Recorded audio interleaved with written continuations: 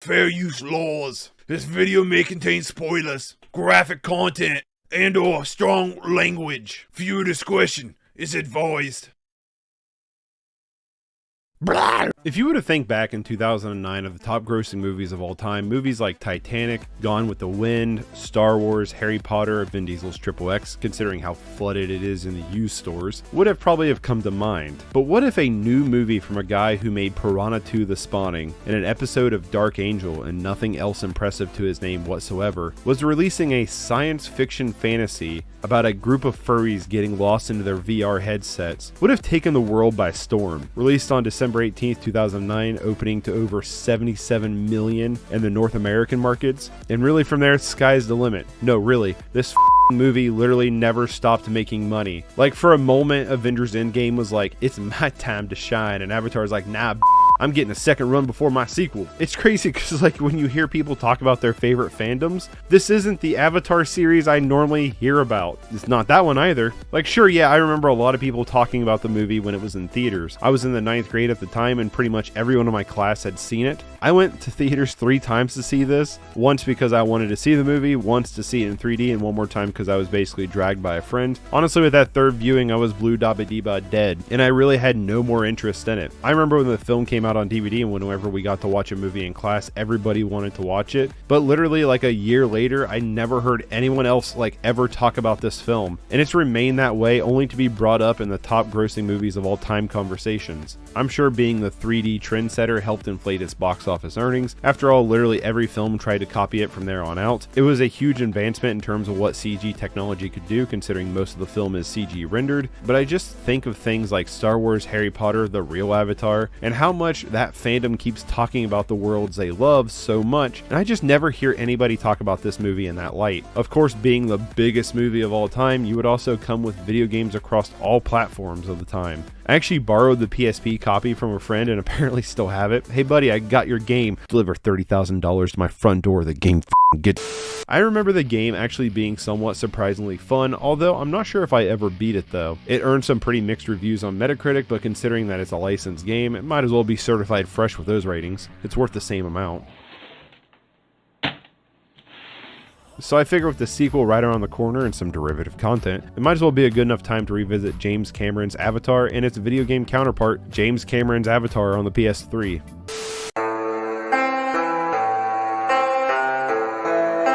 It's been years since I've watched Avatar, and honestly I put off buying the film forever because it's honestly one I've never really been super interested in jumping back into. I ended up grabbing this copy at a flea market for $1, but there's literally no special features on this thing, it's only the movie. So eventually I'll probably upgrade to something with some decent special features because I could imagine there being some really cool behind the scenes for this film. The film opens up on the wilds of Pandora with some epic tribal drumming and Jake narrating some exposition. Honestly, just get used to almost all the dialogue in the film being exposition because there's a ton they try to cram into this almost 3-hour runtime. Jake talks about being able to fly and be free in his dreams, but sooner or later you always have to wake up. This opening line sets up the stage for the whole story. Jake wakes up from cryo after being asleep for 6 years in a space shuttle when he talks about his brother Tommy, who is a scientist who ended up dead. While Tommy was the scientist, Jake was a marine grunt who was taking Tommy's contract over because they're twins and they share enough DNA for Jake to pilot his brother's avatar. Landing down, you can see how humans have already started the destruction of Pandora for its resources.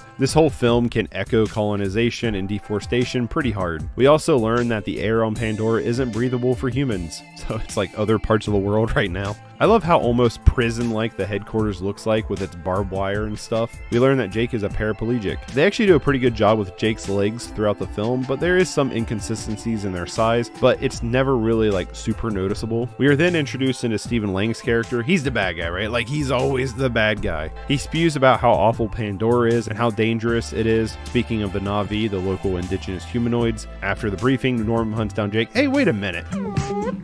Please sit on my face. Yeah, I thought that was you.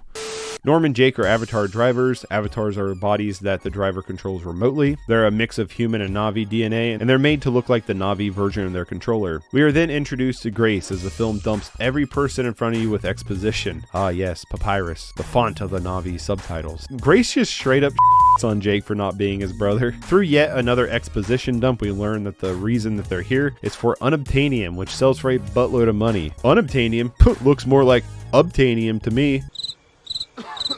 You could say that this film is a statement on America's greed and how we are willing to put the environment and its inhabitants in jeopardy for money, especially considering the debriefing room's windows is literally set up to look like an American flag. Maybe I'm just thinking too much into it. Anyways, it's time for Jake to jump into his avatar's body, to where a sensory overload and the ability to walk kind of makes him go a little wild. But even though it's like a sensory overload, he's still a Marine that should have enough training to listen to the people around him instead of just going haywire with it and take off running. That day on, if I was going somewhere, I was running. I love the meme here about Grace having a Stanford shirt for her avatar. Like, you know these clothes are custom made, right? Like, I don't think Shaq went to Stanford, so she's out here just dunking on these people. Also, something worth noting, there's a bunch of avatars at this place, right? But this is the most you'll ever see of them again. Like, wouldn't it make sense later in the film to use them in battle? Nope, they don't exist for pretty much the rest of the movie. After his VR time, Jake goes to see the Colonel. Stephen Lang tells him that from here on out, he'll report to him about what's going on with the Avatar program and provide him with intel about the indigenous people. He promises Jake that if he finishes the mission, that he'll get his legs back before he gets sent home. The Avatar group heads out on the wild to collect some samples when Jake kind of just wanders off. Like, seriously, dude, everyone has told you about how dangerous this world is. You just don't listen. Of course, he goes touching stuff too and runs into whatever this thing is. Honestly, a lot of this film still looks amazing today in terms of its CGI, but this guy definitely doesn't look the best. Well, the Nargacuga shows up and begins chasing Jake, separating him from the rest of the group. This thing is sweet looking, but again, a lot of the creatures don't hold up as well as the environment or the Na'vi. Barely escaping, Jake finds himself completely lost with nothing but the clothes on his back, relying on basic survival instincts and presumed at this point military training. He begins to find his way back as night falls when we see a Na'vi following him. Readying her bow, she is shown a sign from Awal, or basically the god of Pandora, when Jake gets surrounded by a bunch of baby Nargacugas, or I guess viper wolves as you learn later in the video game. Neytiri, the Na'vi following him, jumps in to help save him. I like how every time Neytiri is on the attack, her tail wags. She immediately puts out the fire as the world around them begins to glow like a frat boy's bedroom under blacklight. Honestly, I love a lot of the design here. It's really beautiful. If you love your little forest friends, why not let them just kill my ass? God, I hate that line delivery there. It makes me cringe every time. From here, Jake begins following Neytiri around like a lost puppy. When these creature things begin to kind of attract themselves around Jake, making Neytiri change her mind. She takes Jake back to her people when her people find them first. Tsutey claims that Jake is a demon and he is not allowed to be there. Tsutey being a potential mate for Neytiri to help kind of take over the tribe, but Neytiri stands up for Jake and they take him back to the home base at the giant tree. Neytiri's father is the tribe leader. Wait, does this make Neytiri a Disney princess now? Neytiri's father is trying to decide whether or not if he should just kill Jake, and Jake's all like, "Howdy sir, nice to meet you," trying to shake the leader's hand. Like, seriously, how stupid of a character are you? Neytiri's mother comes down, who is like their shaman who interprets Awa. They decide to keep Jake around so they can learn about him, but also so Jake can learn about them with Neytiri as his teacher. Snap back to reality. Jake tells everybody about what's happening, and we get the main conflict of the film. The Na'vi's home happens to be on the richest deposit of unobtainium around, so they need to remove it for it to become obtainium. You could say this is the actual unobtainium. Still f***ing nothing, really? Heading back into the Na'vi's world, you can see that Norm is getting a little jealous of Jake. Also, I have a question. Do the Avatar drivers need to sleep, or are they asleep driving the body? It never really answers this question, and it seems like these people never sleep. The next day, Neytiri starts teaching Jake about the bond. This is where the Na'vi use the stuff in their braids to connect with the nature around them, allowing them to bond with certain things to merge as a pair. This is just being a physical representation to the Na'vi's connection to the world around them, and further deepening their emotional connection to the world. It's a foreign, almost alien concept to us that maybe makes the statement that we are no longer connected to nature. Blow it out your ass. Jake breaks down what the tree is to the evil guys when the scientist overhears them, so Danzig decides to pack up the team and head to a remote operation in the Hallelujah Mountains, so there's no micromanaging. Again, the floating mountains are pretty cool. There's just a lot of the world that I find to be super interesting on a planetary and ecological standpoint that all the time we spend outside of the Na'vi feels somewhat stunted and can come off as somewhat boring comparatively. I do prefer the setting of the smaller headquarters than the big military complex, but the next day with Neytiri we get introduced to the Ekrons, which is just badass. I mean, look at this thing. She tells him once paired to an Ekron that it will not pair to anybody else. From here, we pretty much get a simple montage of Jake learning the Na'vi language, how to ride, hunt, shoot arrows, becoming the true Na'vi inside. You can slightly see Jake's character's growth into connecting with the world and becoming more and more in tune with his connection. He even eventually gets the clan to let Grace back in. Okay, I guess they do answer my whole sleep question thing. Obviously, they start... Alright, what's up? We are live. It is Oscars night. I need to put my headphones in. Oscars night. We are gearing up for the Oscar show.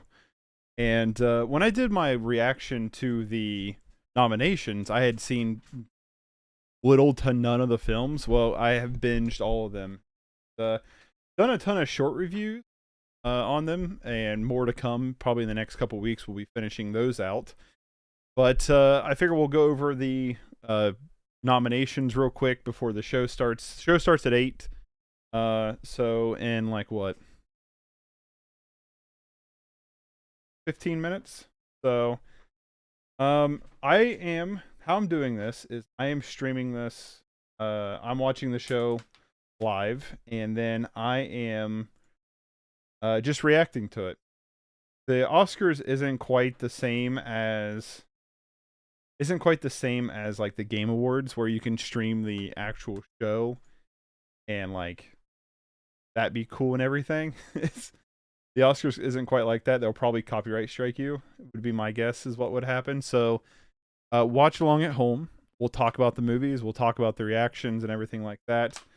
And that's just it's just how it's going to go, I guess. But yeah, we're going to do that. I wish I could just play the like live show. Like, it would make sense, right? Like, the Oscars wants more people to watch, right?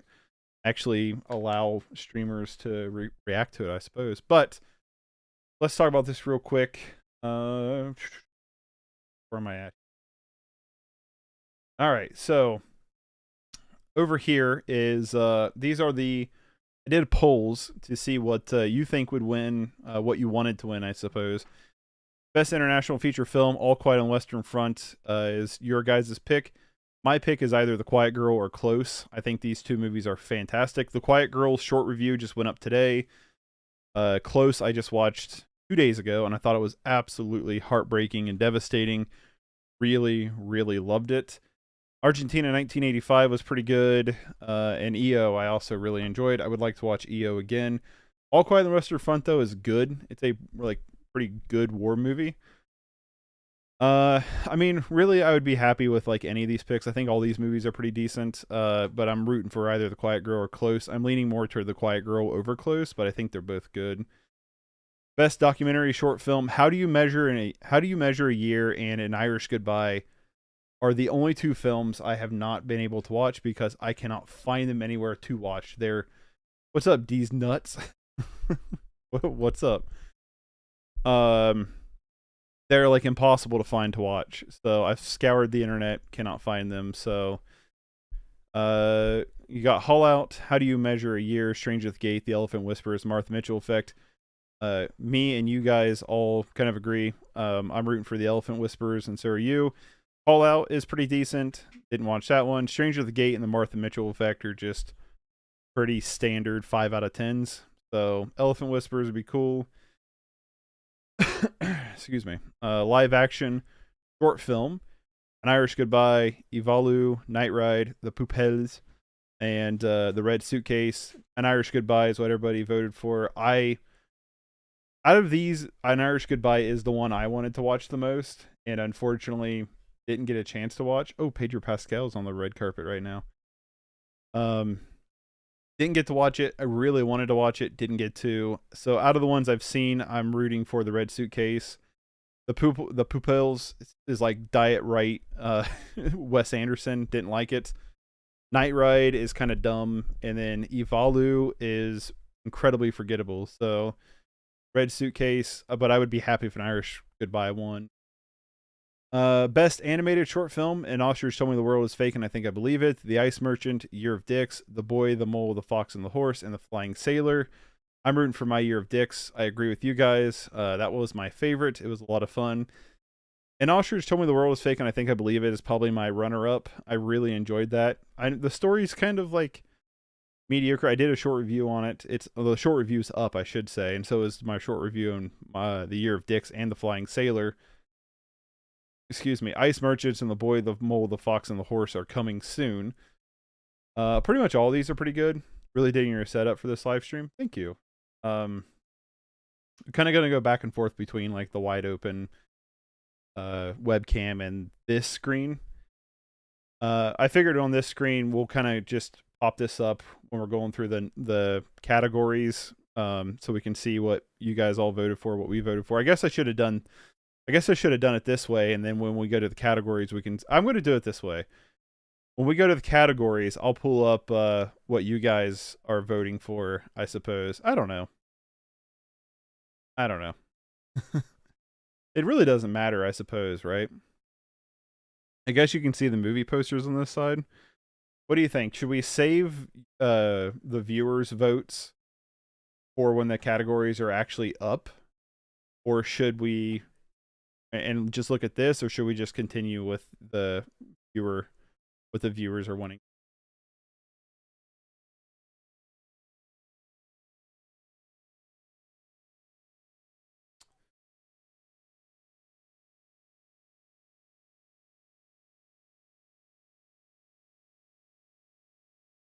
Everything's fine with me. What's up, Biffer? Biffer Dan Hobbit, the Hobbit. I'll just leave it on this. We'll just leave it on this. Ice Merchants is pretty good. I mean, all the animated short films are good.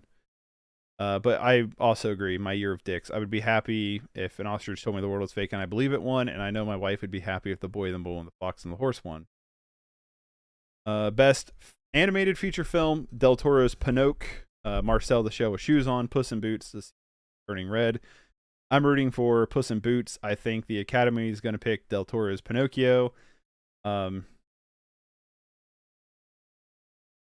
here for the Meghan Markle and Will Smith jokes. Yeah. I don't know anything about Meghan Markle. I don't know like what her controversy is.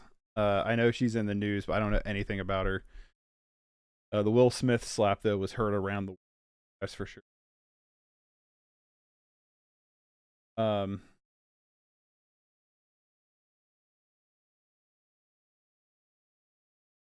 stream got messed. Countdown to the Oscars. Marcel was great. Sea Beast was forgettable. Turning Red, I really didn't care much for. Pinocchio was good, and Puss in Boots kind of blew me away. Honestly, I was kind of completely surprised by Puss in Boots. Best documentary feature film: A House Made of Splinters, All That Breathes, All the Beauty and the Bloodshed, Fire of Love, and Navalny. All these were great. Oh, kinda. I didn't care much for All the Beauty and the Bloodshed, but I could see where somebody would love it. The rest of them are all really good. All That Breathes was my favorite.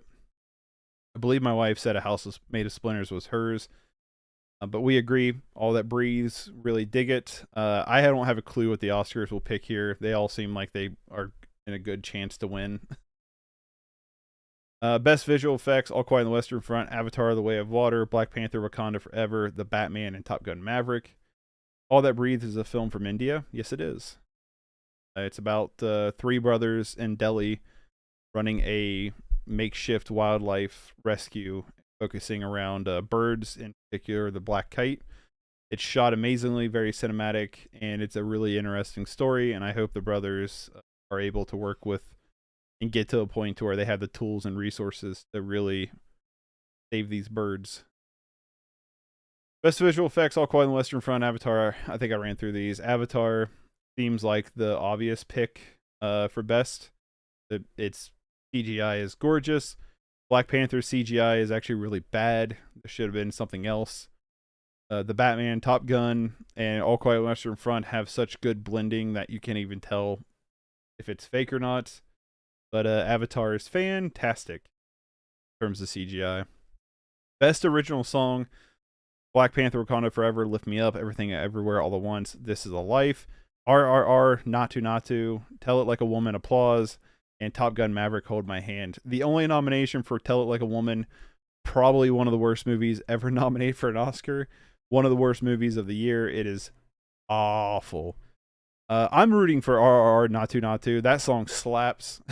It's a complete knee slapper. Really, really loved it. Everything Everywhere All at Once, though, This Is a Life is probably the second best. I feel like it's probably going to This Is a Life or Hold My Hand, but I would be super happy if Natu Natu won. Natu Natu Natu Natu Natu. I don't want to watch that again. Best Original Score, All Quiet on the Western Front by Volkner Bertelsmann.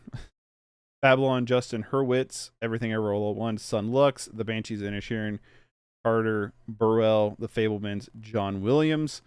Huge fan of Justin Hurwitz's score for Babylon. It was my favorite score probably of the year. I've actually listened to it quite a bit on Spotify since watching the movie. It slaps. It's like this really cool like jazz EDM mix. Really like it. Everything Ever All at Once is also a really good score.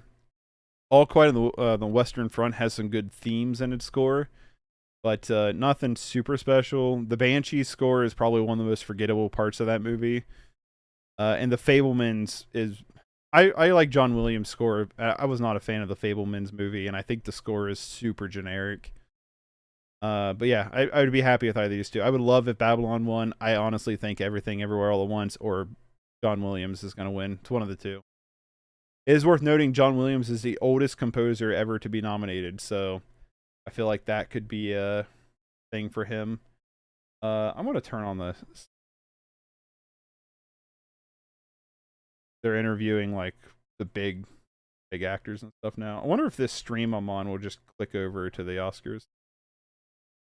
Best hair and makeup, All Quiet on the Western Front, Black Panther, Wakanda Forever, Elvis, The Batman, and The Whale. We all agree The Whale is what we're rooting for. I honestly feel like The Whale has a good chance of winning. I think All Quiet on the Western Front's hair and makeup is probably the second best here. It looks phenomenal. Wakanda Forever, Elvis's was okay. Not my favorite, but it was okay. The Batman was really good. I mean, Colin Farrell as the Penguin looked great, but I feel like The Whale's going to win. Best sound, All Quiet on the Western Front, Avatar: The Way of Water, Elvis, The Batman, and Top Gun: Maverick. I was surprised how many people picked The Batman. I really don't think The Batman's going to win anything, but it could. Top Gun: Maverick feels like it might win just because it's a pretty loud movie, but I could also see Elvis winning just because of Elvis, you know. My pick, I'm probably going to go All Quiet on Western Front. I really feel like the action war scenes was really like heart-pounding. And I just watched it through like TV like speakers, so I can't imagine like how crazy it sounds with like surround sound. Best costume design, Babylon, Black Panther, Wakanda Forever, Elvis, Everything Everywhere All at Once, Mrs. Harris Goes to Paris. Babylon is what I'm rooting for. I know it probably doesn't look super 1920s-esque, but it looks great for the movie. I actually think the costumes is probably the best part of Wakanda Forever. Elvis could win just because of all the historical costumes in Elvis. Everything Ever at Once is pretty impressive with just the amount of costumes there is. And then Mrs. Harris Goes to Paris. I mean, the costume design is pretty great in that movie. That movie's like actually surprisingly pretty good. Not my thing, but like my mom would adore this movie. Best production design, All Quiet on the Western Front, Babylon, Avatar: The Way of Water, Elvis, or The Fablemans. Everybody seems to vote for Avatar. I'm rooting for Babylon personally. The production and the sound of Babylon was the best aspects of that movie for me, so I really like it for that point. But I could also see Avatar because they basically designed an entire world for the first movie and then expanded upon it in a very interesting way for the second movie. So I could see Avatar. I still feel like Elvis is probably going to win this category, but who knows? Best film editing, Elvis, Everything Everywhere All at Once, The Banshees of Inisherin, Top Gun: Maverick, and Tar. I'm rooting for Everything Everywhere All at Once or Tar. I actually think the editing in Tar is like top notch. But Everything Everywhere All at Once is probably the most interesting in terms of the editing. Also, kind of annoying that it didn't get a visual nomination. Like, this probably should have got a visuals nomination over top visual effects over Black Panther: Wakanda Forever, because not only did the visual effects look amazing, It's like done by like a team of like 7 or 9 people. It's like a micro-sized team that all learned visual effects basically off of YouTube. So like there should have been more credit to the visual effects in this movie. I think they're fantastic, but I also think the editing's good. So I honestly think it'll probably win editing too. But yeah, Everything Everywhere All at Once. Best cinematography, All Quiet on the Western Front, Bardo, False Chronicle of a Handful of Truths, Elvis, Empire of Light, and Tar. I'm actually surprised there was no votes for Empire of Light just because it's Roger Deakins running cinematography. My pick is Tar. I think Tar is beautifully shot. It has great blocking, great composition. But I also agree that All Quiet on the Western Front looked really good. It just has Netflix's horrible bitrate problem. But and Bardo's, I mean, if you've watched any of Inarritu, or however you say his last name's films like Birdman or The Revenant, you kind of know it's not doing anything different than what he's done in the past. It still looks good, but yeah, I'm going with Tar. That's my pick. Your guys' pick is All Quiet. I would be happy if either one of them won. Elvis should have been The Northman. Like The Northman should have been in this spot instead of Elvis. Or The Quiet Girl. The Quiet Girl has like some of the best cinematography of the year, and it got completely not nominated. Best Adapted Screenplay, All Quiet on the Western Front, Glass Onion, Living, Top Gun Maverick, and Women Talking. My vote is Women Talking. I think it's a fantastic script. I think it's a fantastic movie. I could also see All Quiet on the Western Front winning. It's a really great remake. And Top Gun Maverick was significantly better than the first. So I'm going with Women Talking. I honestly think Women Talking has a good chance of winning, but I also think All Quiet on the Western Front has a good chance of winning. Shout out to Dylan England. I hope I'm saying your last name right. But he's got an Indiegogo for his newest movie coming out. His first film was pretty interesting. We're going live. The Oscars is live, so let's run through these real quick. The Oscars is starting, and it did just switch me over into this, so I'm very happy about that. Let me pull this over here so I can see this better. Best Original Screenplay, Everything Everywhere All at Once, Banshees and Inisherin, The Fablemans, Triangle of Sadness, and Tar. I'm rooting for Everything Everywhere All at Once. Very fun, very unique, very interesting screenplay. Best Directing, Everything Everywhere All at Once, The Daniels, The Banshees of Inisherin, Martin McDonagh, Triangle of Sadness, Ruben Östlund, The Fablemans, Steven Spielberg, and Tar, Todd Fielding. I'm rooting for Everything Everywhere All at Once. I think the Daniels knocked it out of the park, and you guys agree. So cool. Best Performance by a Supporting Actress, Angela Bassett, Black Panther, Hong Chow, The Whale, Jamie Lee Curtis, Everything Everywhere All at Once, Carrie Condon, The Banshees of Inisherin, and Stephanie Hsu, Everything Everywhere All at Once. You guys are voting for Stephanie Hsu, who I honestly like. This whole category is pretty stacked. I would love Hong Chow to win. I'd be okay with Jamie Lee Curtis winning. I would love Stephanie Hsu to win. My vote, though, is Carrie Condon. I thought she was just great in The Banshees of Inisherin, so I would love for that to for her to grab the Oscar there. Best Performance by an Actor in a Supporting Role, we got Barry Keoghan in The Banshees of Inisherin, Brendan Gleeson in The Banshees of Inisherin, Brian Tyree Henry in Causeway, Judd Hirsch, The Fablemans, and Quay Kwan in Everything Everywhere All at Once. I'm rooting for Key. I said K, didn't I? I'm rooting for Key as well. That's my vote. I'd be super happy if Brendan Gleeson, Barry Keoghan, or Brian Tyree Henry won. I honestly think it's going to Key. I'd be surprised if it goes to anybody else. But yeah. What else we got? Best Leading Actress, Ana de Armas, Blonde, which got more votes than I was expecting. Andrea Riseborough to Leslie. No votes, really? She was awesome. Kate Blanchett and Tar, Michelle Williams, The Fablemans, Michelle Yeoh, Everything Everywhere All at Once. You guys vote for Michelle. I would be very happy if Michelle won, but I think it should go to Kate Blanchett. I think Kate and Tar was amazing. Kate was so good. Best Leading Actor, Elvis, Austin Butler, Bill Nighy, The Science Guy, Living, Brendan Fraser, The Whale, Colin Farrell, The Banshees of Inisherin, and Paul Mescal, Aftersun. it's Brendan Fraser. Like if Brendan Fraser doesn't win, it's going to be such a upset. Like right, because he was so good. And then best film, we have Everything Ever All at Once, The Banshees and Inisherin, The Fablemans, Top Gun Maverick, Tar, All Quiet on the Western Front, Triangle of Sadness, Avatar: Way of Water, Women Talking, and Elvis. And you guys are up with All Quiet on the Western Front and Everything Everywhere All at Once. My neighbor is clearly picking Top Gun because when I took my dog out to use the restroom before I came in here to start the stream, they were going down the road just a blaring Highway to the Danger Zone. But yeah, I'm rooting for Everything Ever All at Once. That's my pick for best feature, so that's what I'm hoping will win. The Oscars have started, so buckle in, grab some popcorn, whatever. We'll hang out, have a good time, and go from there. So, what's up? Welcome to the stream. If you're new, you can press the subscribe button, whatnot. I don't know if you like the content, but it is what it is.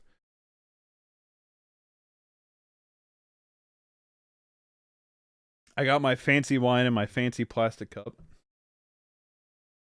You know, so I can feel like one of the Hollywood elites while we're watching this.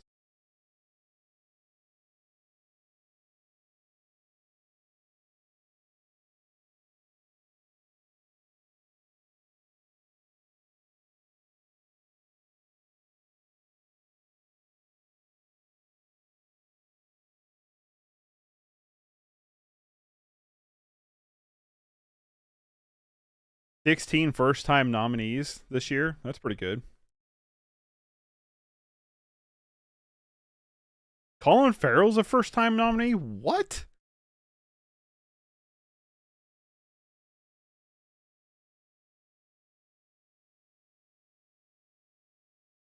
How is Colin Farrell a first-time nomination? Yeah, he's only nominated for one. What? That's wild.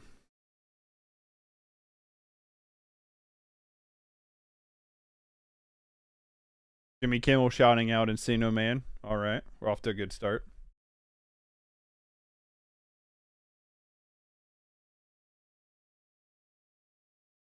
Hey, Jimmy's dissing Encino Man. That movie was better than Elvis. Definitely better than Women Talking.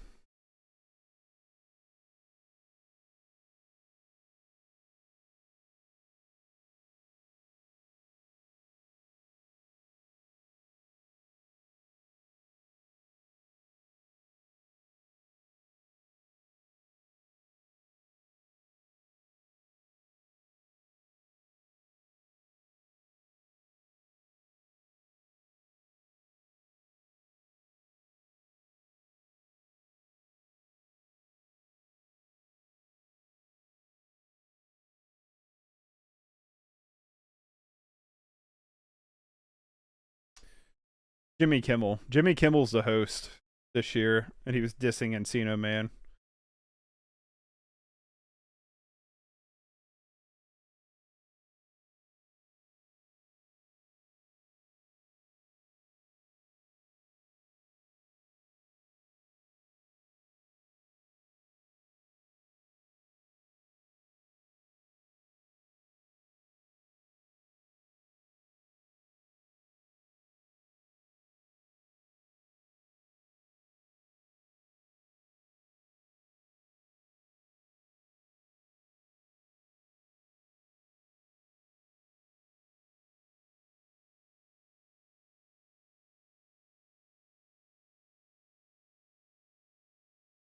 Obviously, he lacks refined talent. Oh, yeah, it's Jimmy Kimmel.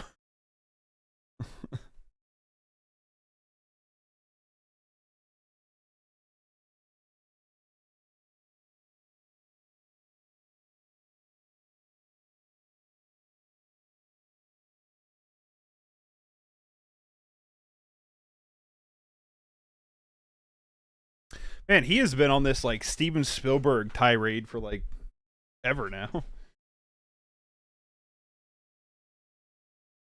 God, John Williams hasn't aged in 40 years. Still looks like 90 when for the past 50 years.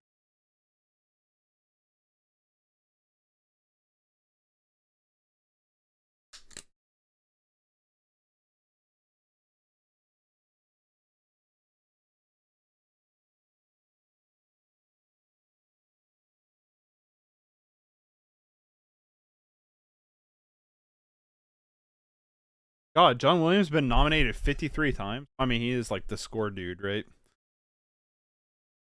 John Williams.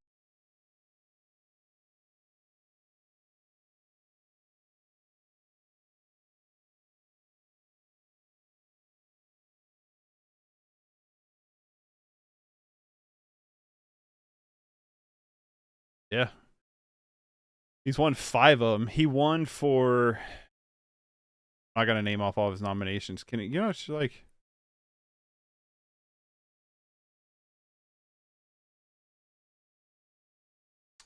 Schindler's List, E.T., Star Wars, Jaws, and Fiddler on the Roof. What he won. Oh, shoot. Whoops. I might have exited it out. Hold on. My fat thumbs. Yeah, whoops.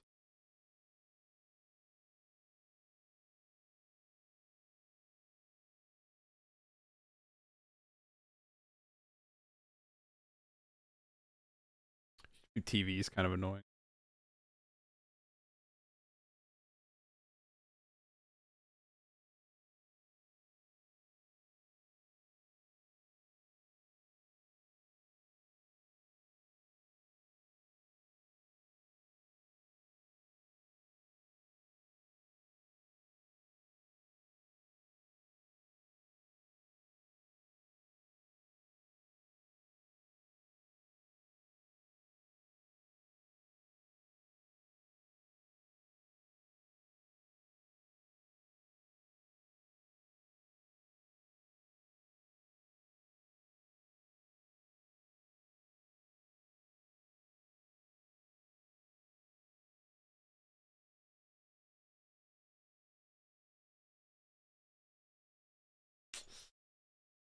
My computer is so cluttered right now. Make sure it's... I wanted to make sure that it was where I messed stuff up.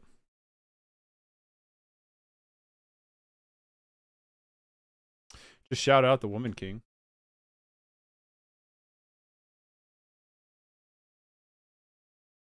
Hi, puppy.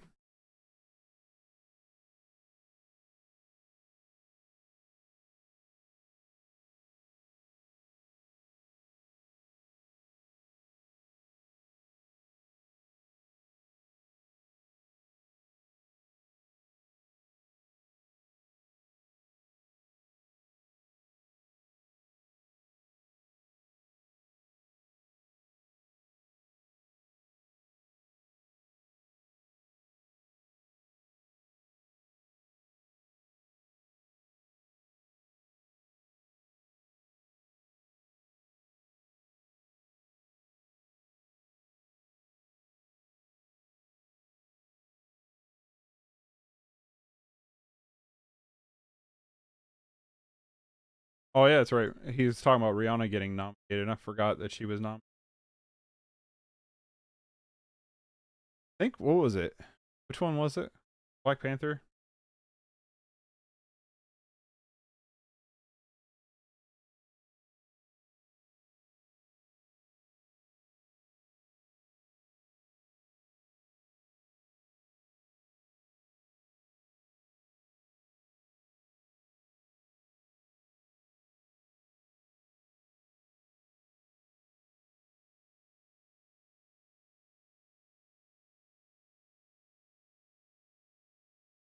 Transferring over footage. Something I shot over the weekend.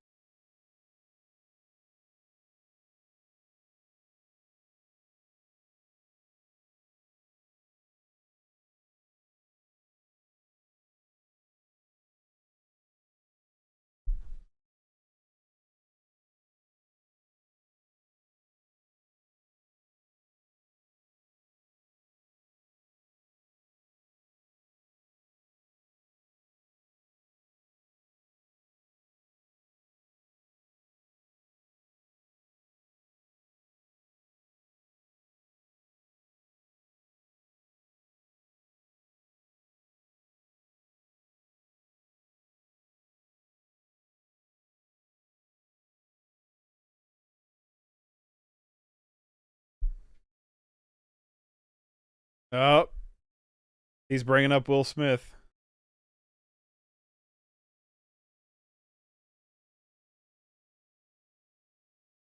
All right, that was pretty good. He was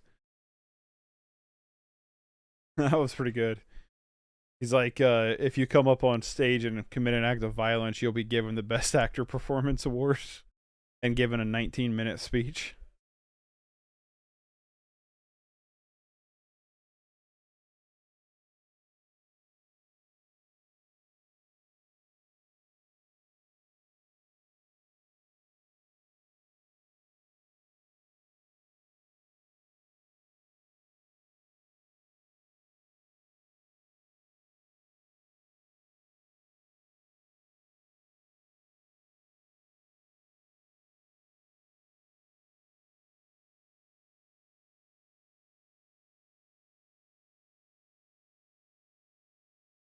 Ah, they made a Spider-Man's reference and they showed Andrew Garfield.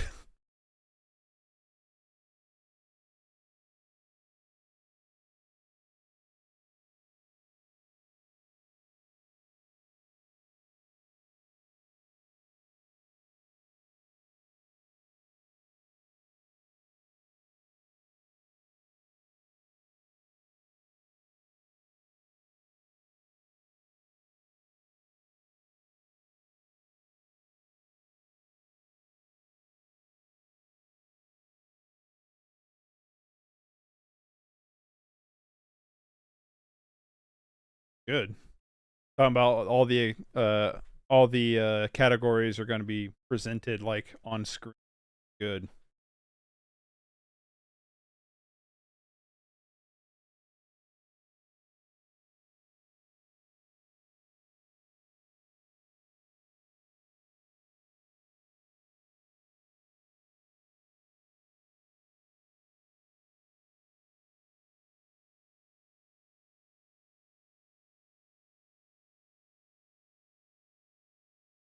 Wish I could pull this up on stream instead of just me sitting here watching this.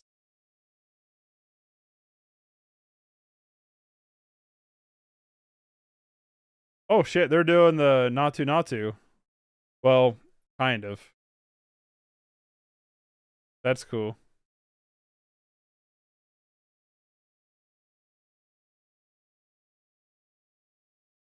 Dwayne Johnson and Emily Blunt are presenting.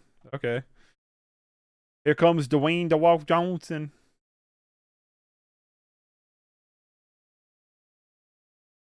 That is a lot of peach color, my guy.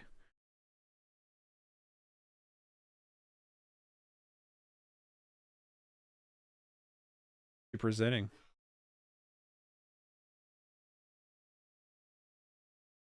We're starting off with Best Animated? Okay. Best Animated Feature.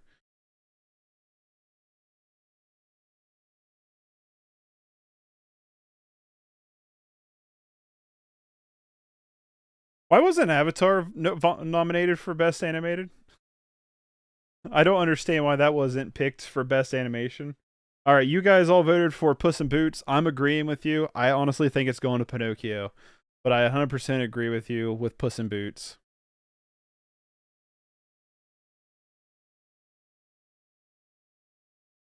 Yeah, why was Avatar nominated? I want to know what the qualifications for animated Oscar is. Is it, you know?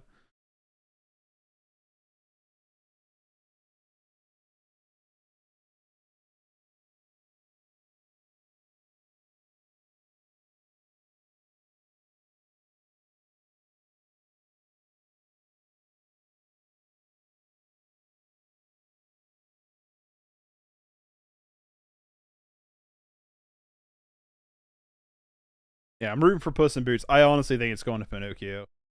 I'd be surprised if Puss in Boots wins.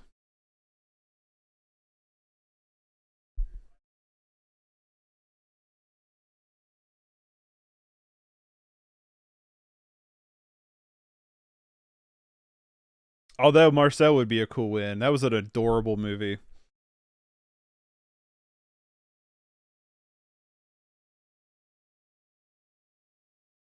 That was a super cute movie.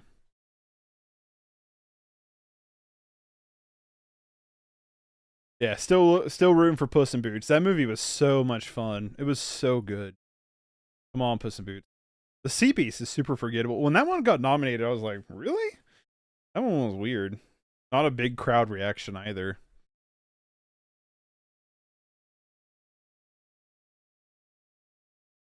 "100% Pinocchio." I agree with you. And welcome to the stream. But I completely agree with you. It's probably going to Pinocchio. I'm rooting for Puss, though. Come on, give it to Puss. Yep, Pinocchio. Yeah, it was Pinocchio. All right, it was Pinocchio. Pinocchio was the winner. I gave it a 7 out of 10. It was pretty fun. I enjoyed it. Like, I'm definitely going to watch it again before I make my best of 2022 list. But that was so obvious that was going to get picked. An animated feature is defined by the Academy as a film with a running time of more than 40 minutes, in which characters' performances were created using frame-by-frame techniques. More to come. Okay.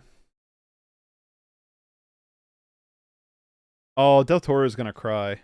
He won his second Oscar. Good for him. I love Del Toro. Like, I'm happy about this win. I love Del Toro. He co-directed with Mark Gustafsson, which I think who's talking right now. Good for them. A significant number of major characters are animated, and animation figures no less than 75%. I feel like Marcel was probably close to that line, though. Is that the first one? Yeah, animation. They did animated feature as the first category. As soon as I saw Pinocchio was nominated, I was like, that's gonna be the winner. I was rooting for Puss in Boots, though. At least it was nominated. But Del Toro, 7 out of 10 for me. Like I said, I'll be rewatching it before I make my best of 2022 list. That will probably come out in like 2 years, because I saw it made 2021. Del Toro is one of those people that every time I hear him talk, like, you get this certain energy and passion with like film and stuff. He's such a passionate dude. Listen to his commentary to Pacific Rim. It's one of my favorite director's commentaries. It's awesome. Sounds like cinematography's up next. What it sounds like. I think they're going to a commercial. If they're going to commercial, I'm going to be right back. I'm going to grab some leftover pizza. So I'm going to be right back. この映画は君に撮ってもらうから頼んだわよジーン監督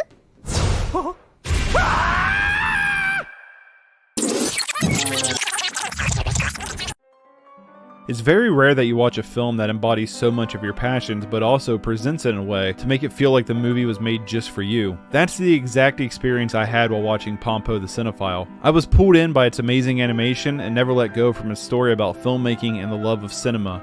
As someone who's always wanted to be a filmmaker, Pompo struck a special chord in my heart, making it an experience I've never really had before. The film opens with a film reel rolling through, showing you some quick cuts of pieces of the film later down the timeline, and we cut to a woman singing at the film's Oscar equivalent award show. As the opening song talks about the film industry and the world that the film takes place in, Nollywood, we get character introductions like opening film credits, and this song is straight fire.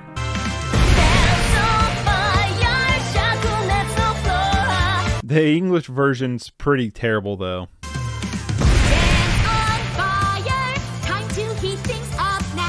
After the intro song that's reminiscent of a musical, we cut to Gene, our main character, as a production assistant working on a busy set. Once he gets a break, he begins taking notes of everything happening in his surroundings, and immediately you know how obsessive he is to learn every aspect of filmmaking. At this point, he's been working for a year under Pompo, the young granddaughter of a legendary film producer who's made quite a name for herself. Currently at this point in her career, she only produces B-movies, but one day Gene's taking a bus to work when he sees a girl running down the street, and we get one of my favorite scenes of the entire film, showcasing that he sees certain moments in the world through camera lenses, as he has a natural eye for film. This vision also makes him miss his stop on the bus, adding to his awkward, clumsy nature. We transition to Gene arriving late to the audition, where the girl he saw earlier is leaving with her spirit crushed. In this film, it honestly probably has some of my favorite scenes.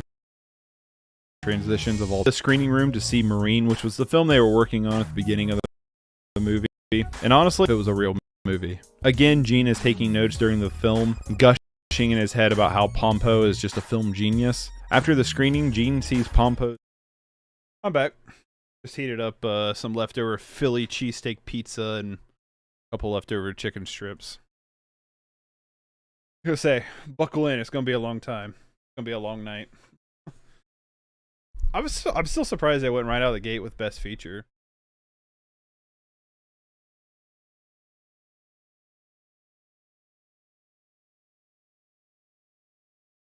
But yeah, up next is going to be cinematography. So we'll see what wins here. I still to this day I think a huge snub was The Northman for cinematography. And again, I think The Quiet Girl has my favorite cinematography of the year, but it's a foreign film and they don't like to give those to they normally don't like to give them extra categories outside of foreign film. Also, disregard me eating on stream because I personally think it's gross when people do it, but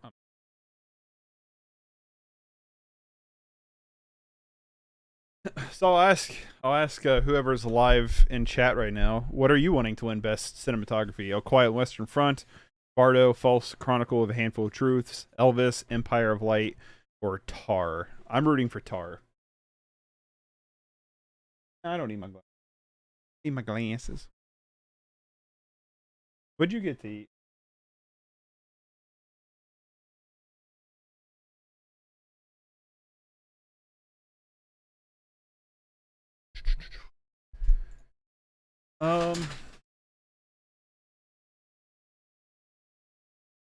Or what are some snubs that you thought of?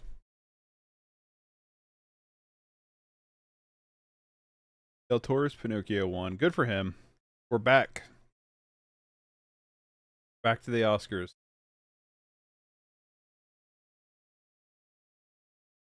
They're talking about they're doing a little individual spotlight for their Best Picture nominees, and they're talking about Avatar: Way of Water.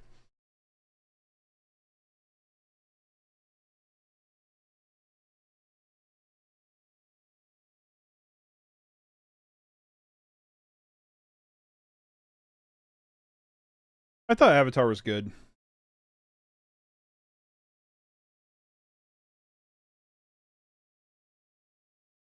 Pizza's falling apart.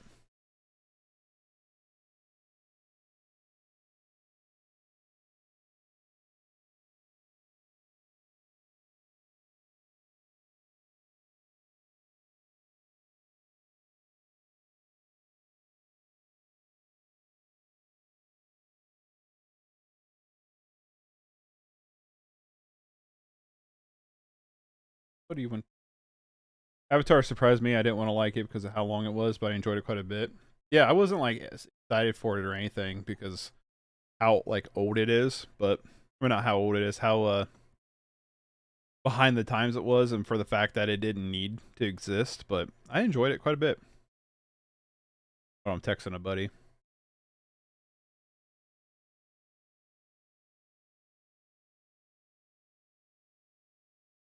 Wait, I thought you were saying cinematography. We're doing best actor or actress in a supporting role? Is that what we're doing right now? Hold up now. Hold up now. Hold up now. We're jumping the gun here.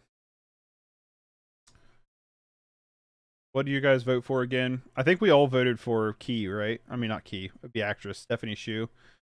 Yeah, you did Stephanie Q. Oh, it's actor. We're jumping to actor. Wait, what are we doing? Hold on. I'm confused on what category we're doing right now.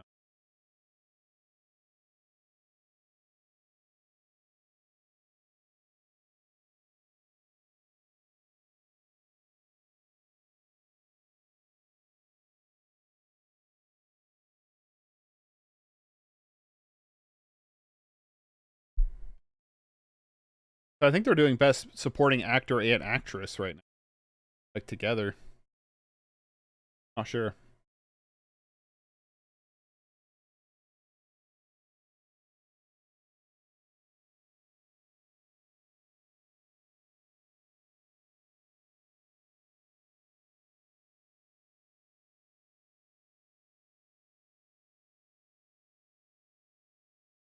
See what one they do.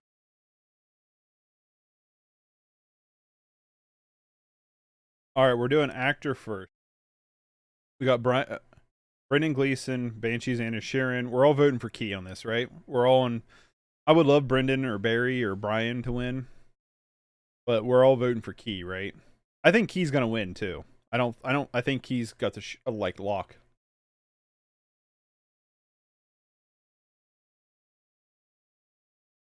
Brian Tyree Henry, baby. Love him as a. I'm covered in fucking garlic sprinkles from.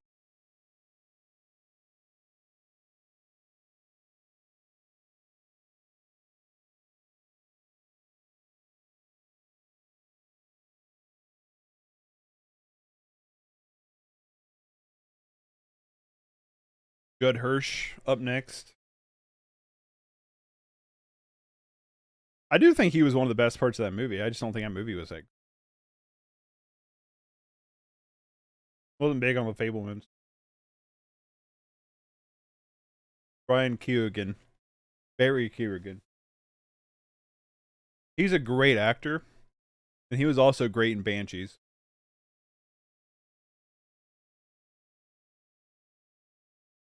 Well, I think we're all on Key, right? Barry K.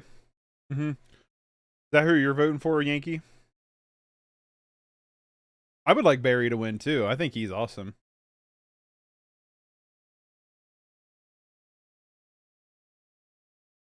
Banshees was so good. I don't think I've laughed harder at a movie all year. While also like it being as emotionally deep as it is. I'm guaranteeing it's Key. Yep, Key Quake won. He won it. Yeah, boy. Sorry, Barry didn't win, Yankee. I agree, Barry was amazing in it, though. Short round one, baby.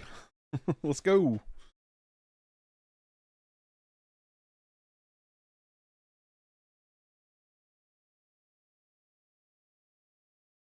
I agree, though. Barry was really good. This was a hard year for Best Supporting.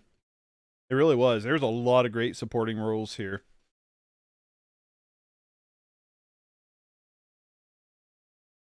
I hope its acceptance speech doesn't make me cry.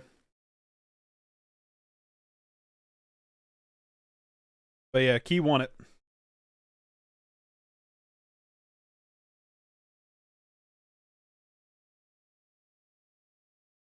You're going for Angela Bassett for Best Supporting Actress? Oh, he's crying. Don't do it, man. Gonna make me cry.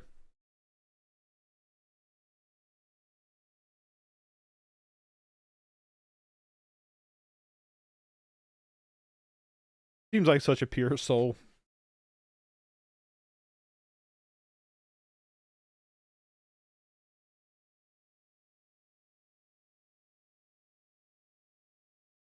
Good for him, man. Especially because he's been kind of like out of work for a while.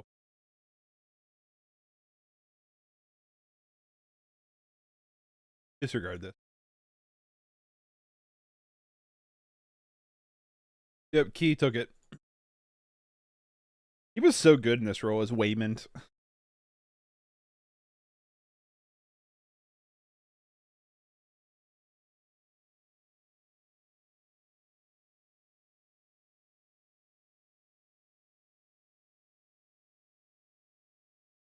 Yeah, what's he done in the past?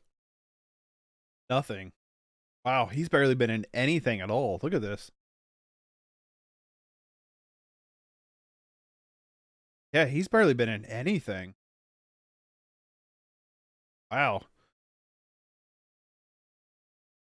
And he used to go by Jonathan Key or Jonathan Kwan instead of his full name.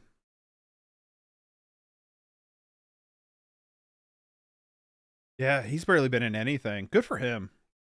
In the Oscar.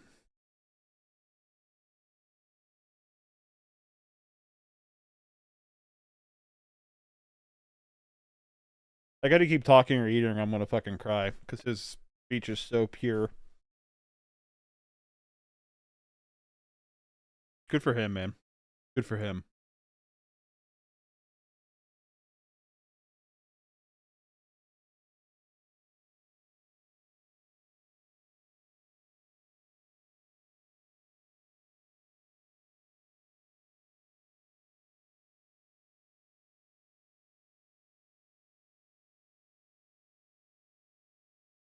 Nice and short too.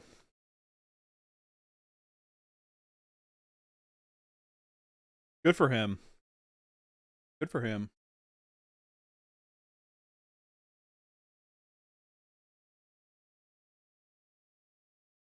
All right, are we going into? Oh crap.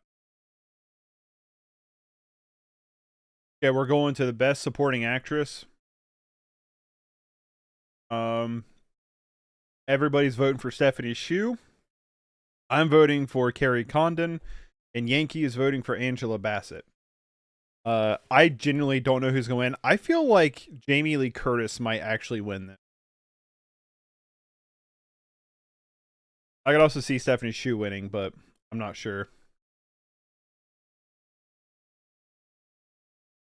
Personally, I'm with Jamie Lee Curtis. Okay, so we got Jamie Lee Curtis fan in here.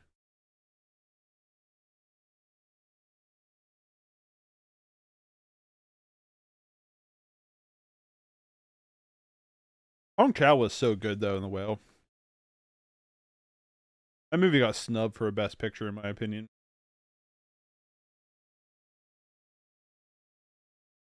Yeah, Carrie Condon, who I'm rooting for.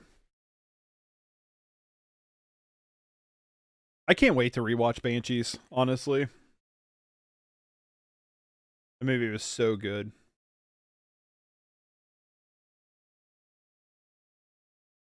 I don't think she'll win, but I'm rooting for her.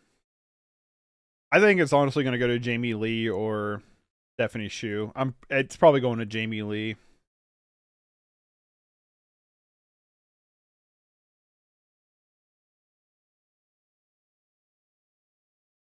I don't know why when the Oscars does their little like real show for the best performance and whatnot, I don't know why they don't just show a scene or a clip from the movie, but instead what they'll do is they take the audio of the clip of like a scene and then they intercut like other frames from the movie.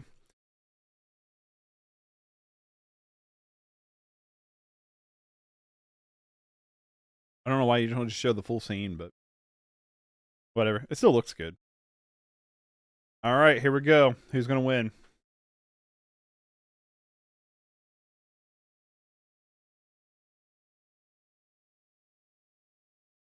Jamie Lee Curtis won it. She just, I could read her mouth. She said, "Oh, shut up," when she won. I could read her mouth. She literally said, "Oh, shut up." Oh, that's hilarious. Yeah, good for her. Another category, though, where there was a lot of strong performances here. Another category of a lot of strong performances. I was rooting for Carrie. Glad Carrie got a nomination. I don't think she's been nominated for any. No, I didn't think she'd been nominated for anything else. Jamie Lee won it. Won her first Oscar. Not been in very much I've seen. A lot of Activia commercials.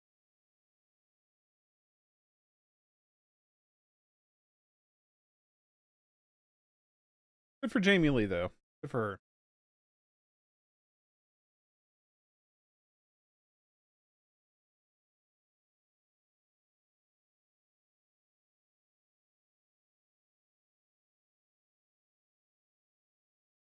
So I'm wondering if everything's going to do a sweep this year. I feel like it's probably possible. I think they're going to win a lot of the categories they're nominated for.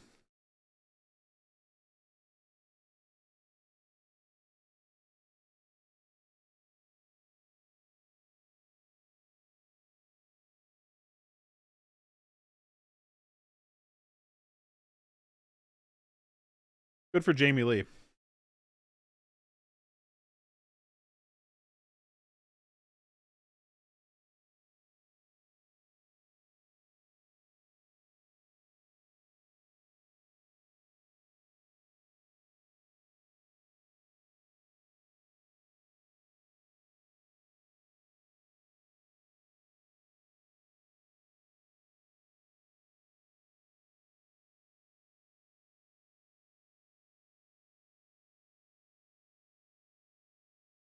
For Jamie Lee. For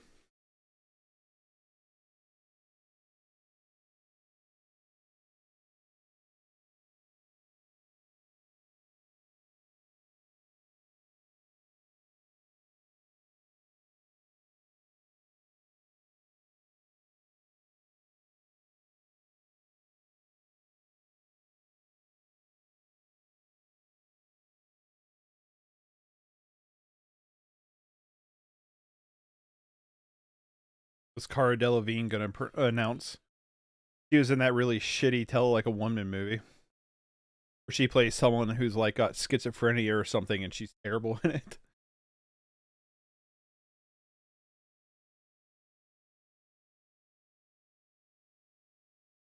Really, you're gonna give a shout out to Tell It Like a Woman?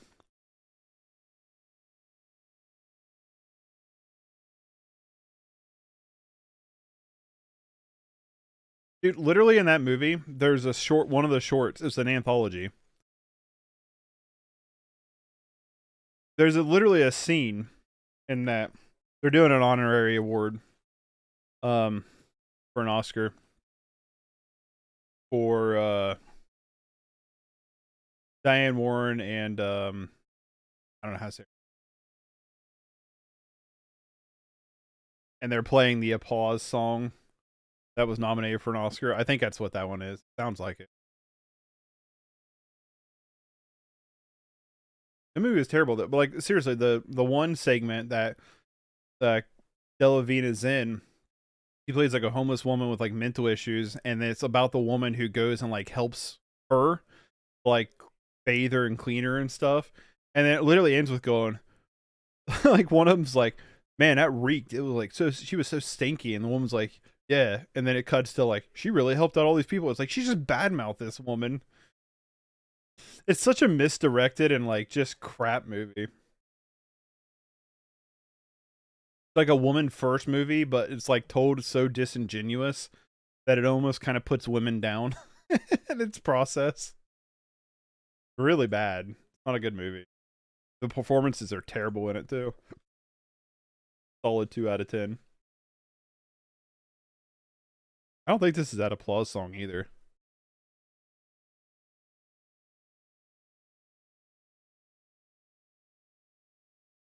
Yeah, it is that Applause song.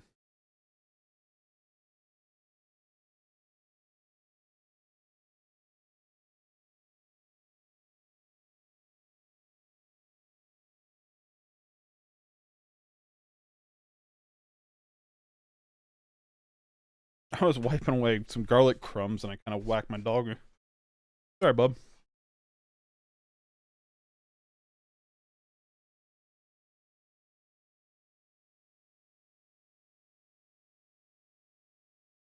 I'm going to assume then that it's not going to win the Oscar then. If it's getting a little like spotlight moment right now.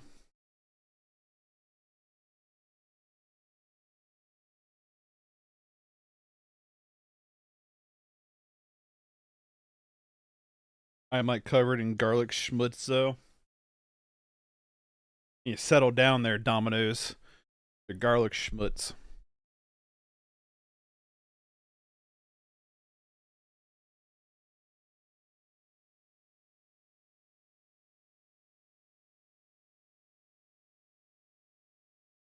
Oh, okay. So when I thought cinematography is coming up, it's a scan thing. You scan a QR code and it brings up like a little special feature thing for that category. So that's where I messed that up. My bad. We're on commercial break again. While we're on commercial break, what are they advertising here? Just about movies? We're just talking about movies.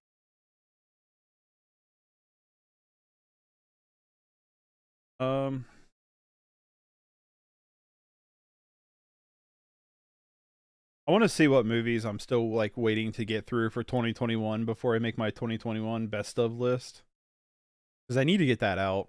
I need to just like sit down and start going through these movies. Not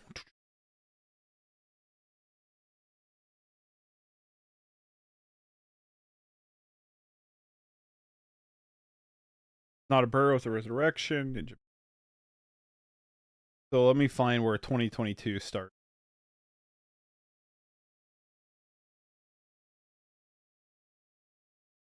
There's a commercial for a watch.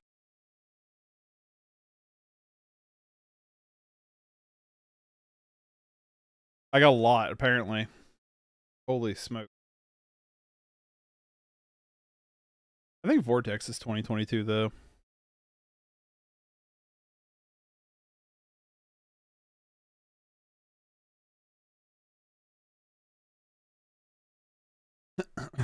Oh my god, I got so many movies to get through. What? When did this happen? You know? Why is there such a long list of stuff?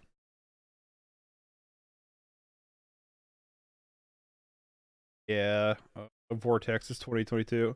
I'll just have to, yep, April. I'll just have to like sift through, find stuff. I got a lot of stuff I need to get through. A lot of stuff I want to watch before I make my 2021 list. I decided if I'm going to do these lists of like, you know, of like, these are the best movies I saw in this year or whatever. I want to try to get through my watch list as much as possible, considering we like don't go to theaters anymore. I want to get through as much of them as possible. Okay, so there's where 2022 of like 100% starts.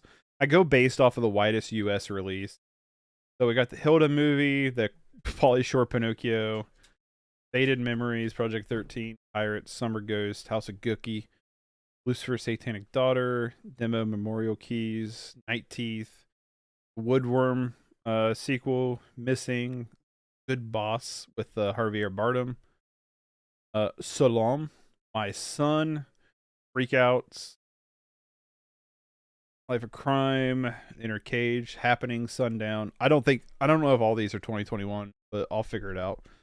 The Leonard Cohen documentary, Private Desert, Card Counter. So yeah, there's a lot of stuff I need to sit down and just start watching. It's gonna be a minute. I'm not rushing. You know what I mean? I do believe it starts with This Is Not a Burial, because this is a 2021 movie. Because it didn't come to the United States till 2020. This is getting a Criterion very soon, if it doesn't already have a Criterion. Day 2021. So, I have Sleep already. Beastie Boys I need to watch before my Apple Plus TV free trial runs out, so I don't renew it. There's like nothing on Apple TV Plus. Like, I signed up for it with a free trial to get through some of the Oscar movies. There's like nothing on that app. There's like, on that streaming service, it is like as small and bare minimum, I think, of like any streaming service. There's like nothing on it. A lot of these I know is on streaming platforms though. I don't know if The Mole Undercover in North Korea has come out yet over here. It's gonna be tracking some of these out. Monocaine came out on something. What did it come out on? It's on something to watch. I know it is. All right, we're back to the Oscars.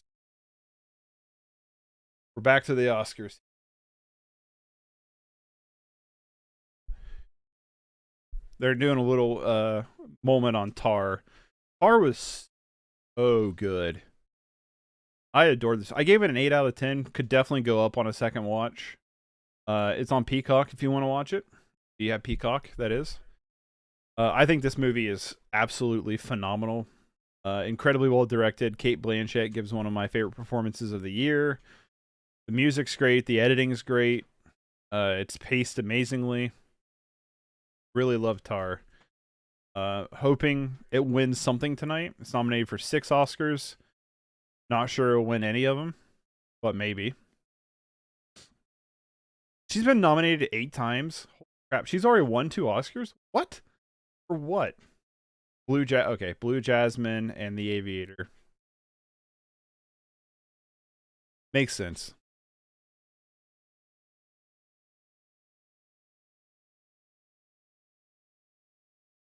We're doing documentary feature next.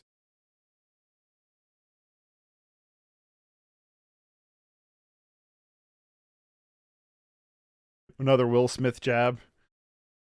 That was pretty good. I guess it happened during the best documentary.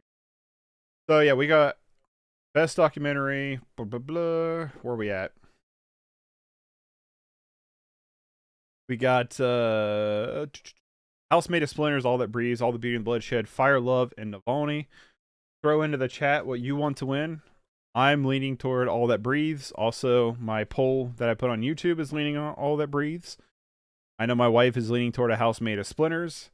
But I think all of these are pretty good. I wasn't the biggest fan of All the Beauty and the Bloodshed, but I could also see why people would love it. It just wasn't my thing. I couldn't get into the story of it. My choice, House Made of Splinters, but I'd be happy with All That Breathes. Navalny is awesome. I didn't know anything about Navalny, and I watched it just being like, what? I felt like Alex Jones for a second, where it's so crazy of a story. It's like hard to believe. Super good.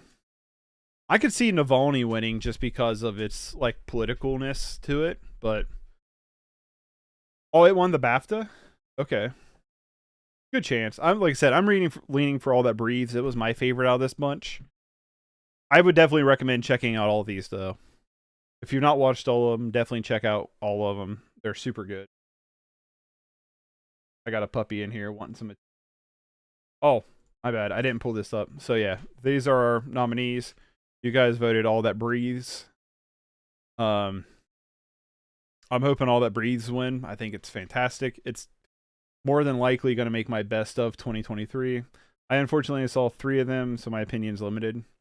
Navalny is on HBO Max, and then All the Beauty and the Bloodshed I had to rent off of Amazon. But it's owned by HBO Max. It's owned by HBO, I mean, so it should be showing up on HBO eventually. Wonder if it is yet. Still not saying it. It was bought out by HBO. I'm almost positive it is. I saw somewhere it said HBO.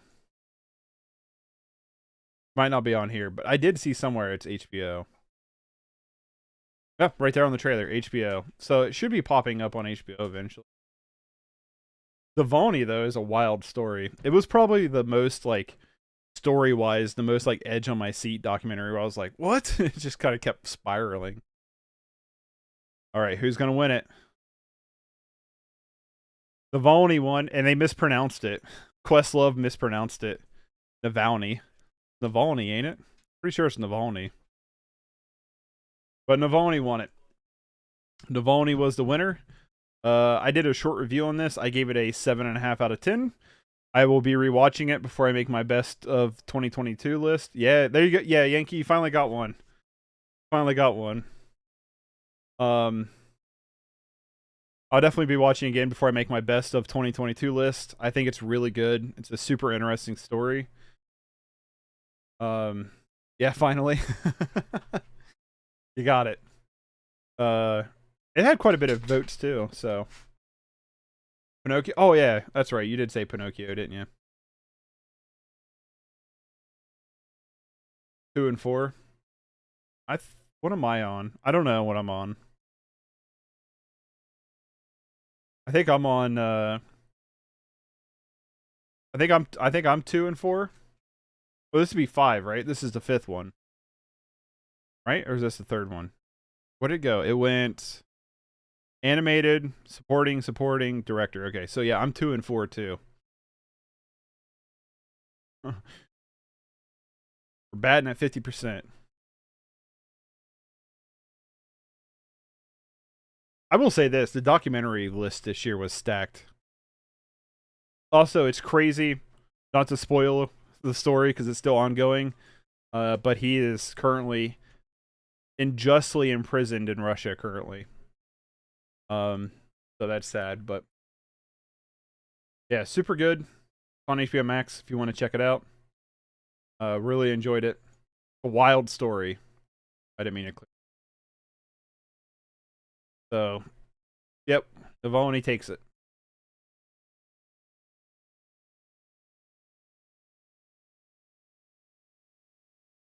Like I said, though, this was a good year for documentaries.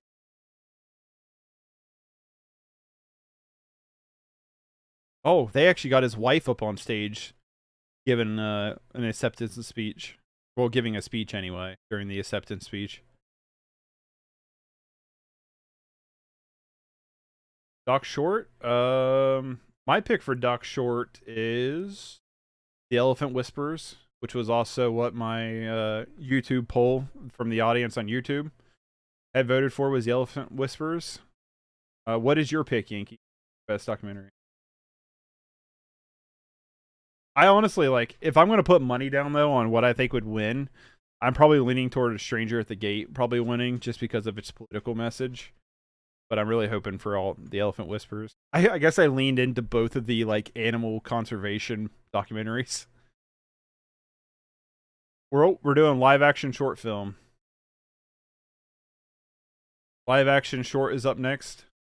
I think An Irish Goodbye is going to win. Unfortunately, it's the only one I haven't seen out of this category because I could not find this anywhere to watch. Unfortunately, I looked everywhere for it. Couldn't find it. So because I didn't see it, I'm leaning for The Red Suitcase. Evalu was decent. Night Ride's not very good. The Pupils, I think, is like Diet Right Wes Anderson. Not it. And An Irish Goodbye was also the most voted. I agree. I think Irish Goodbye is a lock. I really don't think it. I think it's going to be Irish Goodbye. I don't think it's even going to be close. Going to An Irish Goodbye, yeah. I mean, I agreed 100%. I think it was a lock. I want to see this so bad. I will watch it at some way before I make my best of 2022 list. Just a quick look. It is still not uploaded anywhere, to stream or anything like that. So that's kind of annoying. But good on it. Like I said, like I said at the beginning of the stream, I'd be happy if this won because this looked super interesting. It looked good. So I figured that's who would win.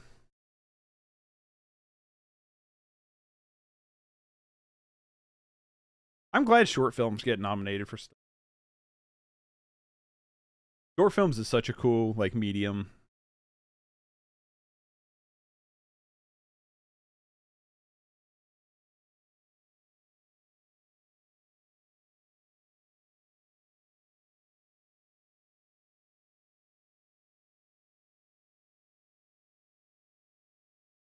Oh, they're singing Happy Birthday for the one guy that was in An Irish Goodbye for James Martin. They're singing him Happy Birthday. That's cool. Yeah, I want to see this so bad, An Irish Goodbye. I was, out of all the Oscar noms, that was the one that kind of like upsetty spaghettied me enough, like where I couldn't find it to watch, but it is what it is.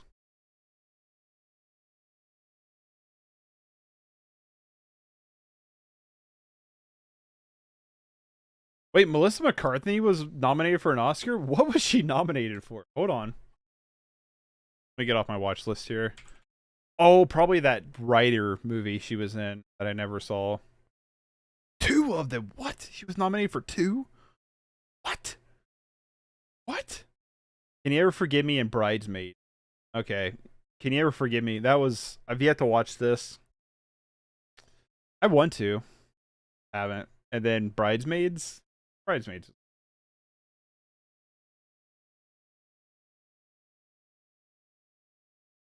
Wait, are they really doing the Little Mermaid ad spot? Wait, is she in the Little Mermaid?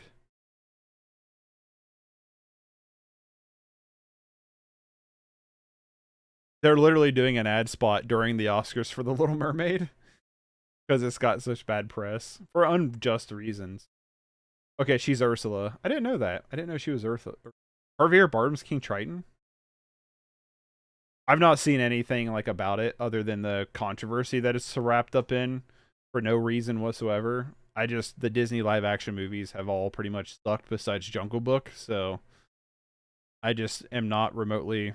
Yeah, it's just Disney bought an ad spot during the Oscars award show for The Little Mermaid because they're playing the trailer right now. I guess I'll see the trailer. We'll do a live reaction to the trailer. All right, that's what we'll do. We'll do a live reaction to the trailer. Maybe I'll cut this and then upload it separate onto the channel. I didn't really care to see it, but I'll do anything for Javier. I'm going to see it just because I've seen all the other ones. Oh my god, Javier as King Triton is gorgeous. Javier Bardem. Guess I should probably type it out. King Triton. Can I see images? Melissa McCartney looks pretty good. No. Not showing him. The CGI looks terrible. Like, I will say that. This film looks horrendously fake. Like, it's really bad. Like, I don't... Maybe this trailer's not rendered out footage, but it's like some of the worst CGI I've seen in a movie in a long time, especially like a major studio movie.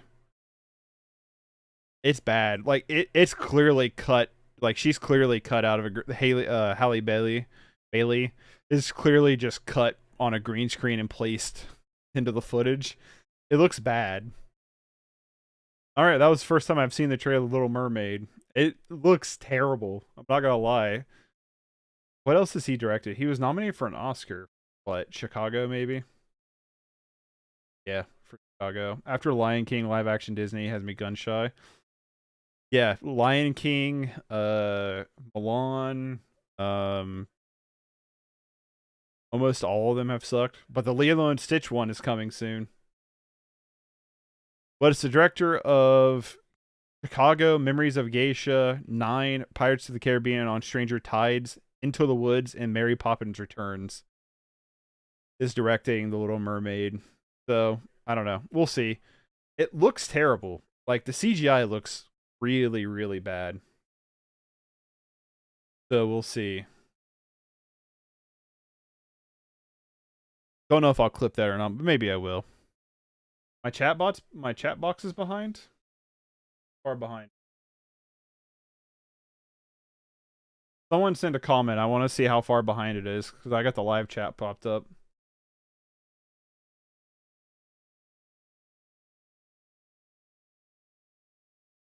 Also, can you guys read the chat box well enough? Is the chat box like easy to read? Because I can make a test. Yeah, I can read it fine. Okay. Wow, that is really lagged behind, ain't it? Hold on. Give me a second. Let's see if I can do this.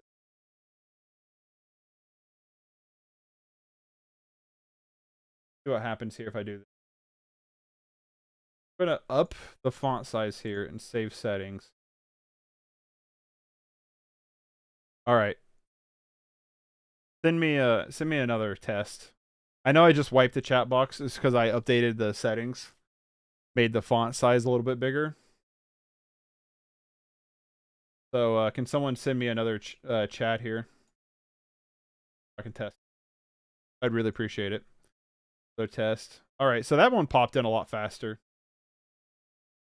And I also upped the font size a little bit.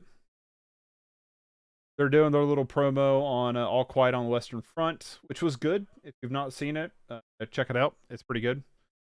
I thought it was pretty good. It's on Netflix. Netflix bitrate sucks, but it is getting a 4K release that I will probably buy, because I would like to watch this not on Netflix's crappy compression rate. So it's getting a 4K March 28th. I will probably be buying this. It looks like it's a is it a digibook? Yeah, it is. It's a digibook. Hell yeah. I'll probably be grabbing this one. The original classic's also in a digibook, so like that's kind of cool. And then Unicorn, I don't want to open up my... The Unicorn Wars looks awesome. I think Unicorn Wars looks really fun. I'll pull it up real quick on screen. Let me leave this open. This is coming out soon on Blu-ray. I'm really excited for it. It looks super fun.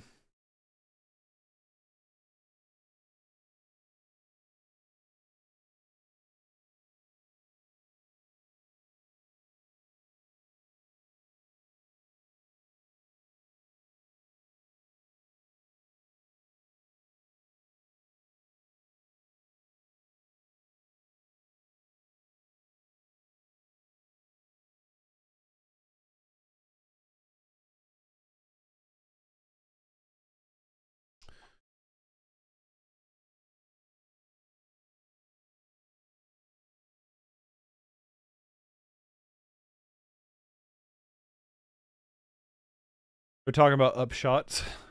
Make characters seem imposing. Big. Refn also does this a lot. How about Orson Welles lowering the camera, like cutting a hole in the floor?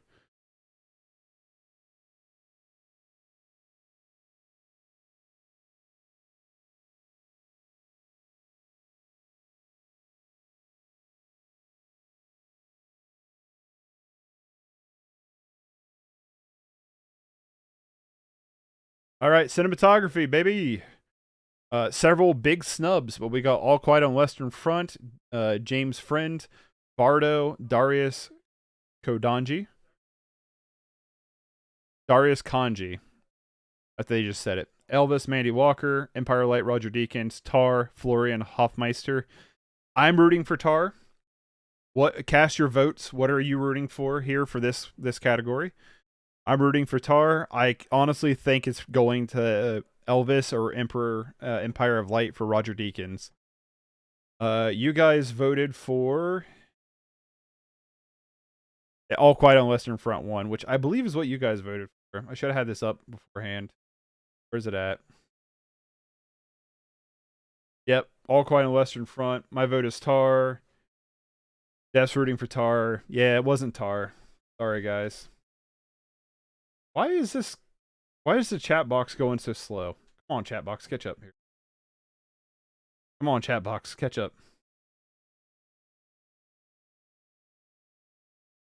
What happens if I hit refresh? Who knows? It's being weird. Chat box is being weird. But yeah, All Quiet on Western Front 1. It's good. It's shot well. Netflix's bitrate just sucks.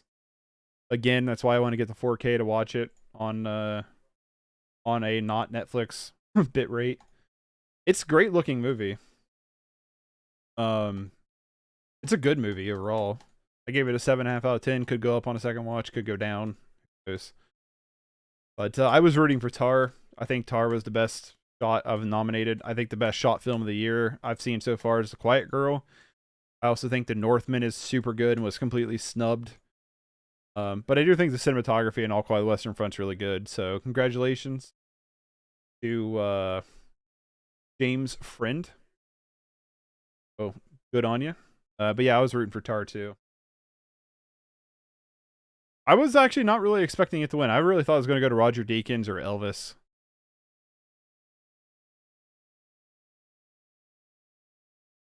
So good on All Quiet. I was rooting for Tar though.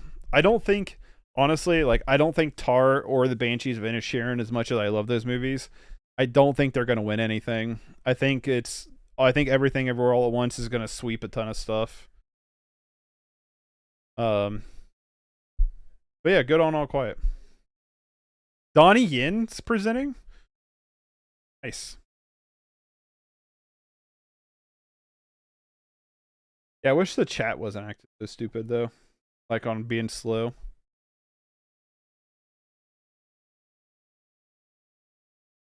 Donnie Yin's looking old.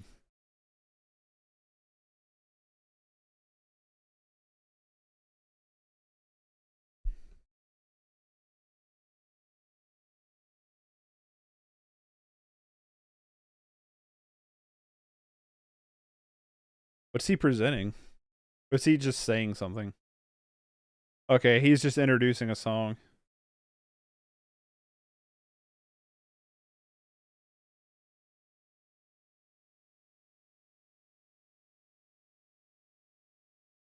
They're performing This Is a Life. Is what they're performing now. Everything Everywhere All at Once performing now. Austin, have you do the screen? Oh, what? Do the screen for what? What did I do? What did I do wrong? Did I not? Oh, I didn't show it. I didn't show it for the cinematography. My bad, guys. My bad. My bad. I'll get it on next one, I promise. I'm not a professional, okay?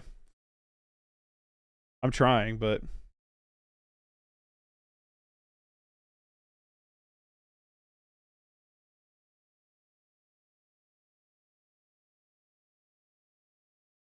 Austin, have you been watching much recently? All Quiet on Western Front won Best Cinematography. All Quiet won Best. James Friend.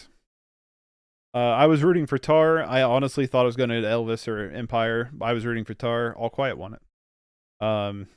Which, I mean, it is really well shot, so.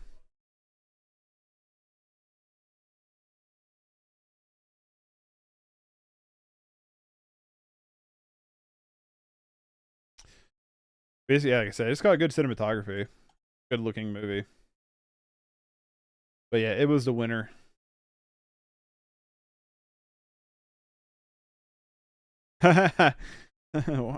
While they're playing This Is a Life, they have the raccoon from Everything Everywhere All at Once on the big screen. That's funny.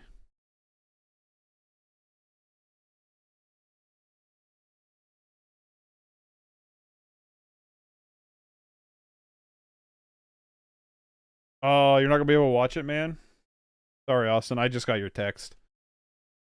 That sucks, dude. Well, you can hang out and I'll give you the play-by-play.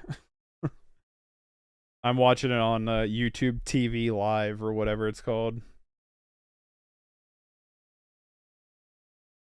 They put on the hot dog fingers for this song to perform. That's funny.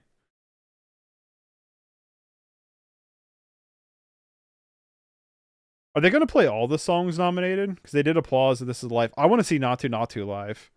The song slaps. I want to see it live.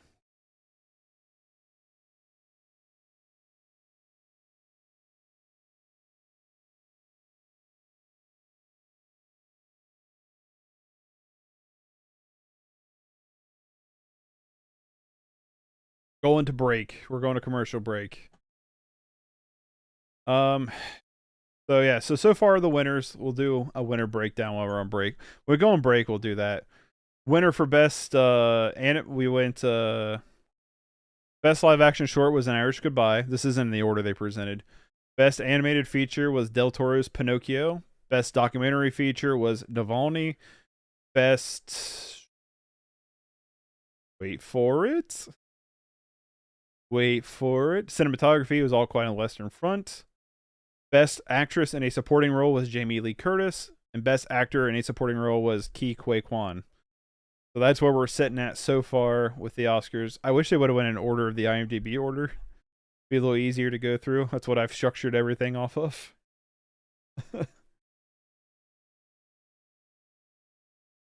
I will say this year was a lot of films.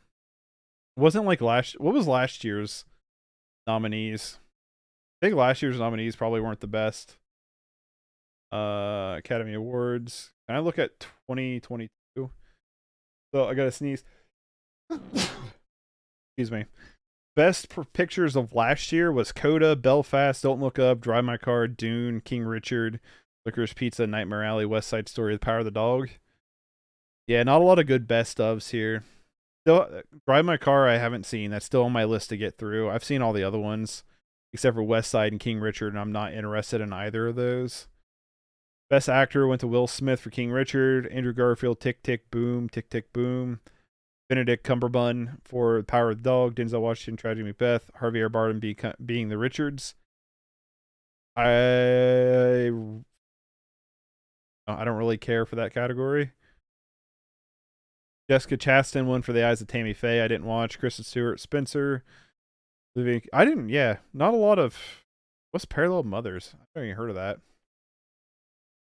Yeah, never even heard of it. Not a lot of good movies. Coda was decent. Didn't watch Becoming the Richards. I started it. I had to leave like 20 minutes in. I started on like a lunch break and just never care to go back to it. And I don't think I'm going to. Belfast, Power of the Dogs, Power Dog.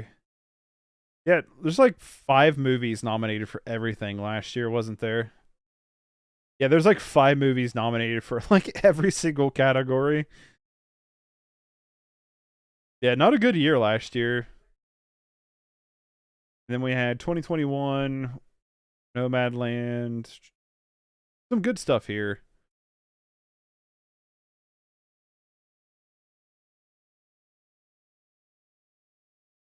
Who won Doc Short? We haven't done Doc Short yet. It's not been done yet. Only short film, live action short film.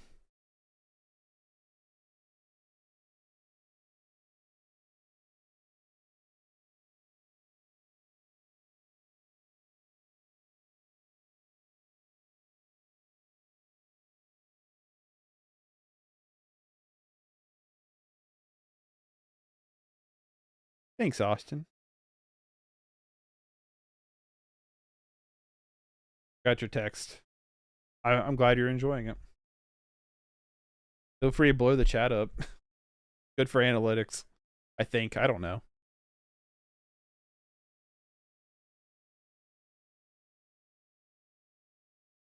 Yeah, I don't know. This year was a pretty good year. I was pretty happy with all of the nominations. I've watched, like I said, I've watched all the movies but 2, and have really enjoyed majority of them. I think majority of them is pretty good.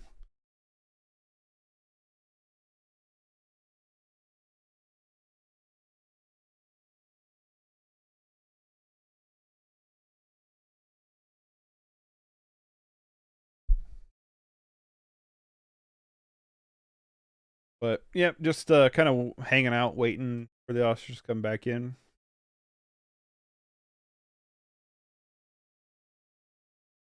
I don't even know what's in theaters right now. Champion 65, Scream 6, Operation Fortuna, Ruse de Guerre. I'm saying that right.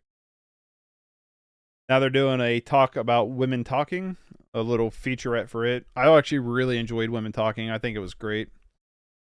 Really, really enjoyed it. Very moving, very gripping stuff. Cocaine Bear, I still need to see. Puss in Boots: Last Wish is still in theaters. Holy shit. Ant-Man and the Wasp. I'm gonna wait for Disney Plus. Operation Fortune. I think I said Fortuna. Operation Fortune, Cocaine Bear, and 65. I really want to see. All right, what are we doing next for? What's up next for the Oscars here? Makeup and hairstyling is going to be next. So, before I forget, hop over here. Sam Jackson and Jennifer Connelly is presenting. Hair and makeup, hair and makeup, hair and makeup, hair and makeup, hair and makeup. Where are you at? Hair and makeup, makeup and hairstyling. All Quiet on the Western Front, Black Panther: Wakanda Forever, Elvis, The Batman, and The Whale. I'm rooting for The Whale. I think The Batman's pretty good too. Where are you at over here? YouTube. The audience on YouTube has voted for The Whale too.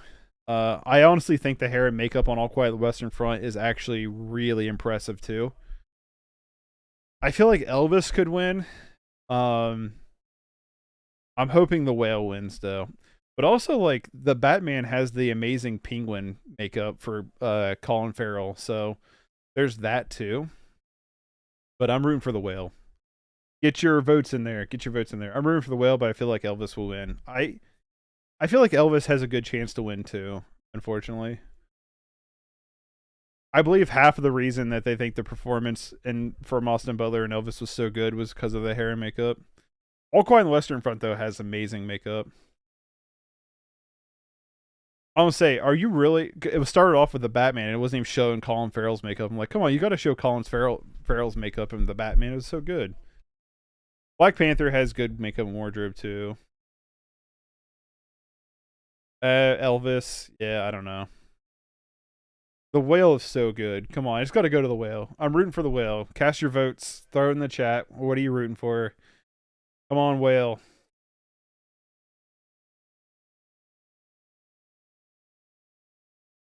The Whale won! Yes! Ah! Take that, Elvis. Yeah, The Whale won. That's what's up. The Whale won, baby. The Whale is fantastic. It is super good. I gave it a 9.5 out of 10. It could become a 10 out of 10 on a second watch. It could go down on a second watch. I don't know. I will 1,000% be watching it a second time. Super love this movie. Happy it won. I think Brendan Fraser looks amazing in the movie in terms of like the hair and makeup. So super glad it won. Good on you. Elvis might get dumped here. Elvis might not win much. Might not take home much. But let's go at Whale. Whale won. Nice.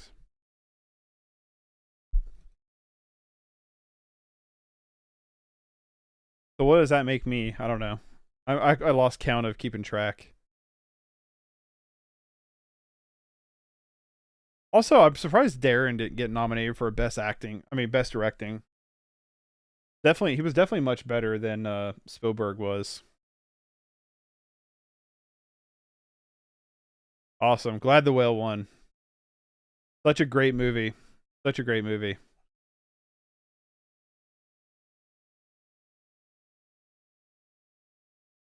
We got The Whale, and that was what the audience had voted for too. Obviously, this one was a lot closer though. You guys were pretty close on that one. What I missed, you missed The Whale winning. The Whale won best. The Whale won best hair and makeup. The Whale won best hair and makeup. Morgan Freeman looking old, man. Like he's actually looking his age now. He came out with Margot Robbie to I don't know if they're introducing something or not. Well, sound?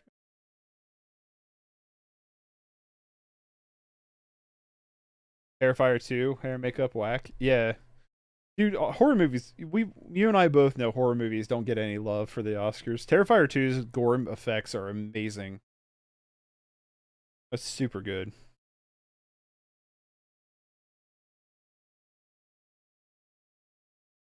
What are we doing here?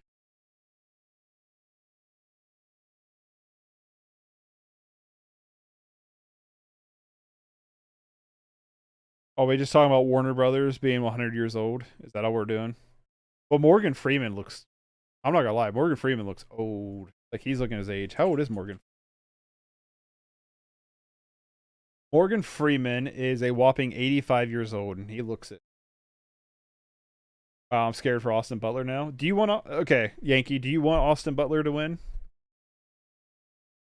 I don't. I will say that. Okay, yeah, we're just watching a Warner Brothers is 100 years old. Here's a highlight reel of the company. Hell yes. You're rooting for Austin over The Whale? You're rooting for Austin over Colin Farrell? Who else was nominated in that category? Who else's best performance?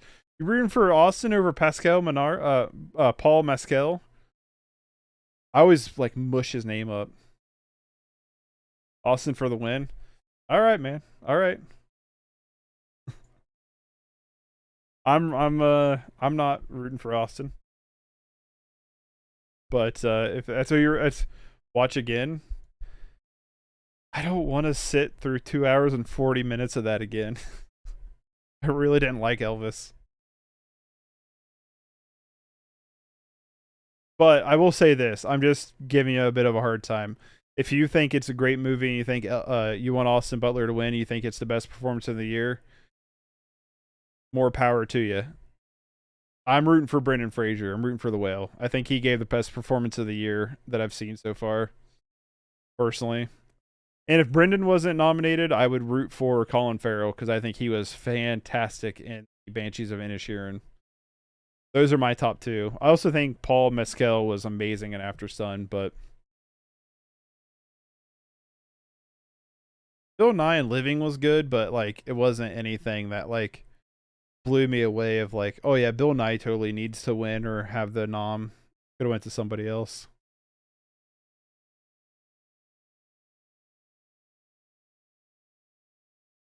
I don't think anybody in my chat voted for Austin Butler either for best leading performance.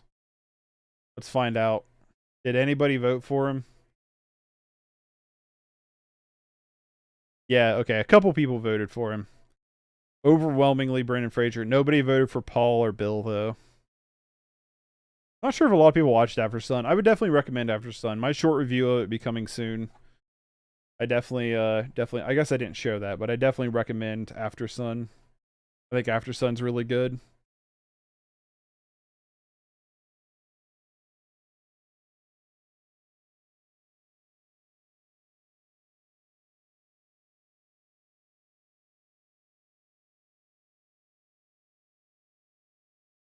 Yeah, happy The Whale took home at least an Oscar. Pretty torn between Brendan Fraser and Paul Mescal. After Sun's amazing. Yeah, I really liked After Sun. He was fantastic in it. I'm still going Brendan Fraser, but so I guess BAFTA and the Golden Globes were wrong too. Oh, did he win the BAFTA and Golden Globes for it? I will be honest with you, I don't really keep up with any other award show other than the Oscars. I probably should, but I don't. I probably should though.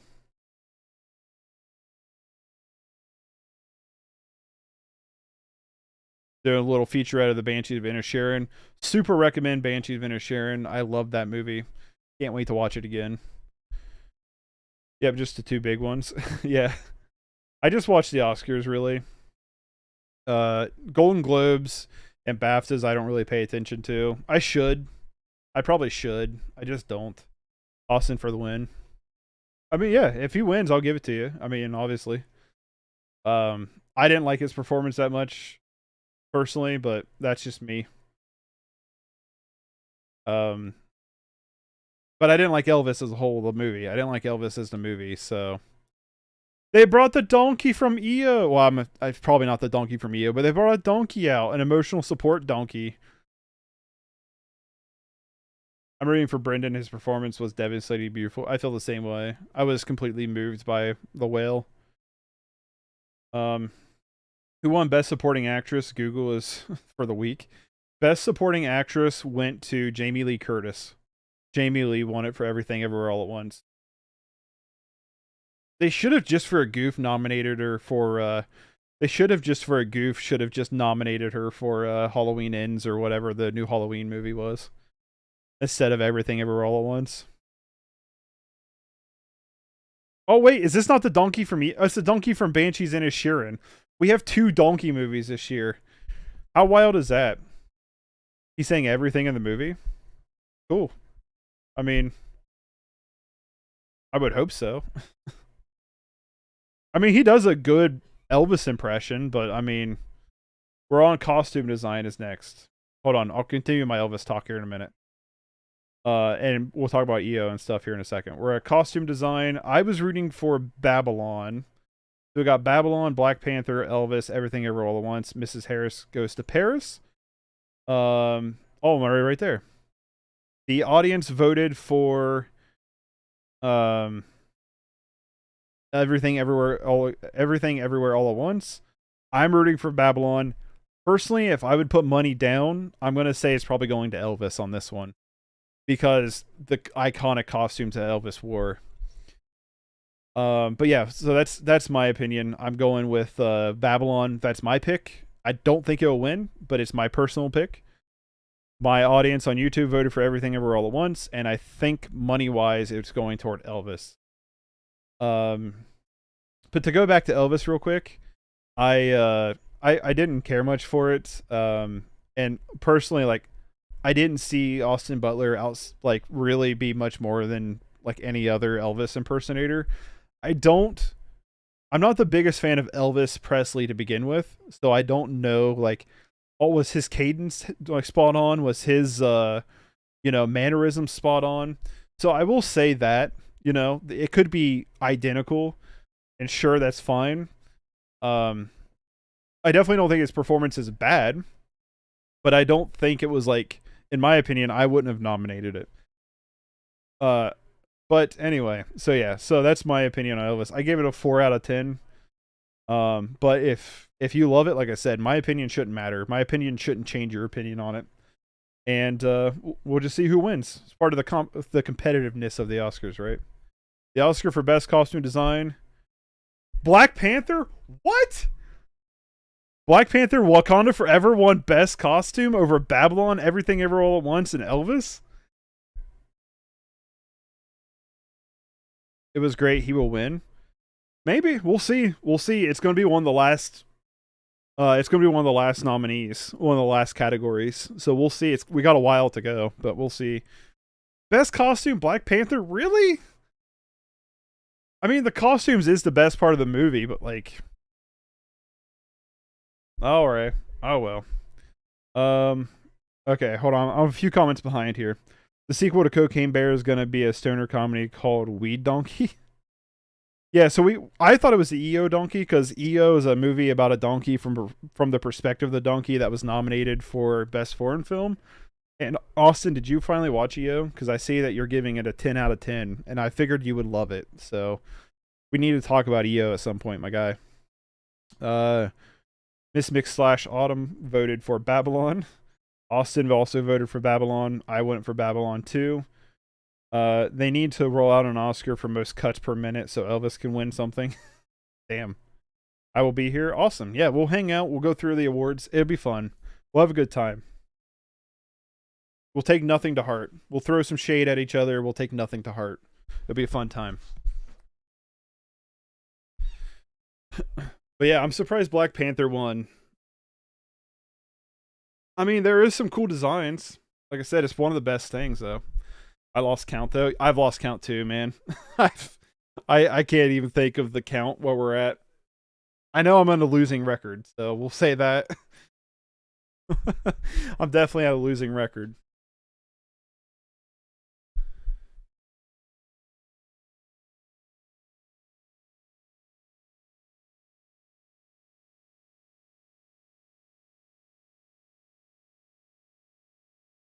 I just want to see at this point, not to. I know total is 23. There's 23 categories?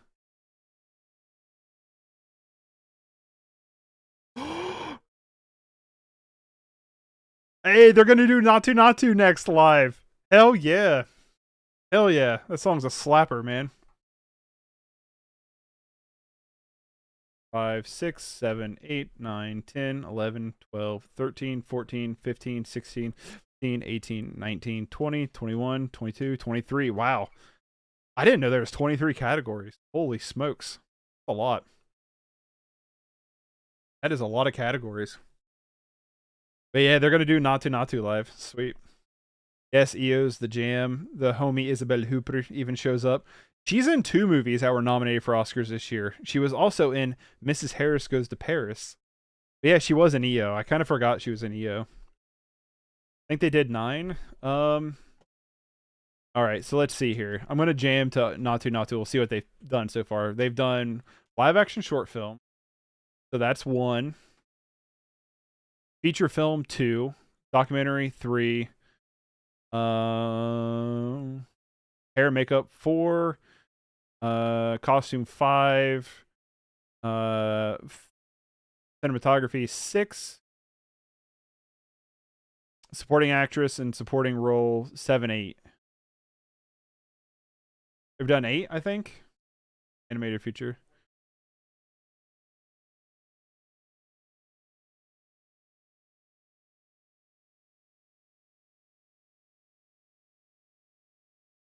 I don't even think they're actually performing this song live. I think they're just playing, like, they have singers holding microphones, but I think they're just playing it over a speaker and then people are just dancing to it. It's kind of a sad performance. I wanted to see like a whole like group of instruments and stuff, but it's all digitally instrumented, so there's no real instruments I think in the song. I'd be surprised if there are. They all sound like MIDI instruments. 8. Yeah, I think we've done 8 so far, which I'm not doing very hot. What ones were I right on? I was right on best live action, so there's 1. Right on best animated 2. I was not right on documentary, although I did say Navalny probably has a good chance. I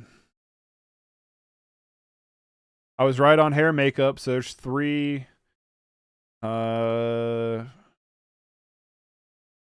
I was wrong on best cinematography, although I did say All Quiet has a good chance. Best supporting actress, I was wrong on, but I was right on supporting actor. So I'm 4 for 8 so far. I'm 4 for 8. What are you guys sitting at? I'm not even watching. I'm telling you, it's lip synced even with the guitars are CGI. Probably. Did you watch RR yet, Austin? Have you watched that yet? And also, I'm glad you liked EO. I figured you would love it, man. I really did. When I watched it, I was like, Austin will really love this. So I'm glad you watched it. I want to watch EO again. I'm hoping it shows up on another streaming service other than the Criterion channel or on Blu-ray. But you can stream it on the Criterion channel. Oh, it's on Amazon Prime now for renting. It wasn't when I watched it on Criterion channel. It was only on there. That song Not To though slaps. That's a knee banger of a song, man.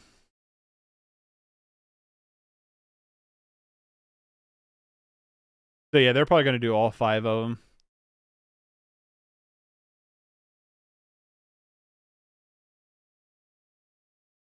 So I think we're about ready to go back to I guess I should have done the tier list. I'm really bad at switching. I'm so used to streaming, okay? I'm not like super used to streaming. Especially having like multiple screens to swap between.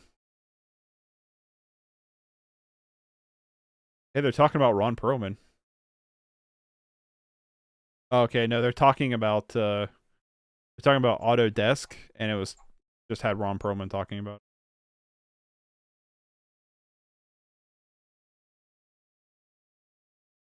One animated feature, Pinocchio. Yeah, I think Pinocchio was pretty obvious. I feel like that was a lock when it was announced. I wanted Puss in Boots to win, but I didn't think I was going to.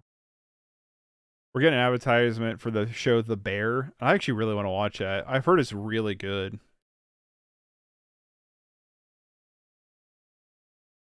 I really want to see that show. Anybody watch The Bear? Is that any good?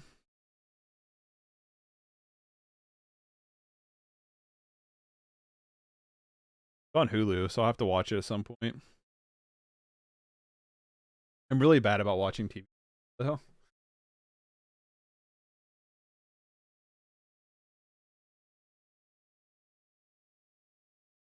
New supporting actor Key. Yeah, I got Key right too, which also felt like a lock. Although there was a lot of good performances in supporting, I felt like it was going to Key.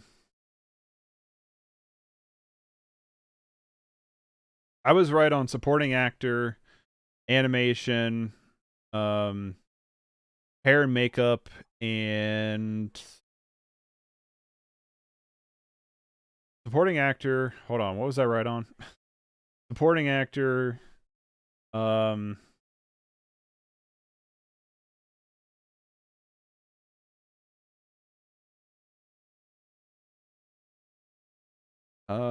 and makeup, live action short film. That was the other one. Yeah, because you did pick Navalny, so yeah. But you did your homework though. You did your homework coming into. You you know about the BAFTA winners. Thank you though, Yankee, for doing a recap though for all the winners. For anybody watching, Yankee's in the chat throwing in the winners so far. So we'll have a little bit of a recap from Yankee here about the winners.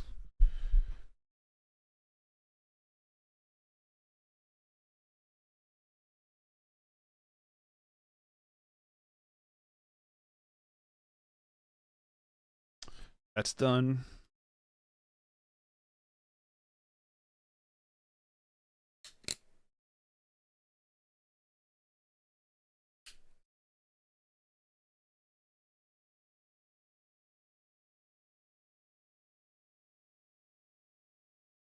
The Oscars is back.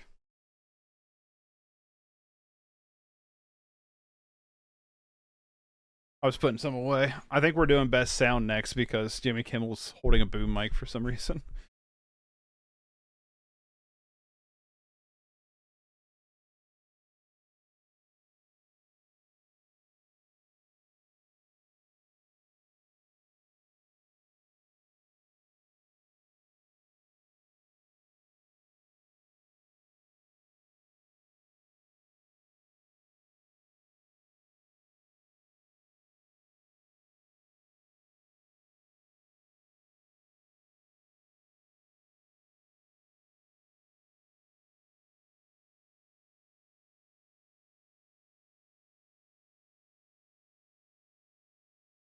Yeah, I don't know what number 9 is yet.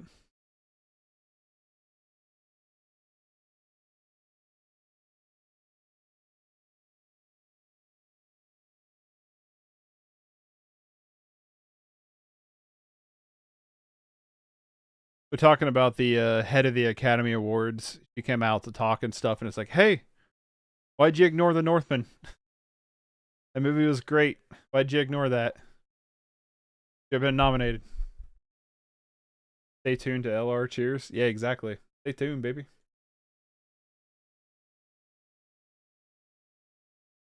This has been fun. I honestly thought like while the award show would be going, I'd be doing like some background work and stuff, but no, I've actually been just having a fun time watching the Oscars and just chatting. So we'll see what's coming up next here.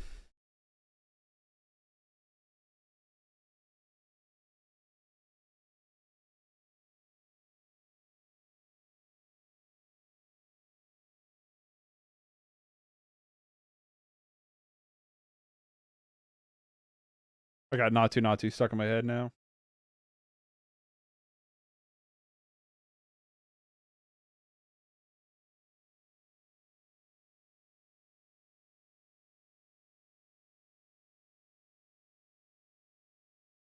That'd be cool to go to the Academy Museum.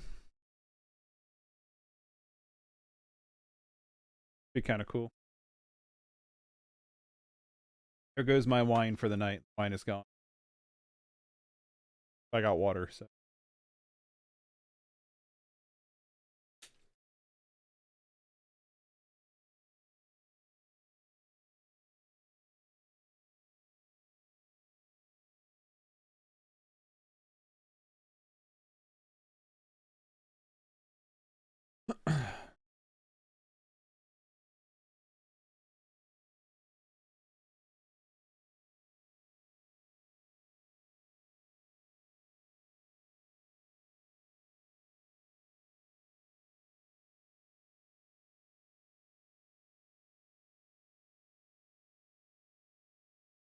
Gaspar Noé's Vortex needs to win sound design because that movie ruined my life. I've yet to watch that. That's on my watch list. I'm hoping to get to it soon. I have it on Blu-ray. It's on the shelves behind me, but I just haven't watched it yet. I want to soon though. Something I want to do is start getting through my watch list of stuff so I can start cranking out my best of lists videos. Antonio Banderas and Selma Hayek.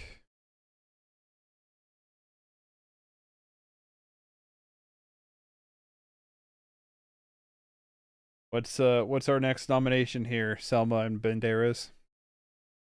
Selma Banderas.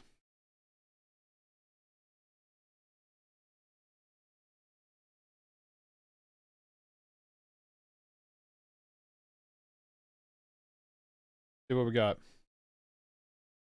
Foreign film. We got foreign film up next. We got All Quiet on the Western Front, Argentina 1985, Close, EO, and The Quiet Girl. I'm personally rooting for The Quiet Girl. I also think Close is an absolutely devastating film that I really love. I think it's going All Quiet on Western Front. So while I'm rooting for The Quiet Girl, if I was betting money, I'm betting money on All Quiet on the Western Front. All these movies are recommendations. I would recommend every one of these. And let's see what you all voted for on YouTube. All Quiet on the Western Front. Like by a blowout. Nobody voted for Close. Come on, man. Close is so good. Close is so good. All Quiet Easy. I'm rooting for The Quiet Girl. It's personally my favorite of the bunch, but I think it's going All Quiet. Yep, All Quiet on the Western Front won. Yep, All Quiet.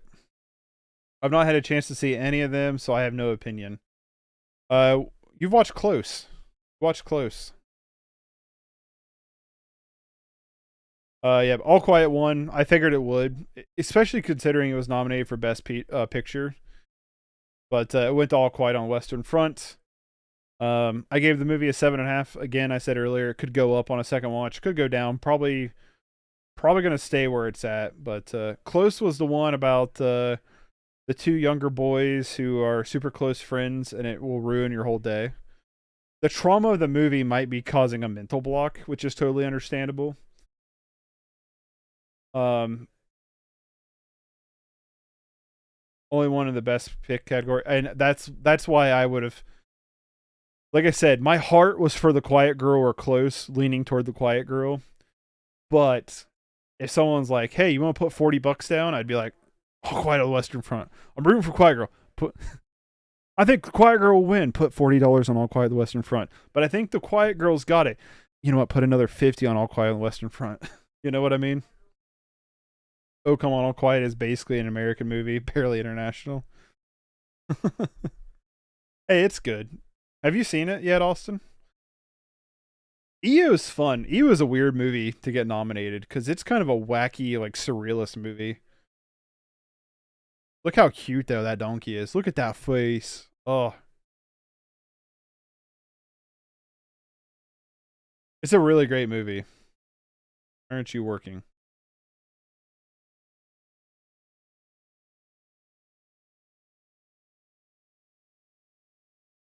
I wanted to pull this shot up. I wanted to see if you could see the camera they use. It's really good. EO is good. I give it a 7 out of 10. Could go up on a second watch. I'll watch it before I make my 2022 list again. The Quiet Girl, 5 and 10. All right, I gotta ask: are you gonna give it to me for saying All Quiet on Western Front? Even though I was rooting for The Quiet Girl, I openly said All Quiet's gonna win. You know what I mean? Can I have that one? Can you give me that one? You know, appreciation of the picture of the quality of the donkey wearing a carrot necklace enough. I know, right? EO's good. Thank you for giving it to me. Appreciate it. Wait, was that category 9 though? I don't think that was category 10, was it? I think that was category 9. Where is it at? Yep, there it is. Aw, donkey in a carrot costume. We took the bet. Right? How are you going to give it to the weird Annie War Accidental Warborn remake instead of EO? Because that's what wins Oscars. I don't know. I actually think All Quiet works very well as an anti-war film. I don't think it glorifies it in any sense. I kind of took it as like it's like a brutal confrontation, like of war. Personally. Oh yeah, we got All Quiet that won. Yeah, I think I'm 5 and 9. I think we're 5 and 9 right now. I don't think that was category 10. Yeah, All Quiet. We're on commercial break, by the way. If that wasn't said, we are. Argentina was good. I think it's the weakest of the bunch, though. It's a good movie. It's got good performances. It really comes down to it has really bad editing. A lot of just reverse shot that was kind of obnoxious, and it cuts on like every line of dialogue. But it's still pretty good. Still worth a recommendation. It's on Prime if you're interested. Close, I had to buy on Prime. I think it's the only way to watch it right now. Or if maybe a local theater is playing it. This movie I give a 9 out of 10 to. I was completely devastated and completely wrapped up emotionally into this movie. EO was a really fun surrealist donkey movie, and then The Quiet Girl, probably my favorite shot movie of the year. Absolutely amazing performance across the board. The girl who played Kate or Kat or however they said her name, I can't remember now because it's all in Irish Gaelic. She gives a pretty good performance, and then the film is like so crafted around her shortcomings that it's never an issue. Like there's a scene where I could tell she wasn't quite getting there emotionally for the scene, and the camera moved and cut in a way that it really helped hide it and sell the emotional effect of it. I mean, I noticed it, but like it did a really good job at selling it. And again, it's beautifully shot. It's a pretty uplifting story. At least I thought it was. So I gave it a 9 out of 10 as well. Really loved Quiet Girl. But yeah, this category was stacked in my opinion. The All Quiet remake is just come and see for kids that steal snapbacks from lids at the Turtle Mall. I've yet to see Come and See. I have it on Blu-ray. I just haven't watched it yet. I want to watch it. I just haven't yet. So one of these days I'm going to watch it. And you're probably right. But I still think All Quiet's a good movie. It might make my best of 2022 list. It's leaning to making it right now, but I'll definitely do a rewatch beforehand. We're back from the Oscars, and they're doing their featurette on The Fabelmans. What are some of your guys' opinions on The Fabelmans? My review of it's not out yet. It will be coming out soon. I personally really didn't like it. I thought it was sugary fluff. Very bland, big bowl of blandos. Never pushed the emotional direction that it wanted, and I also think it never captured the magic and wonder that it was striving for. Yeah, not a big fan of it. Gave it 4 out of 10. There are some good elements to it, but not the biggest fan of it. If you guys have seen The Fabelmans, what's your opinion? Same? Good, because I felt like I was kind of going crazy when I was like, I didn't like this one that much.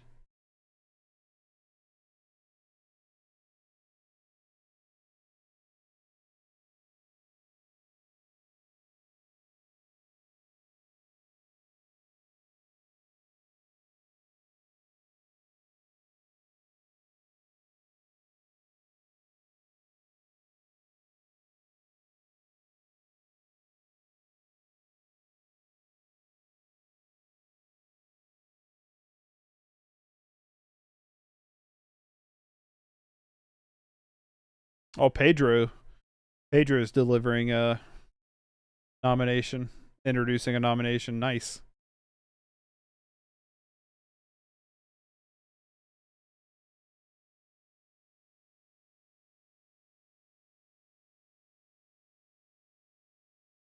Are we doing Best Director? Sounds like Best Director.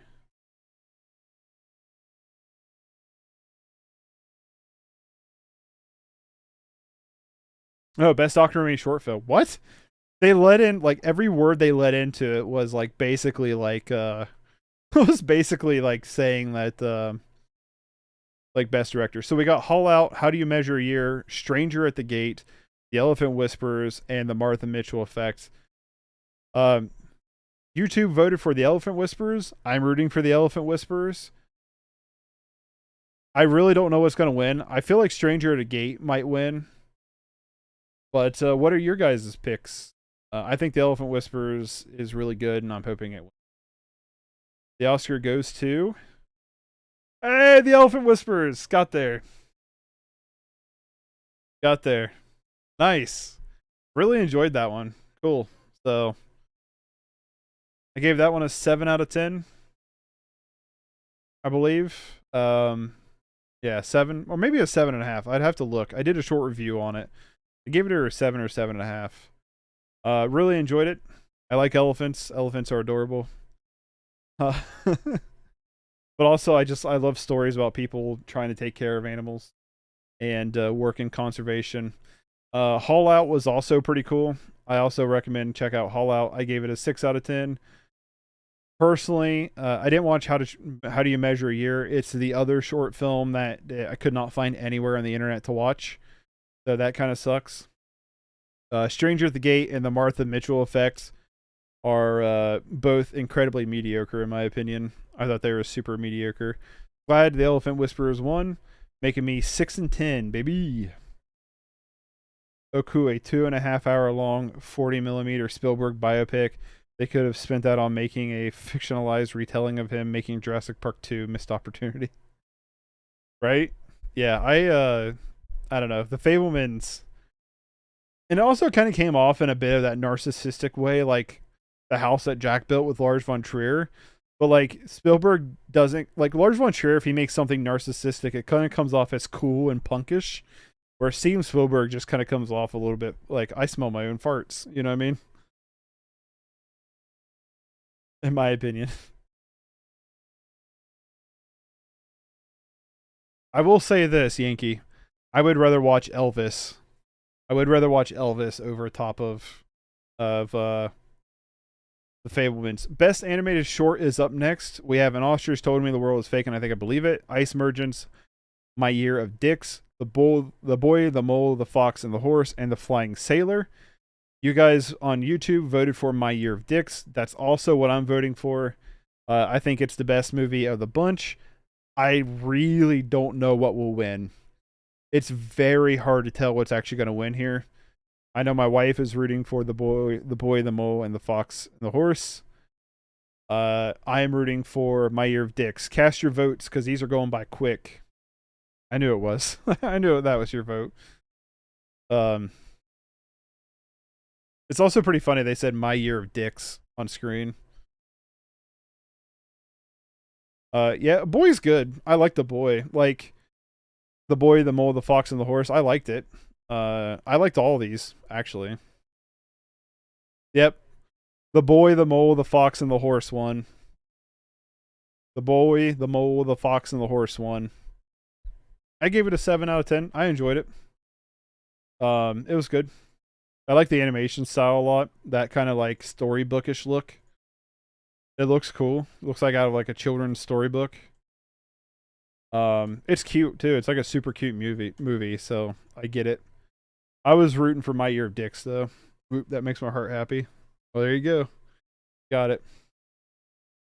I wonder if any of the deciding Oscar board even watched any of these. I don't think so. I really don't think they watch any of their movies other than like Best Picture, even if that.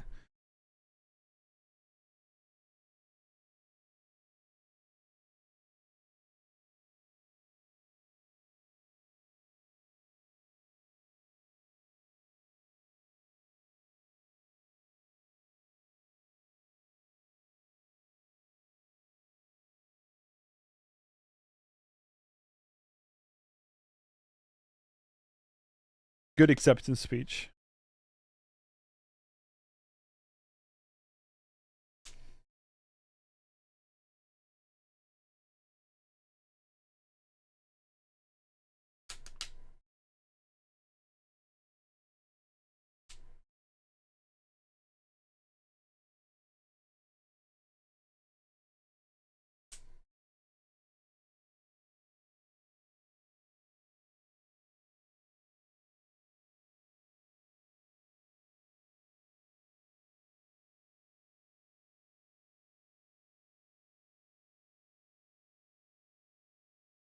So I watched all these though, the animated ones.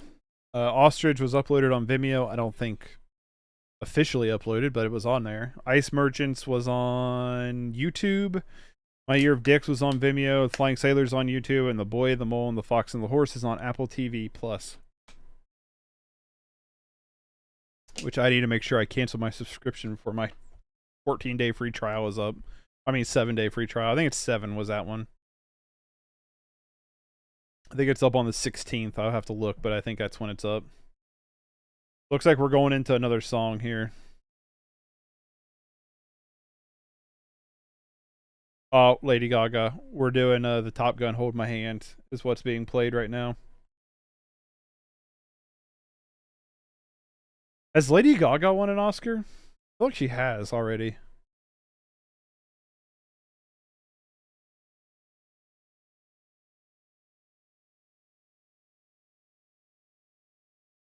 Lady Gaga has won an Oscar already. She won an Oscar for A Star is Born, was also nominated for The Hunting Ground, and also nominated for A Star is Born. Music, she already won Best Original Song, A Star is Born. But she's had 4 nominees. Easy Pete. Gaga.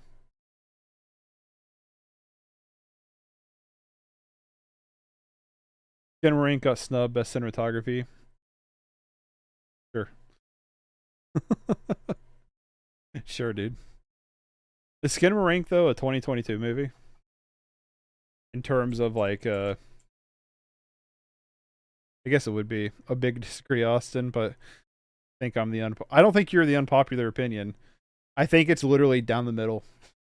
I think it's a 5.1 on IMDb. I think Skinamarink is literally right down the middle of either people love it or hate it. I wonder if it will show me. Here's what Skinamarink's ratings are out of 10. Quite a few people did not like it. Some people loved it, and majority of it thought it was kind of in the middle. I gave it a 3, so I'm in the 7% bracket. I will say, though, it's a very visually interesting movie if it was 30 minutes long instead of an hour and 40. Like, there's some cool things. Like, I like the heavy grain, you know?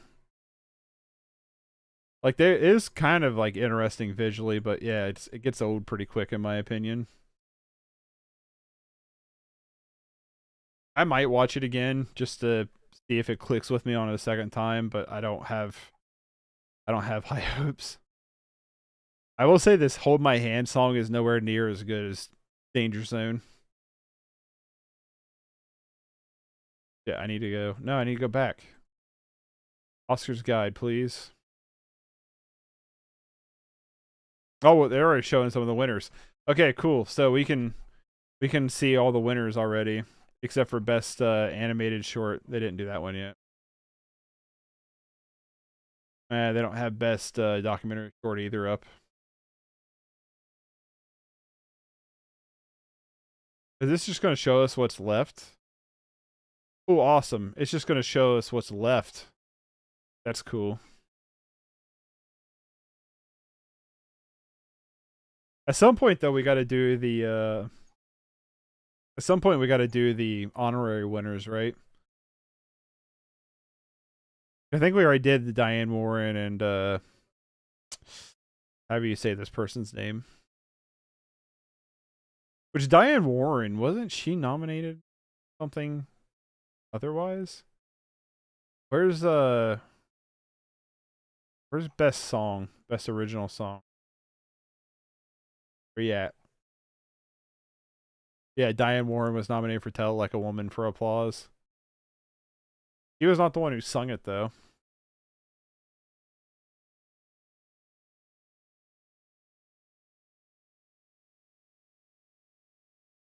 Tell Like a Woman was such a bad movie. It was so bad.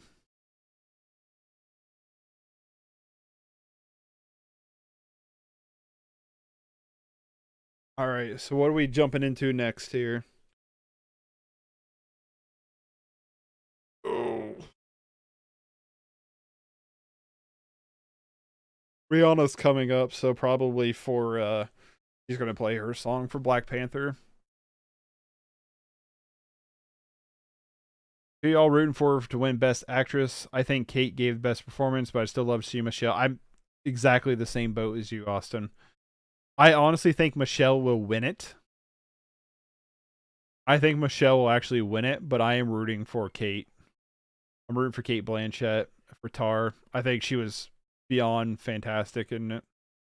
I'm not sure if she won like any of the big awards for it recently. She won it for Tar or BAFTA.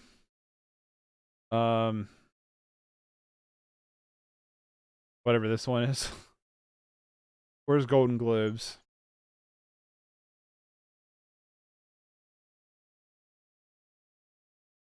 You not won a Golden Globe yet? Golden Globe, okay. You won the Golden Globe for it too.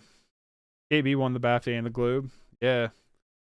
Yeah, I agree word for word. Yeah, like I would be fine if Michelle Yeoh won because I think she was fantastic, but Kate Blanchett is probably my second favorite performance of 2022 so far. Like right underneath Brendan Fraser. He was so good as Lydia Tarr. He was so good. She's been a great actress forever though, right? Like she's always been good.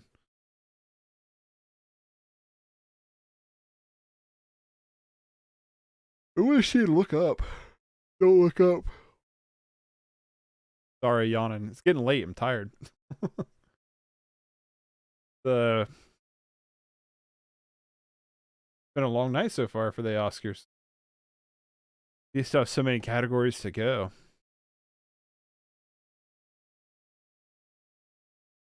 Three for three, her and Austin. Yeah, she'll win the Oscar too. I'd be fine with Kate Blanchett winning. KDB. I would be totally fine with her winning. I think she was fantastic. Okay, so we're up to date on the Oscars. So we'll do a little Oscar recap. We got Key for winning for Best Supporting Actor. Jamie Lee Curtis for Best Supporting Actress. All Quiet on the Western Front for Best Cinematography. Black Panther for Best Costume Design. Big disagree. The Whale for Best Makeup and Hairstyling. The Volney for Best Documentary. Del Toro's Pinocchio for Best Animated. The Boy, the Mole, the Horse, Best Animated Short. An Irish Goodbye, Best Live Action Short.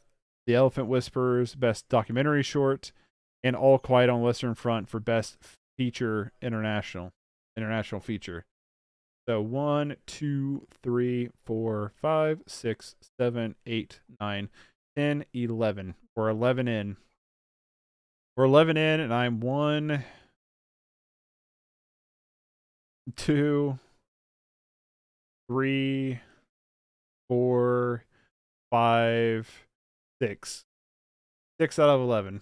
Mad God doesn't win best screenplay. I'm gonna throw a lawn chair. We'll get the lawn chair ready for the downstairs climb. Because it wasn't even nominated.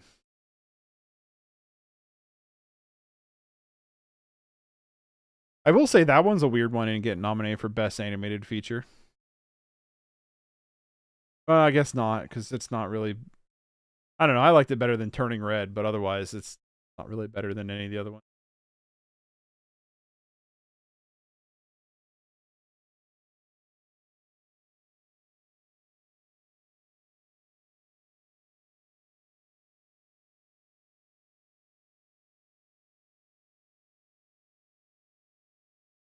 The Oscars is rigged, and I have proof.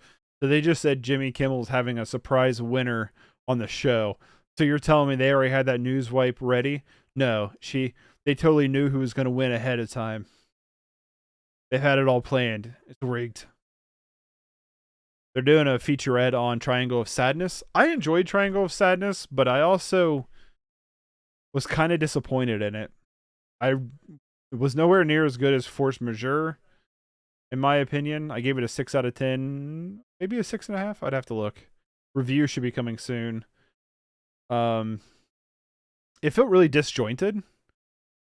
And it just kind of felt, because of that disjointedness, kind of sluggish as it went along. So, yeah, kind of disappointed in Triangle of Sadness overall. But I did not enjoy it. It was a won't for me. Yes, I know. Mad God was an experience. It was an experience.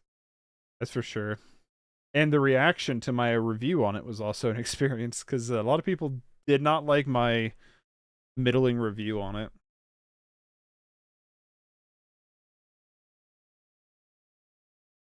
All right, we got Hugh Grant and somebody else to nominate.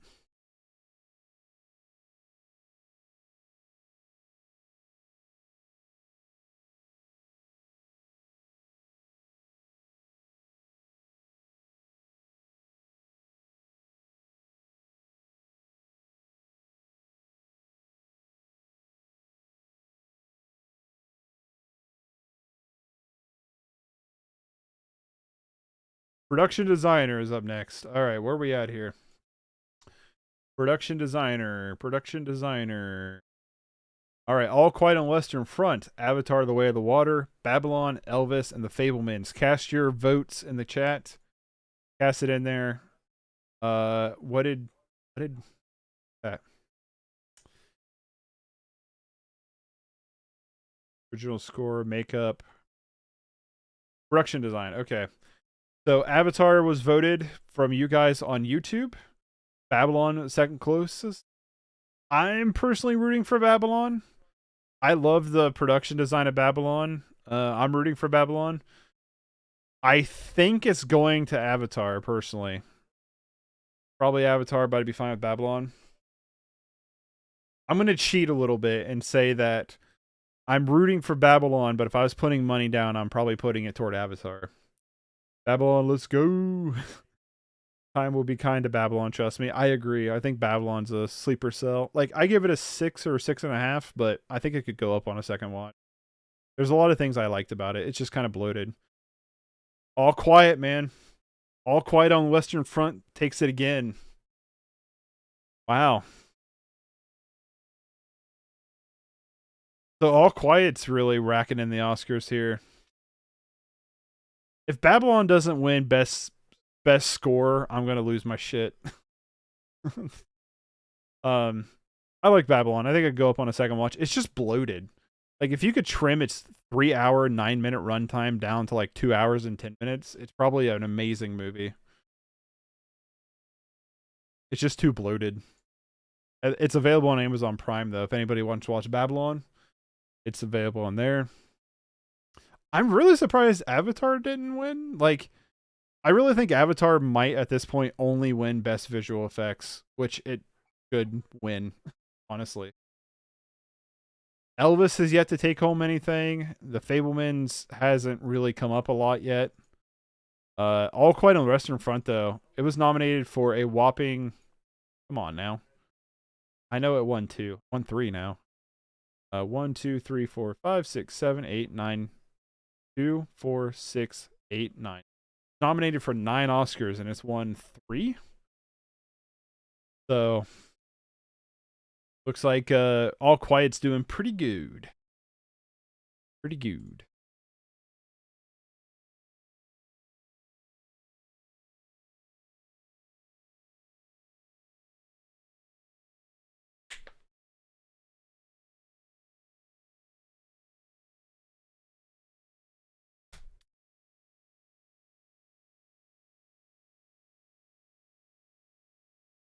Or like All Quiet on the Letterboxd accounts for the. Hey now.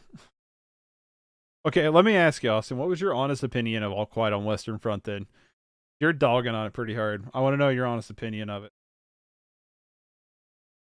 We're up on best original score. It's come on. If you guys don't give this to, if you guys, where's it at? Best. If you guys don't give it to Babylon, we match. So what's your vote? Cast your vote. We have All Quiet on Western Front, Babylon, Everything Everywhere All at Once, The Banshees and Inisherin, and The Fablemans. On YouTube, you guys voted for Inisherin. I thought it was Inisherin. Whatever. Best original score. Okay, you guys voted for Everything Everywhere All at Once. I honestly, like, I'm rooting for Babylon. It's my personal favorite score I've heard so far of 2022. I think it's fantastic. If I'm it's another one that I've like, Babylon should win, and then it's like, okay, well, you got to put money down. Babylon is gonna win. Put 20 down on everything. But Babylon's going to win, man. I'm telling you, Babylon's score is so good. Put another 20 on Everything Everywhere All at Once. Babylon's the only one I remember the music from. Everything Everywhere All at Once's music's really good. I think you would remember some of it if you heard it. Like one of those ones, like it blends so well with it. It doesn't kind of overstep its boundaries. Come on, Babylon. Do it. You won't do it. All Quiet on the Western Front again? Holy shit, that movie is racking these up, baby. It's not a bad score, but it's like, I really thought it would go to Sun Lux at Everything Everywhere All at Once. I'm really surprised. Like, I don't think All Quiet on the Western Front is a bad score by any means. Like, I actually think it's a pretty solid score, but it's not as good as Babylon or Everything Everywhere All at Once. I'm sure I would, but I never pay attention to the soundtrack, to be honest. I don't know. I always look at the soundtracks. Always try to pay attention to them. Because when there's a good like score soundtrack, it elevates the movie to a whole nother level for me. I mean, I'm definitely giving Babylon like an extra point just for how good that score is. It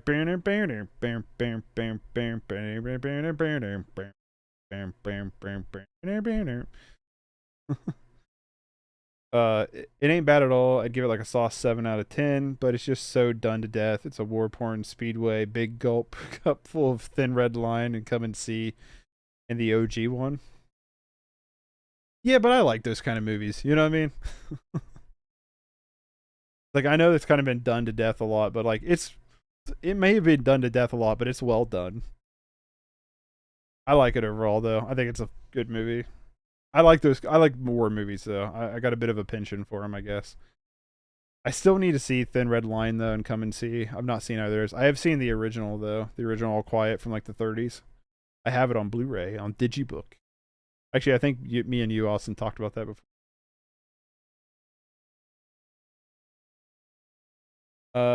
Yeah, but I sort of falls flat on me being hard of hearing. I typically can't hear. That is true. It is true where you're hard of hearing. That kind of gets muffled together. I get that. Totally get that.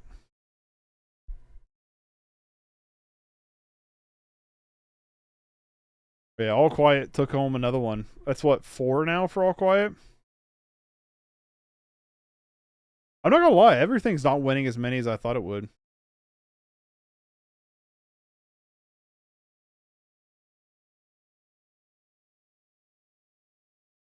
No, you don't. Bill Kramer's talking about the Oscar celebrates all aspects of the film, of the film world or whatever, and it's like, no, you don't, because where's Northman? You ignore half the movies that come out early. Just being mad that Northman get nominated for anything.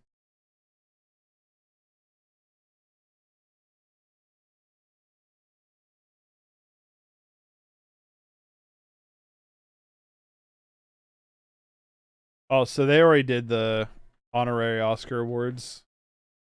Okay.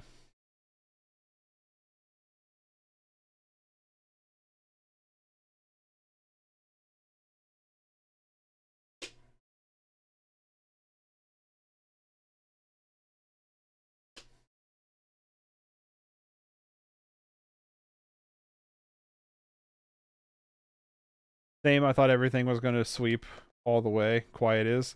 Yeah, Quiet's like sweeping, that's for sure. They've won, I think, every category they've been nominated in so far, haven't they? Water? Oh, I'm good. Yeah, Quiet's like kind of going crazy here. I will be right back though. I'm going to run to the restroom so while we're on commercial break. So enjoy a little bit of my video for Pompo the Cinephile. I'll be right back. この映画は君に撮ってもらうから頼んだわよジーン監督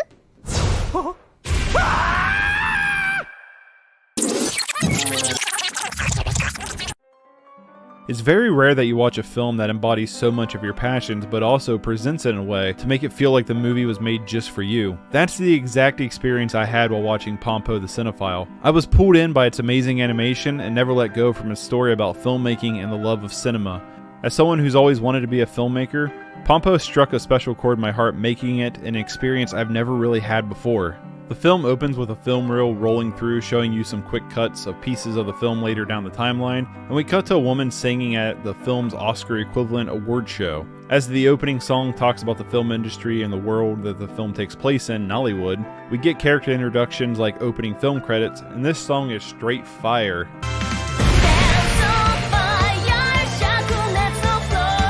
The English version's pretty terrible though.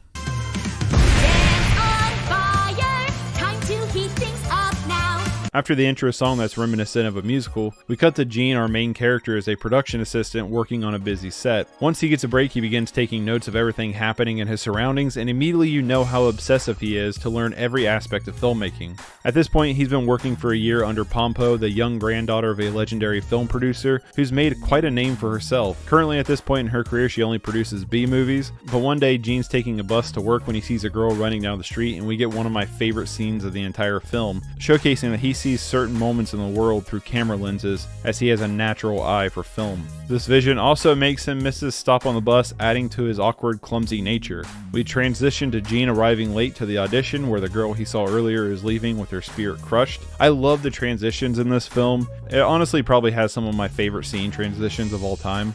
They head to the screening room to see Marine, which was the film they were working on at the beginning of the movie. And honestly, I would totally watch this if it was a real movie. Again, Gene is taking notes during the film, gushing in his head about how Pompo is just a film genius. After the screening, Gene sees Pompo's legendary grandfather and asks him, what is the secret to making a great film? To which he replies, you need a sharp eye for visuals, from actors to capturing the world, to which he asks Gene if he wants to make a movie. Gene replies in a panic that not in his wildest... I'm back just in time to miss the trailer for Oppenheimer that I've never seen. I haven't seen the trailer to. I'd rather go into that one as blind as possible. Austin did. Ow. Jake Gyllenhaal finally get his honorary and Oscar for being stubbed for Nightcrawler? No, he did not. He might get it for the Roadhouse remake, though. I keep seeing clips floating around, like people actually thinking Jake Gyllenhaal's in UFC or something. But I'm going to be a 5-year-old. I have Fun Dip. I have a blue Fun Dip. So I'm going to eat some blue Fun Dip. Because I am a grown toddler.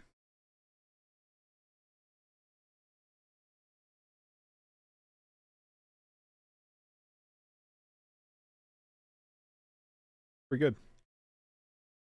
Tastes like laundry soap.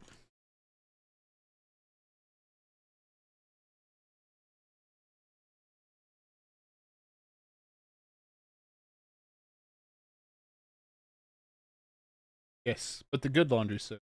Right. It's the good Tide.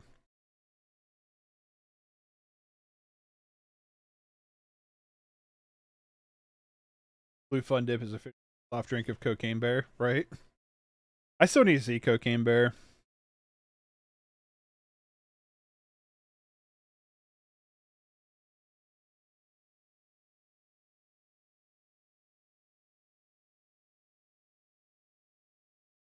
When does the Blu-ray come out for Cocaine Bear? I doubt I'll see it in theaters. Hey, wait, you're telling me One Punch Man Blu-ray is only $15.96 for season 1? What? That's awesome. You buy that at some point. Cocaine Bear, it doesn't have a release date yet.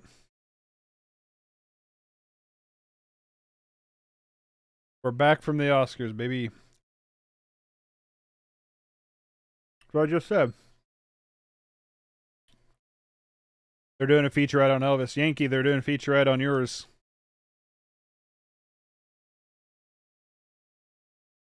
The way he's saying is God-given. He's white!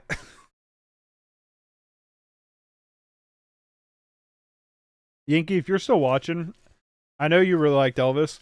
What was your opinion of Tom Hanks in that movie? Because I honestly think it's one of the worst performances of the year. I'm just curious. From someone who enjoyed the movie, I'm just curious what your thought of it is. It won't look like I blew a Smurf by the time.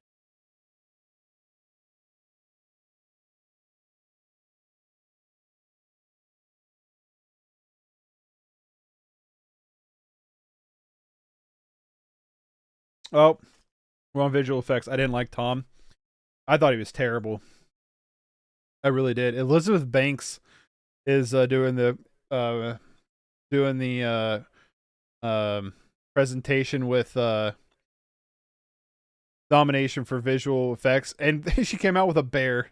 She directed Cocaine Bear, for anybody who doesn't know. But the new movie was a 9. Damn, you give it a 9? Nice. I'm glad. You know what? I'm glad you enjoyed it. I'm glad you enjoyed it.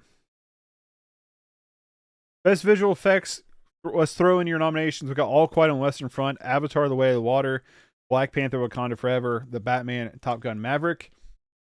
I'm saying it's Avatar. My audience on YouTube, the followers on YouTube, my community on YouTube, said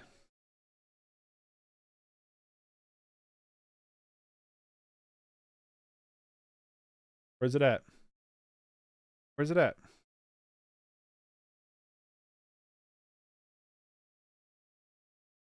There we go. You guys voted for Avatar: The Way of the Water. I think it's going to be Avatar: The Way of the Water.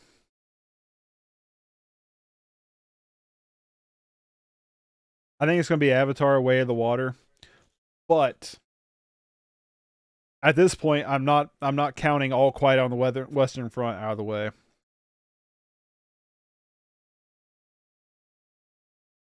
If Avatar doesn't win, JC going to get somebody asking.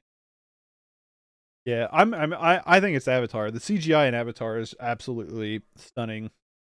But I could also see, I mean, Avatar's been, All Quiet on the Western Front has been absolutely blowing it away.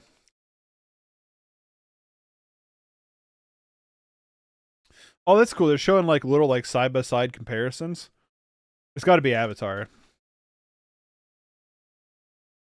I want Top Gun to win because practical effects. I mean, yeah, that'd be kind of cool. The Batman's visual effects are actually really good. Now, Black Panther: Wakanda Forever's visual effects suck. They're bad. They're really wonky. Top Guns could be fun.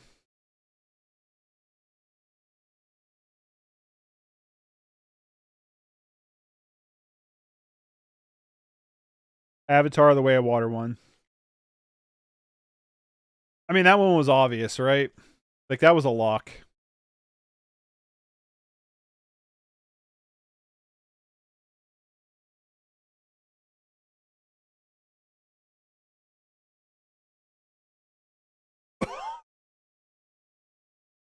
Ooh, that was a little much. Why is it when I stream I decide to eat stuff it makes a giant mess? Avatar won though. I think it's the first category All Quiet on the Western Front did not win.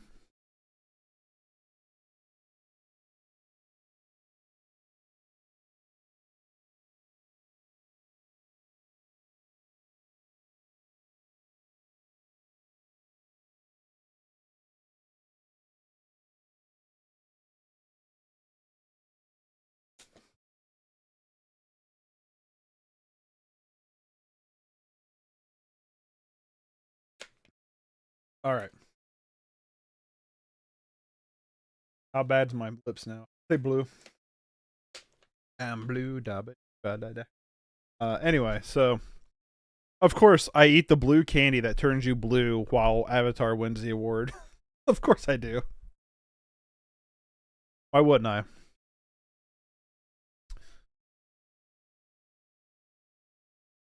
Yeah, I liked Avatar 2 a lot. I liked it as much as the first one. I gave it an 8 out of 10. Could go down on a second watch. Could go up. I don't know. But it was good. I enjoyed it. Enjoyed it quite a bit.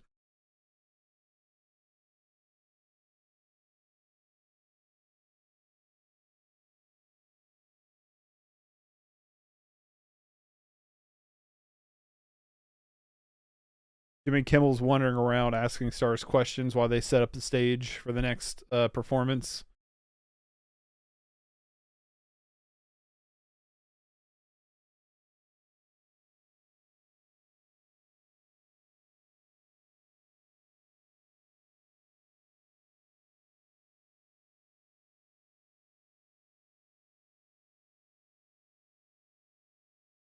And they're bringing up the Harry Styles Chris Pine spat.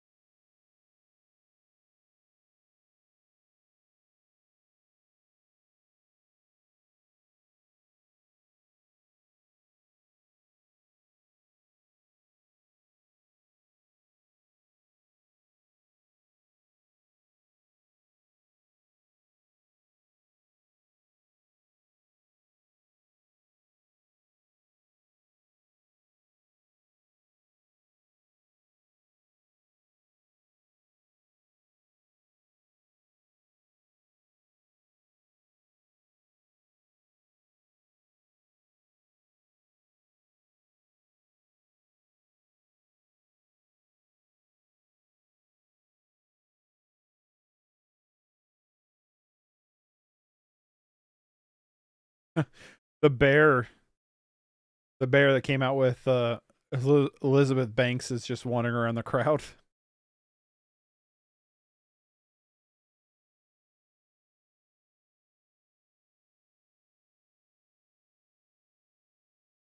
All right, I'm assuming they're doing the Black Panther song up next.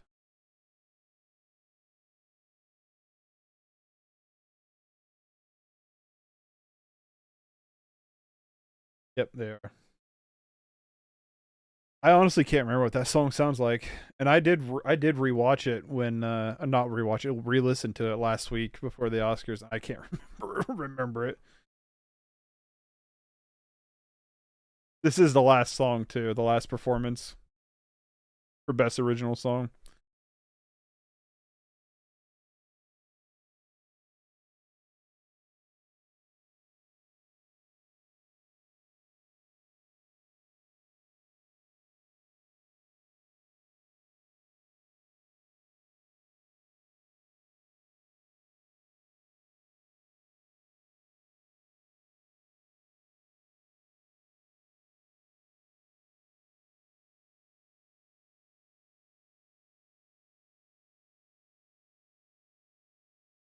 The Rihanna's playing "Lift Me Up." I can't remember what this song is. Let's figure out what this song.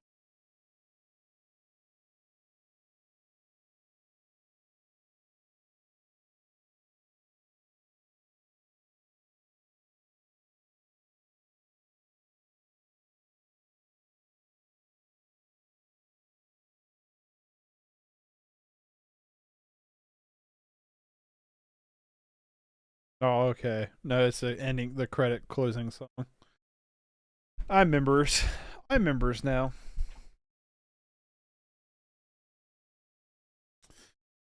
I'm members now.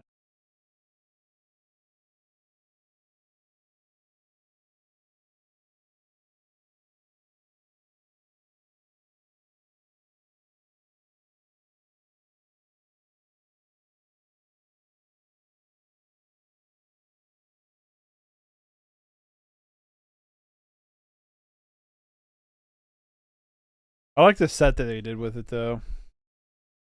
They did it like very like tribal looking and stuff. It looks cool.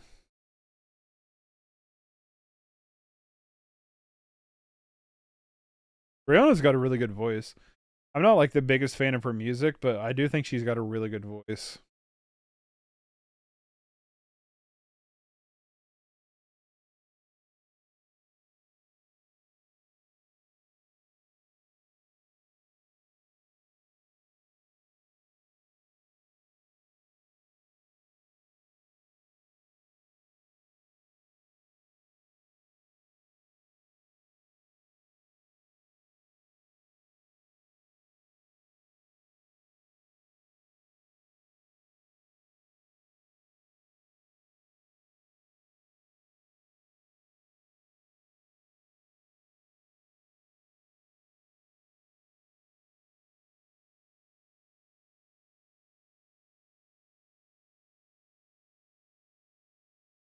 I actually think I think for this it's going to come down to Black Panther or Top Gun, Rihanna or Lady Gaga for the winner of the performance.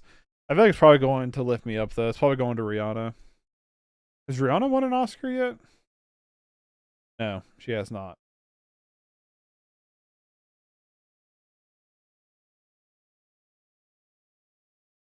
I will say performance wise, hers was the best in terms of performance. She's got some pipes on her.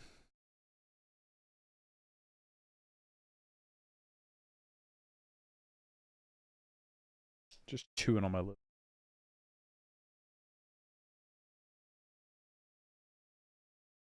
All right, we're about ready to go to commercial break again. Let's do a little bit of a recap then. Where are we at? Where are we at so far? We are Best Supporting Actor, Key. I got that one right. Best Supporting Actress, Jamie Lee Curtis. Got that wrong. I was voting for Carrie. Best Achievement in Cinematography went to All Quiet on the Western Front. I was voting for Tar. Best Production Design, All Quiet on the Western Front. I was voting for Babylon. Costume Design, I was voting for Babylon. Went to Wakanda Forever. Makeup and hairstyling, I voted for The Whale. The Whale won. Best Achievement in Music for Motion Pictures, I was rooting for Babylon. Went to All Quiet on the Western Front. I honestly thought it would go to Sun Lux. Best Achievement in Visual Effects, I think everybody thought it was going to Avatar. Best Documentary Feature, I was rooting for All That Breathes. It went to Navalny, although I did think Navalny had a good chance of winning. Animated Feature, I was rooting for Puss in Boots, but I was like, I figured Pinocchio was like a shoe-in. Was not surprised it won at all. I was like, that's going to win. Best Animated Shorts, I was rooting for Mighty of Dicks. It went to The Boy, The Mole, The Fox, and The Horse. Best Live Action Short, I was rooting for Red Suitcase because I had not seen An Irish Goodbye, although I said An Irish Goodbye is probably going to win. Best Short Film, I was rooting for The Elephant Whisperers, and it won, although I thought Stranger at the Gate had a chance to win too. Best International Feature went to All Quiet on the Western Front, which I thought could win since it was nominated for Best Feature. I was rooting for The Quiet Girl, and my backup was Close. I think these two films are fantastic. And that's where we're at so far. 1, 2, 3, 4, 5, 6, 7, 8, 9, 10, 11, 12, 13, 14. We are 14 of 23 down. So we are 9 away from calling it a close for the Oscars. Got 9 more to go. We're done. So 9 more. I will say this, everything's not winning as many as I thought. It's won 2 so far. Out of its 11 nominations, which it did share a category, Missed out on costume design. Missed out on best original score. And that's all it's missed out on so far. But All Quiet on the Western Front has won every category but one that it's been nominated for so far. All Quiet's really racking them in.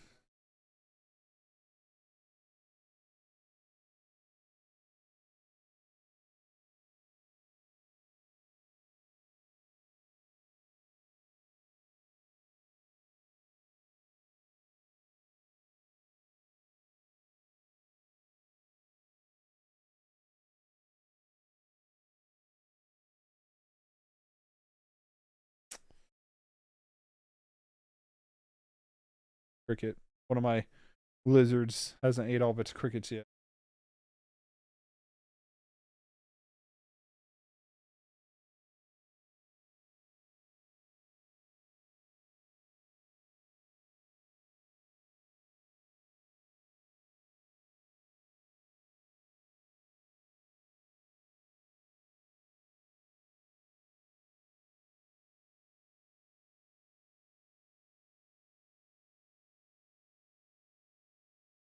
We're back, baby. They're talking about Everything Everywhere All at Once is the featurette they're talking about now.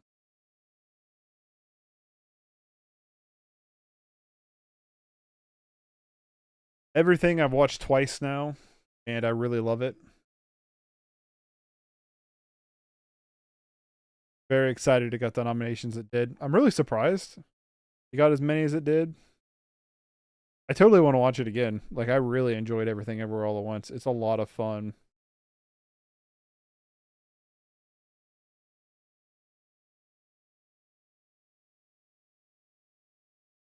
What we got for next category?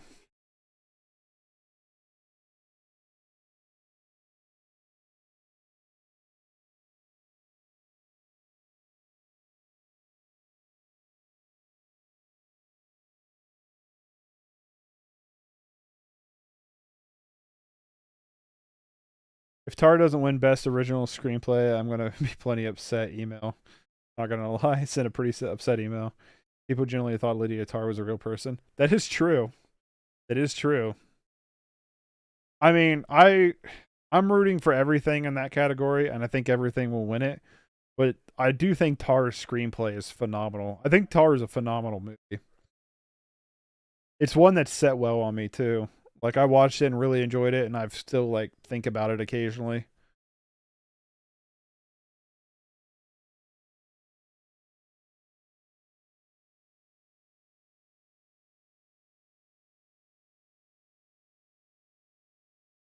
Banshee's script is amazing, too.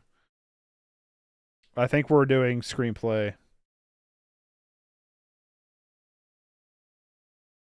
Because he's leading into... He's talking about Oscars. Florence Pugh and Andrew Garfield are coming out too for this next set.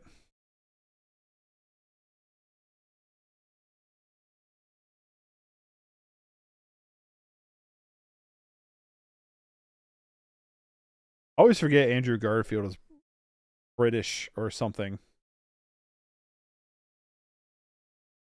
So we're doing Best Original Screenplay instead of Adapted first. So our nominees are Everything Ever All at Once, The Banshees of Inisherin, The Fabelmans, Triangle of Sadness, and Tar. Is your guys' vote? YouTube voted Everything Everywhere All at Once, with Banshees a close second. No love for The Fabelmans or Tar, and a couple for Triangle. Yankees voting Banshees. Austin's voting Tar. I'm voting Everything Everywhere All at Once. I do think these three movies are fantastic with amazing scripts, though. And it's just like, I think Everything is just an edge. I enjoy Everything an edge more than these two. But, I mean, come on. These three are so good. These three movies are great. I really think it's going to Everything. I'd be really surprised if it's not.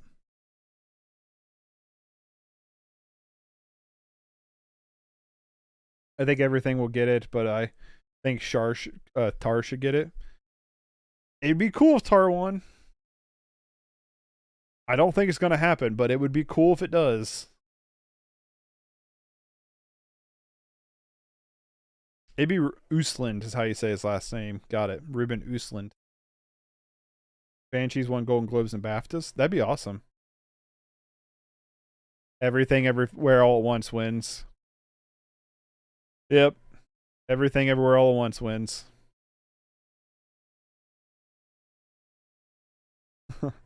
Well, I'm happy for the Daniels. They're officially Oscar-winning directors and writers. Well, I guess not directors, technically. I don't know. They won an Oscar. They're Oscar winners. Omniboat.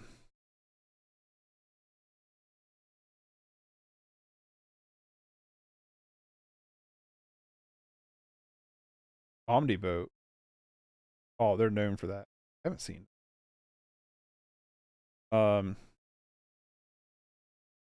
Swiss Army Man. The only one I've seen. Possibilia. Oh, it's a short film. Do they really only have 2 feature films underneath their belt? That's kind of crazy. Oh wait, I don't have CL. Yeah, I think that's all they've done. Yeah, that's all they've done 2 feature films, and I really enjoyed both of them. So, but yeah, robbed. Hey, Banshees is great. I'll give it to you. Banshees is amazing. For anybody watching currently or as an afterthought after the stream, Banshee and Sharon is fantastic. I super recommend Banshees. I'm going to make my wife watch it. She didn't want to watch it originally, and then I watched it and was like, no, it's great. So I'm going to force her to watch it when I do my rewatch for my best of 2022 list. And I know she's watching this right now, so just so you're aware, I'm going to make you watch this.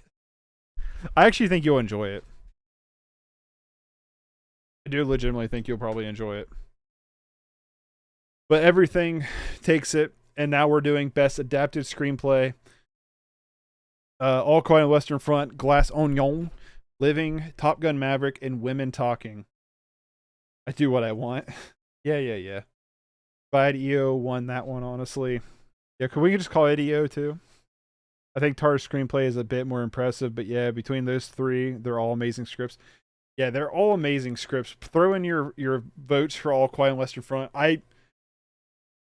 If you would have asked me before the stream, in my opinion, I would have said Women Talking. YouTube, you guys on YouTube said All Quiet on the Western Front with Top Gun very close. I think Women Talking is my favorite out of these group of movies. I think it's absolutely fantastic. Would love to see it win. But I honestly think All Quiet's going to win it because All Quiet has just been rocking the house, and it is a good adaptation. But I think Women Talk. It's my second favorite out of this one, but I think Women Talking is a really great film. Super recommend it if you've not seen it yet. Really enjoyed it. So what we got? Who's going to win? Oscar goes to Women Talking. Yes. Got it. Take that, All Quiet. I joke. All Quiet's a good movie. They've just won a lot, but Women Talking took it. Yeah. That's what's up. Women Talking is great. Tell It Like a Woman, that was nominated for Best Original Song, touts itself as a woman empowerment movie, but is very disingenuous and very poorly presented as a women empowering movie. Women Talking is an actual women empowering movie, and it is expertly crafted. Robbed. Yeah, I'm surprised. All Quiet didn't win, honestly, with how they've been running so far. They've been running super hot.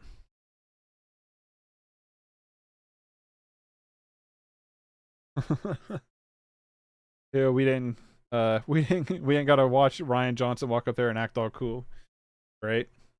I did like Glass Onion though. I did think it was good. Like all these movies, I would give a 6 or higher to. Like 6, 6.5, 6.5, 7.5, 8. But yeah, Women Talking, sweet. That was the one I was rooting for. I was honestly thinking All Quiet would take it just because how they've been running so hot tonight. But yeah, super love Women Talking. Women Talking could have also got a nom for best cinematography. Personally, I think it's got some pretty good cinematography. I definitely feel like it was snubbed of some performances because it's a very performance-driven film. Yeah, if you haven't seen Women Talking, super recommend it. It just came out on Blu-ray. I watched it on Amazon Prime. It's not free on Amazon Prime. I rented it, but I will be buying this on Blu-ray at some point because I would love to watch it again. Probably going to be in my best of 2022 list. I really enjoyed Women Talking.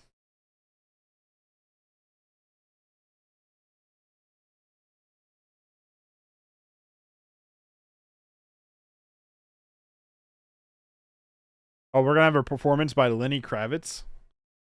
Hi. We're off to commercial now. They're off to commercial break.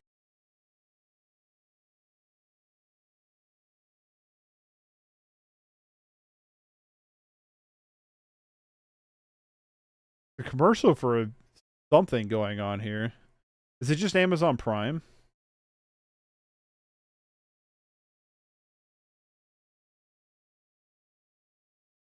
It's a really weird and awkward commercial. Like this person like loves Freddie Mercury, so they ordered a Freddie Mercury jacket or something off of Amazon Prime, and they just, what is this? This commercial is so bizarre. It's like a bunch of people with like weird snap. It was a Snapchat commercial, okay, with like weird faces. Fuck, Lenny Kravitz, wasn't he like? Yeah, his claim to fame was he had a song in Guitar Hero, and his daughter acts in movies. Now, Lenny Kravitz has some good songs, unironically. I just don't know like why he's performing at the Oscars. That's just the weird part. I don't have a Guitar Hero Aerosmith, but I still have my Guitar Hero Van Halen, which I think he was in that. I don't know. Are You Gonna Go My Way was in a Guitar Hero. I just don't know which one. Wonder how much Guitar Hero Aerosmith is. I would love to get all the Guitar Heroes.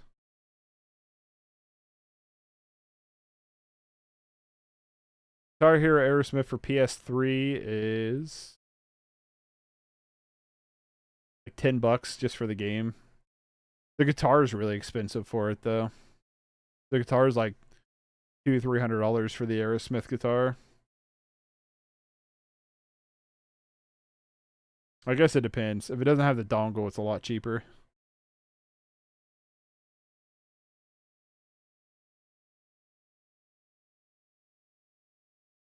I miss Guitar Hero. Guitar Hero is awesome. Guitar Hero needs to make a comeback.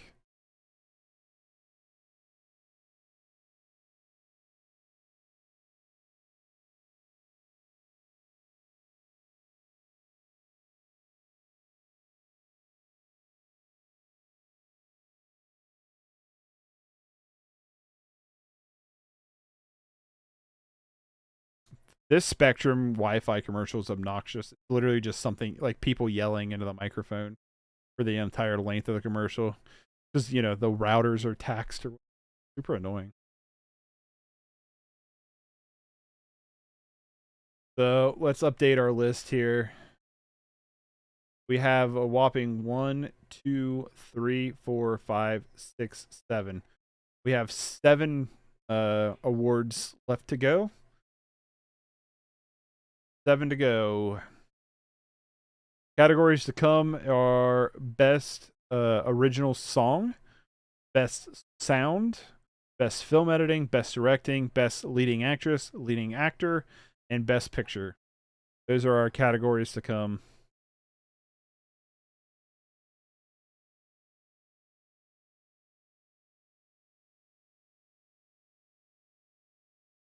I love how they have a scratch off lotto commercial that like just proves about how addicting and how terrible those are for people. Because the commercials that they do aggressively scratching off tickets, like to the point to like he's like freaking out. All right, the last featurette, we're back. The last featurette is Top Gun Maverick.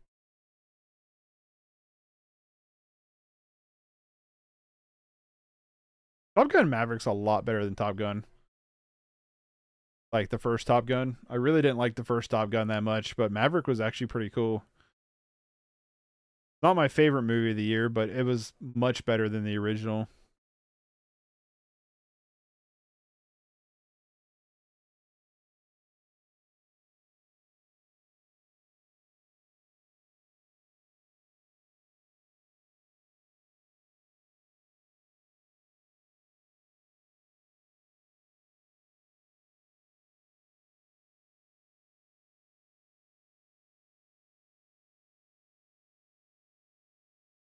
Miles Teller looking pretty dapper.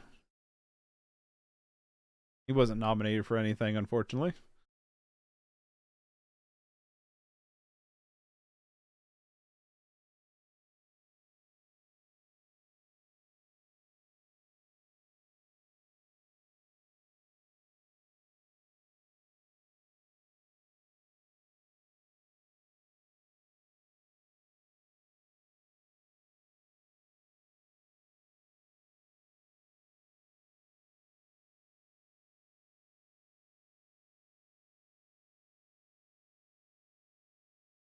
All right, we're doing sound being presented by Janelle Monáe and Kate Hudson. Is that who they said?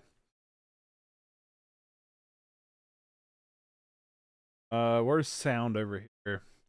All right, so get your votes ready.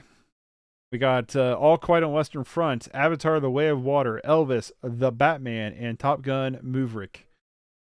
And over on YouTube, Best Original Sound, The Batman was voted by you guys on YouTube for the best. I didn't like my own status. That's weird. The Batman for the best. So, what's up, Silent Robbie? I said Silent Rob.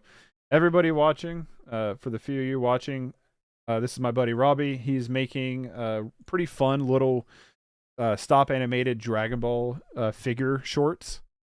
So, show him some love. If you're watching this on the post, you're watching this right now.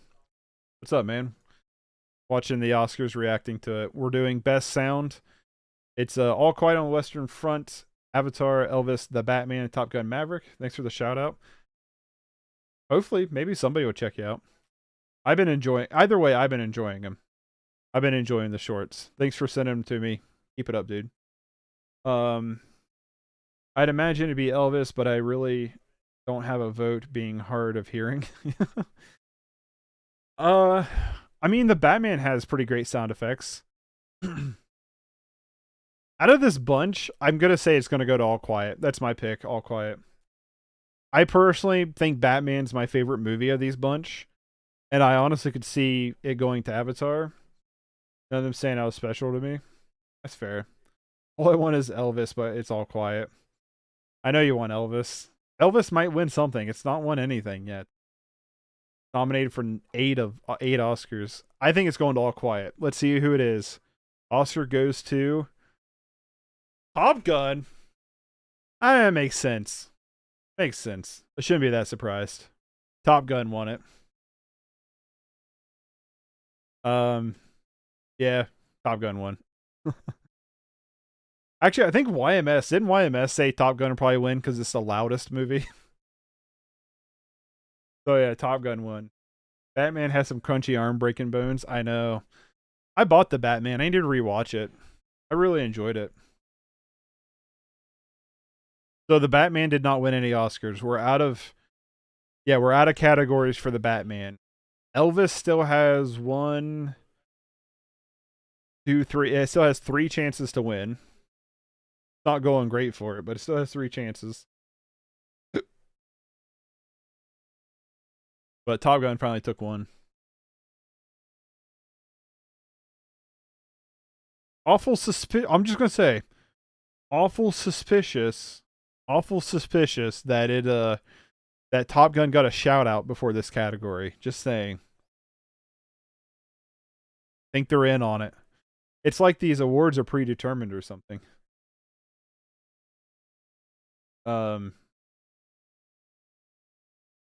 All it needs is 1. Yeah, that's true. All it needs is 1. You want the Austin Butler best performance. I'm still rooting for Brendan Fraser best performance. Top Gun was pretty good though.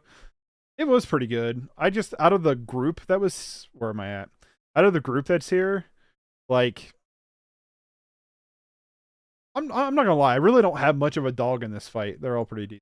Okay, best original song is next. Cast your votes. We have Lift Me Up in Black Panther, This Is a Life, Everything Everywhere All at Once, Not to, RRR, Applause, Tell It Like a Woman, and Hold My Hand, Top Gun. I know for a fact you guys on YouTube voted for Everything Everywhere All at Once. Gotta find it first. Where's it at? Yeah. You guys voted for Everything Everywhere All at Once. I'm voting for RRR. Not to slaps. No vote for her. For me, not a clue. Just say not to then. Not to slaps. Not to. If I would actually put money down, it's going to Rihanna. I think it's going to Rihanna. I feel like it's going to go to not to. That's what's playing right now on screen. I think it's going to go to Wakanda Forever. This is a hard one, though. I just don't want it to go to Applause, because Applause sucked. And that whole movie sucked, and it would be a shame if it won an Oscar. I want Todd Field to win directing, but it would mean more if Daniels got it. I think I'm right in the same boat with you, man. Oh shit, not to one! Yes! Not to one! Fuck yes! Awesome. Awesome. Hell yeah. That's sweet, man. I really wasn't expecting. I thought it was going to Rihanna or Lady Gaga. Hell yeah. R2 not to one. Sweet.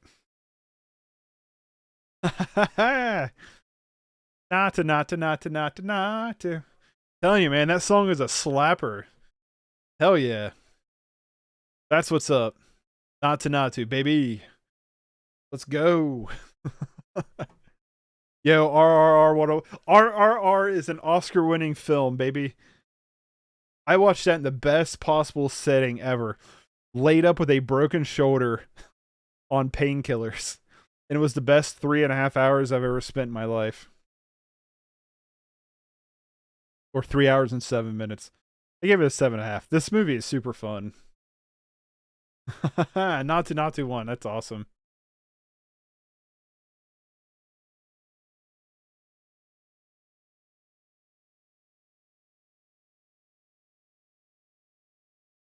My vote is Rihanna. What's up, Brittany? Tell Adam I said hi. Oh, and the big five left. Yeah, we're getting into the big ones. Yeah, I honestly thought Rihanna was going to win. I'm with you, Brittany. I really did. I thought Rihanna was going to win it. It was going to go to Rihanna or Lady Gaga. I was almost positive. But no, RRR won. The Bollywood movie with the knee slapper, not to. RRR also stands for Rise, War, Revolt, for anybody wondering. Our boy Johnny Travolta out here on stage. What's he doing?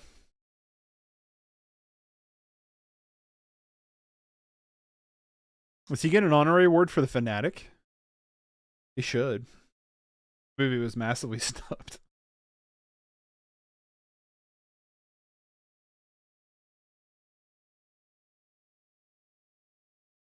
Oh, I'm happy about RRR winning, baby. That's awesome.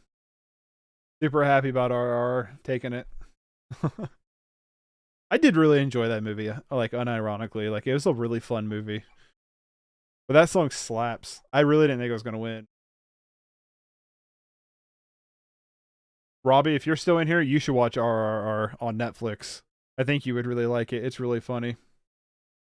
JT out here peddling his Scientology.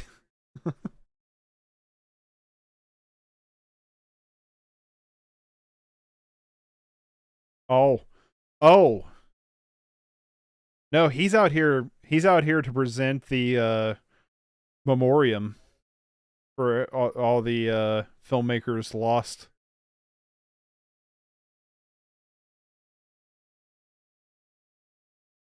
And that's what Lenny Kravitz is here for. He's doing a song while they do the in memoriam. They got John Travolta out here to present the memoriam because his career's been dead since Pulp Fiction.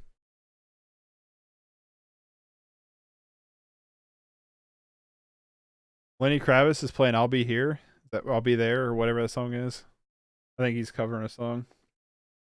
Y'all check it out. Fingers crossed for Brendan Fraser gets Best Actor. That's who I'm rooting for, too. Are they gonna actually show people in memoriam? Olivia Newton-John. Rest in peace to everybody. John Cordy, May Roth, Louise Fletcher. I didn't know she died. John Zarzinski, Albert Brenner. I'm apologizing if I butcher these names.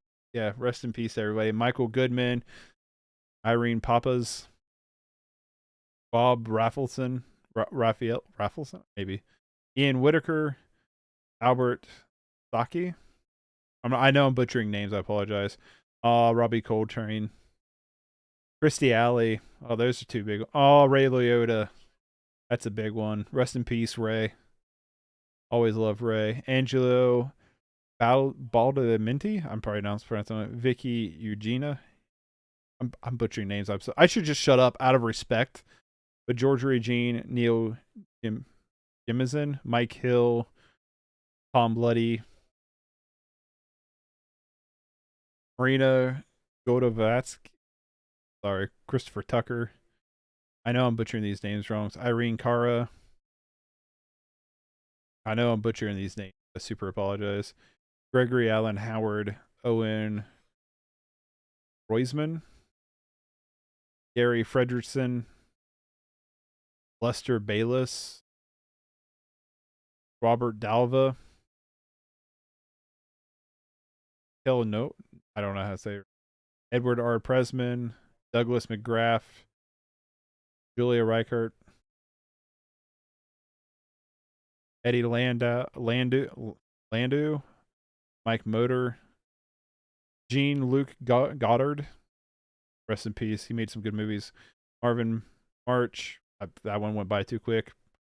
Burt Bacharach, is that it? I didn't know Gene Goddard died. Yeah, Rip Phil Seymour Hoffman knows 8 years, but it's gone too soon. That is true. Clayton Penny, Nick something, I missed it. Don Cambrin, Samoon Barr, Tom Whitlock, Amanda Mackey, Angela Lansbury, Wolfgang Peterson. I didn't know he died this year.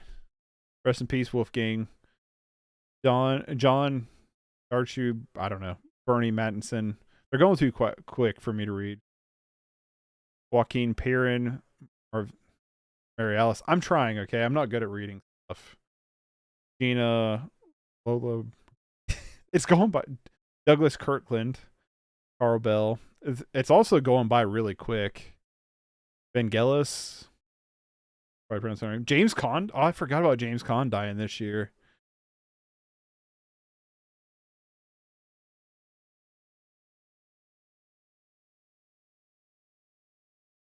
Yeah, so Jean-Luc Godard. I'm butchering names, man. I don't know why you guys are watching me. I'm butchering all these names. Big director, done a ton of stuff. What of his have I don't think I've watched too many of his stuff though.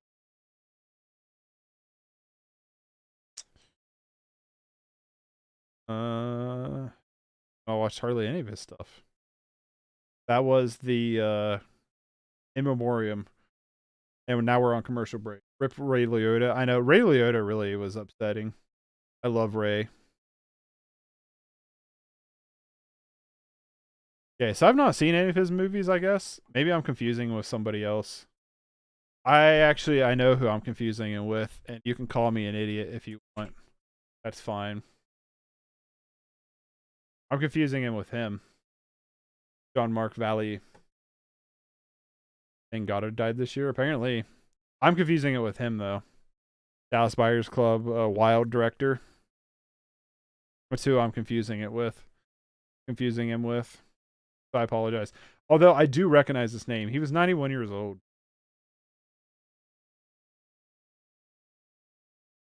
Yeah, the In Memoriam's always rough to get through. But we're down to the big five. Down to the big five. We're down to film editing, directing, actor, actress, and picture. I'm assuming it's going to go in this order, too. It's probably going to go film editing, directing, actress, actor, and then Best Picture would be my guess. How it'll go. Yeah, been a good year. Been some good wins, some fun wins. I'm assuming they'll have a commercial break before Best Picture, and when that happens, that's when we'll kind of do our next like rundown of everything at one, and see how things are going. Liberty, liberty. I don't know if you knew what commercial I just watched, but you probably should.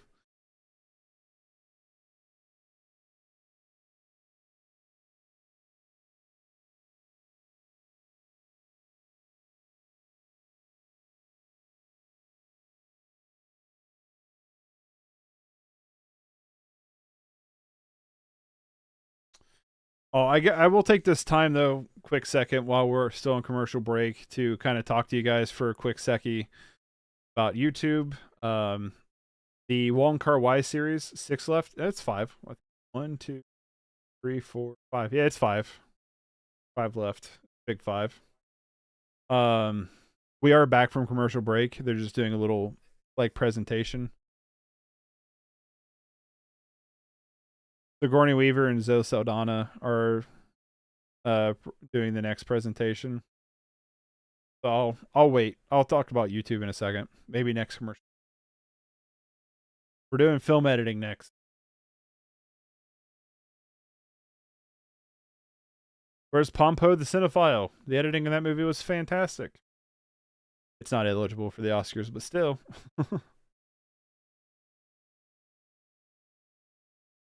Ooh, Zoe had a hard time getting through her lines there.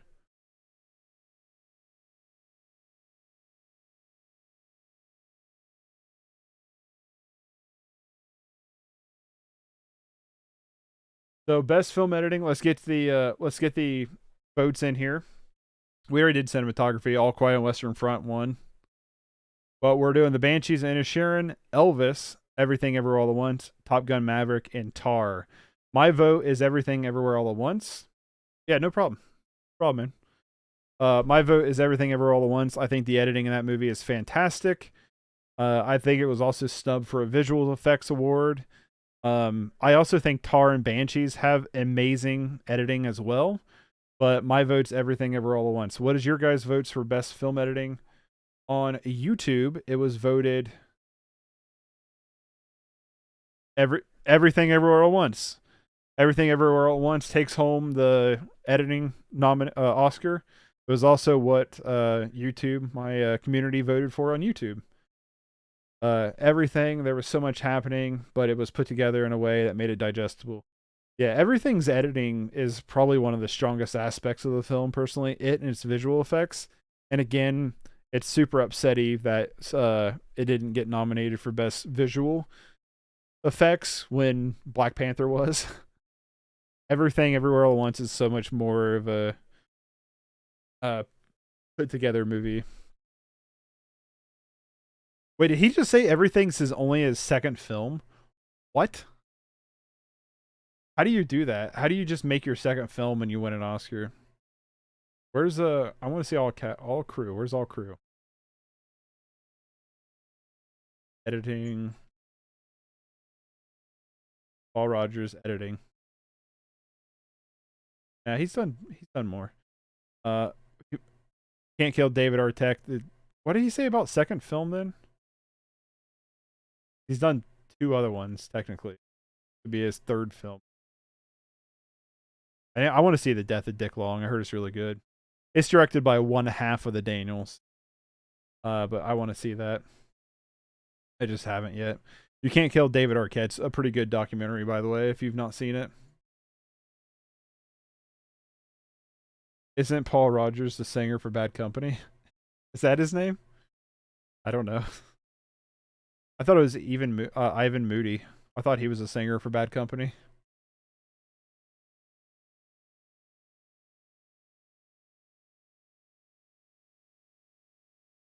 Everything Everywhere All at Once took home another one.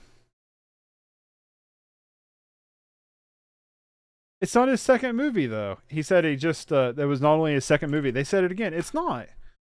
He's done the David Arquette movie. You can't kill.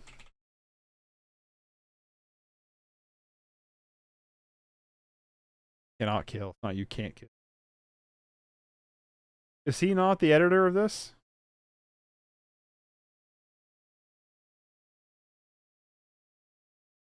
Yeah, so no, he's done 2 films. He's edited 2 films already. This was his 3rd film. Weird. All right, we're going on directing, presented by Idris Elba and Nicole Kidman. Nicole Kidman should be mad that her boy Robbie Eggers didn't get picked. At least I am. So best editing, we have Daniel Kwan and Daniel Shinert for Everything Ever All at Once. Martin McDonough for The Banshees and Inisherin. Ruben Östlund,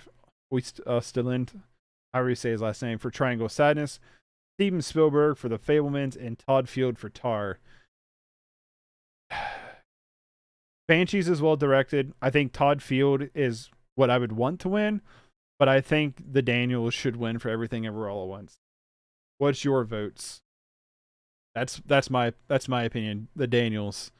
I would be very happy if Todd Field won. Don't think he will, but would be very happy. I watched Scream 1 to 3 today, and I can confirm you cannot kill David Arquette. Nice. Martin McDonough. Scheinert. Daniel Kwan, Daniel Scheinert. I just heard him say it. If Steven Spielberg wins, I'm going to be mad. I'd be happy with everything, or Tar. I'd be violently upset if Triangle of Sadness won. You really didn't like Triangle. If Spielberg wins directing, I'm going to throw the phone. The Oscar goes to Everything Everywhere All at Once. The Daniels, baby.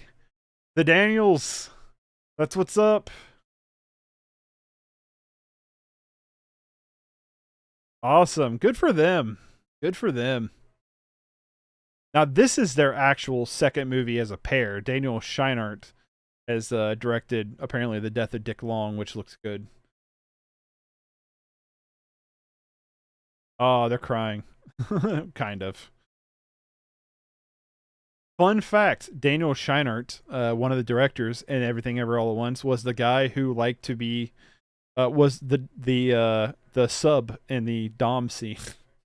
For anybody interested to know that little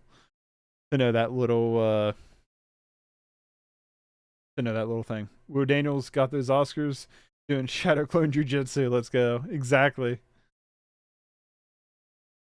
It's awesome. I'm so happy they won.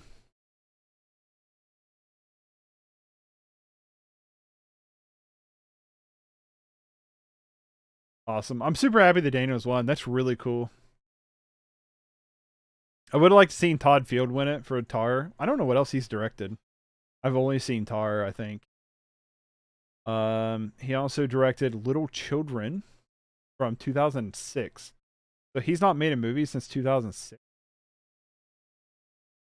It's super highly rated, Little Children is.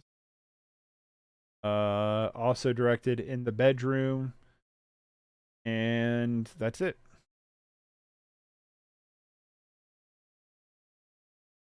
So, yep, Daniels win. My YouTube community also voted for the Daniels. I knew that. I forgot to jump over here because we just jump into the directing category so quickly. I bet Todd Field is so butt mad he had to go up against that. Probably. I feel that way with the Banshees of Inisherin and Tar. Like, I really love both those movies. But yeah, everything was such a mega movie this year that it's like holy crap, I just realized Daniel Kwan is basically wearing the same jacket that Michelle Yeoh was wearing at the end of the movie. I just realized that. It's like in the same like styling. It's not, I don't think it's the exact same jacket, but it's like in the same styling.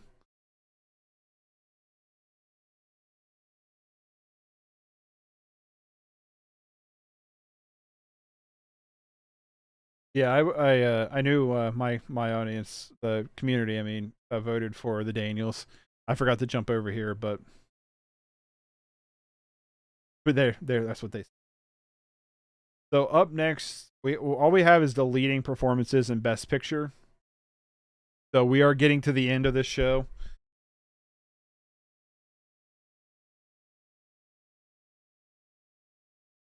Oh, cool. They're getting Harrison Ford to present Best Picture. That's pretty cool.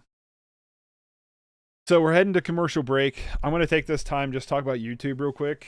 Excuse me. So I'm still doing the YouTube short reviews for movies. Pretty much movies that I watch for the first time will get a short review and be uploaded to the channel. I also want to start doing more videos on just movies and stuff in general. I would love to try to get out a bigger video once a week. Not gonna guarantee that's gonna happen, but I think that'd be cool. It's a goal at least. I got some new camera gear and equipment that I want to test out, but for two, I also want to use and hopefully will streamline some of my process a little bit more. Maybe I'll change up my formatting a little bit more for certain things. The Wong Kar-wai series will return next Friday. I should be next Friday, be getting back to uploading the Wong Kar-wai videos. There is a huge issue with them after Chungking Express, where our audio is really messed up, so I got to figure out how to fix that. But otherwise, that series I'm wanting to come out weekly. The Weird Movies My Wife Makes Me Watch series, I want to get back at it and get that series done. I have other videos and stuff in mind, and I also have 2 screen to consoles already in the pipeline that I would love to get put together and uploaded, including Reservoir Dogs and Lilo and Stitch, along with the fact I'm doing some other projects as well, so more to come on that, but that's all I'm going to say on that.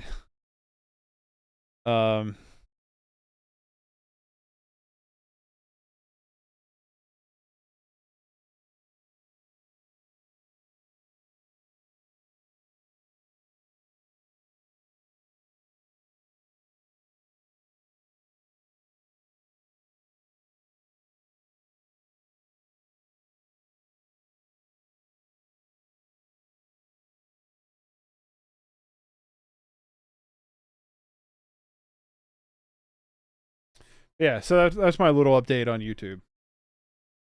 So hopefully you guys will look forward to some of that content coming out. I'm also going to have a Blu-ray collection update coming out here soon. I normally do them live, but this next one I'm not doing live because I want to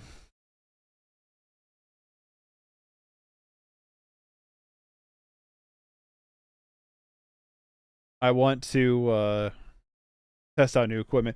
Sorry, they just did a commercial for something. I'm looking this up real quick because it basically is ripping off Everything Ever All at Once and even has like the same cast in it on Disney Plus. American Born Chinese. They show coming on Disney, and this trailer just looks like a complete rip-off. It even has the same cast. Like Michelle Yeoh, Key is in it. Stephanie Hsu shows up apparently in it. And like, just look at some of these clips. It looks so much like Everything Ever All at Once. It's not even funny. Follows Jin Wang, an average teenager juggling his high school social life with his immigrant home life when he meets a new foreign student at school. Even more worlds collide in life.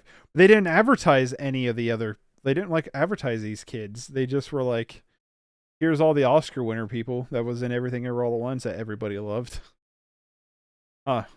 Even James Hong's in it. What? What is this? We're back from commercial, by the way. Oh, I didn't mean to click on Tori Keith. So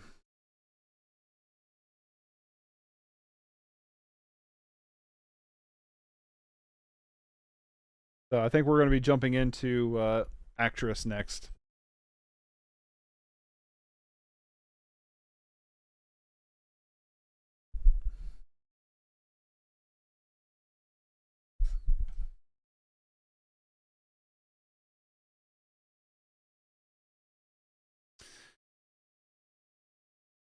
Jessica Chastain and Halle Berry are coming out for the next presentation.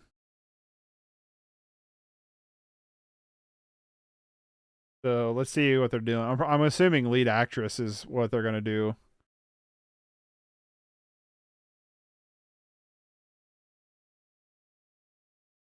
How dirty do you think them dress get that drag on the floor like that? They gotta get disgusting, right?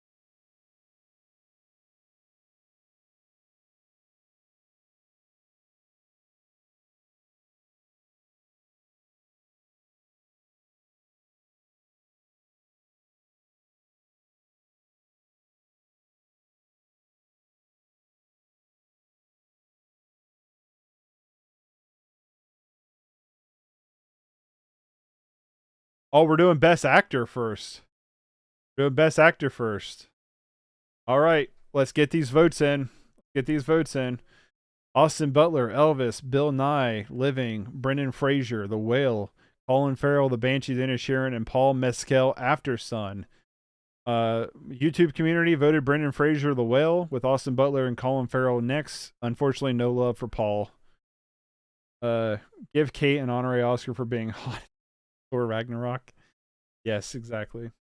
Brendan All Day, Air Day. Ana de Armas and Blonde wins. Calling now? Yeah, we'll see. I'm voting Brendan. Yankee, if you're still in here, I know this is one you've been waiting for. It's Elvis. You're voting Austin Butler. I think majority of the rest of you in here are voting for Brendan Fraser.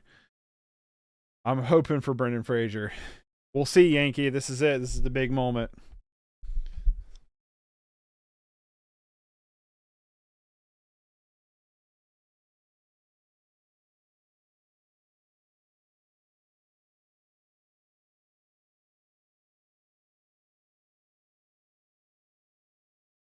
They picked the worst, like one of the worst, like scenes to showcase his acting. Come on, man. Austin for the win. We'll see. Renaissance, let's go. Yeah, baby, let's go. Oh, I'm really hoping Brendan Fraser wins. Paul Mescal, though, is super good in After Sun. Bill Nye and Living.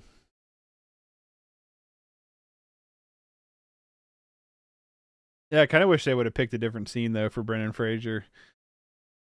We'll see. We'll see. I'm giddy for Brendan Fraser, baby. Come on. He's got to win this. Although I'll give it to you if Austin wins. This is tense. It is tense. Come on. The Oscar goes to Brendan Fraser. Yes. Yes! Let's go, baby! Let's go! Oh, Brendan Fraser's officially an Oscar winner. It happened. It happened, man. Oh, I don't want to hear his acceptance speech because if it's anything like Key, it's going to make me like start to get emotional. Yes! Brendan Fraser, baby! The Renaissance is real. I am very sorry, Yankee. I am very sorry.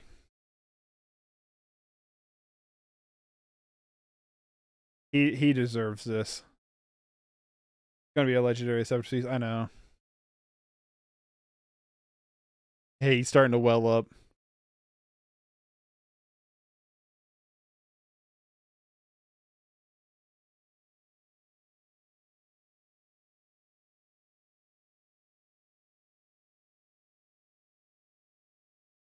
He's like hyperventilating. Poor guy.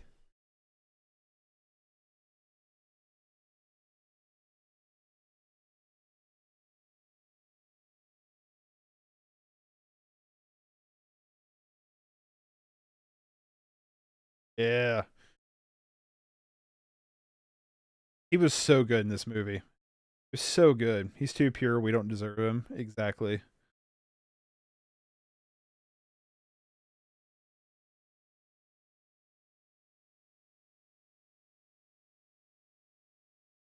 Aronofsky snubbed on directing, not gonna lie. I said that too. He was completely snubbed on directing. Should have replaced Steven Spielberg.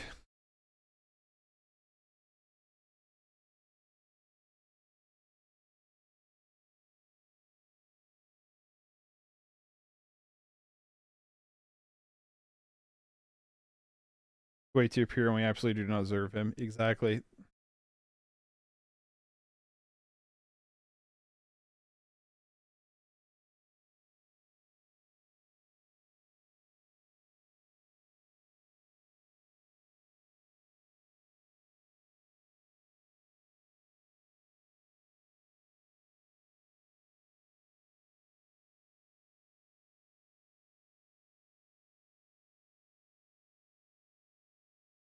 This is, I know I'm not saying much. This is just a really good acceptance speech. It's just very emotional and to the heart. Brendan Fraser, to me, he has given my favorite performance of the year so far. I think he's gave a performance I think is going to go down, and it's one of the best performances ever. Personally, that's what I think. We're going to jump straight into it with Best Lead Actress. We have Ana de Armas, Blonde, Andrea Riseborough, Talisa, Kate Blanchett, Tar, Michelle Williams of Fabelmans, and Michelle Yeoh, Everything Ever All at Once. I want Kate Blanchett to win it for Tar. I think she was probably my second favorite. He was so good. Maybe now the Mummy come back, we'll get greenlit. Yeah, let's do it. Let's bring the Mummy back. Andrea Riseborough was also really, really good in To Leslie. I don't think she'll get it, but she was fantastic in that. Ana de Armas is a really strange pick. And so Michelle Williams, I guess if we're gonna give the Fabelmans other stuff, she was one of the best parts of it. Or one of the better parts, I should say. I would love for Andrea to get it, but we know she won't. So Kate B. Yeah, I don't think Andrea will get it at all. There's too much controversy around her getting nominated. Michelle Yeoh, though, I think is going to win it. I want Kate Blanchett to win it, but I think Michelle Yeoh is going to win it. Just with how the night's been going, I really don't think Kate Blanchett's going to get it. But Andrea Riseborough, though, was absolutely great into Leslie. So give her some credit there. Kate's got it. I hope so. I don't know though, but I hope so. Yankee, you got an opinion on this?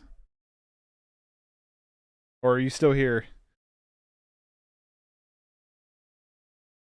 You still got one more chance for Elvis to win. I don't think it's going to happen, but you got one more chance.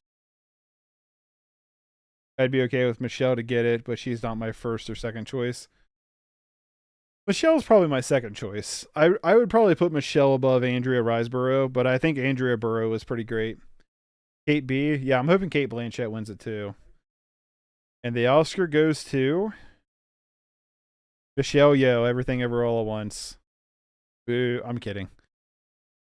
Congratulations, Michelle. I was rooting for Kate. That's what I was rooting for, Kate Blanchett, but Michelle got it. Michelle Yeoh got it. For Everything Everywhere All at Once. I was rooting for Kate. Honestly, let's see him give it to Anna. Counter gaslight everybody's opinion on Blonde. That would be hilarious. I actually think Blonde was decent. I gave it a 6 out of 10. I'm sticking with that. I don't know if I ever care to rewatch it. But I did overall enjoy it. I don't think it's terrible. I think Ana de Armas was pretty good in it. Not who I would have picked in this category to be in here. But yeah, Michelle Yeoh took it. I still think Kate Blanchett was better in Tar, though. No offense to Michelle. I think Michelle was great. But Kate Blanchett was almost on the same level for me as Brendan Fraser was for The Whale, where it was like, this is like a legendary performance, you know? That's my opinion, though. One of my favorite performances of the year was Kate Blanchett in Tar. I do think Michelle Yeoh was great, though. Did I just spit out a bubble while talking? Best Picture, Bugs Bunny. They need to hurry up. I'm too old to be staying up this late with work in the morning. I know. I feel the same way. I'm like, I'm ready for bed.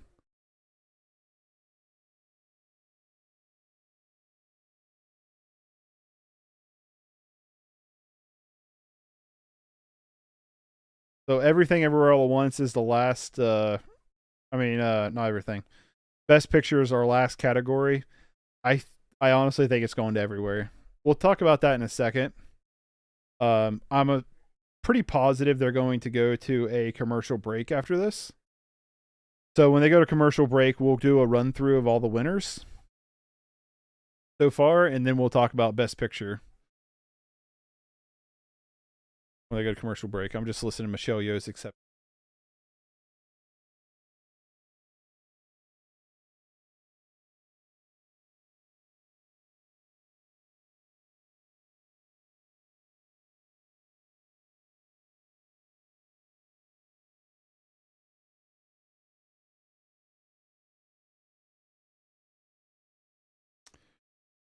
Go to everywhere, just like the show.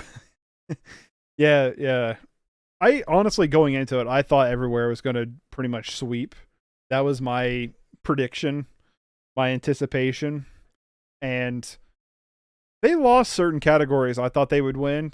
All Quiet on the Western Front won a lot more than I was expecting. Like, I thought All Quiet was probably just going to win Best Foreign Film, and then that would be it, but that's not what happened. They ended up taking home a lot of stuff.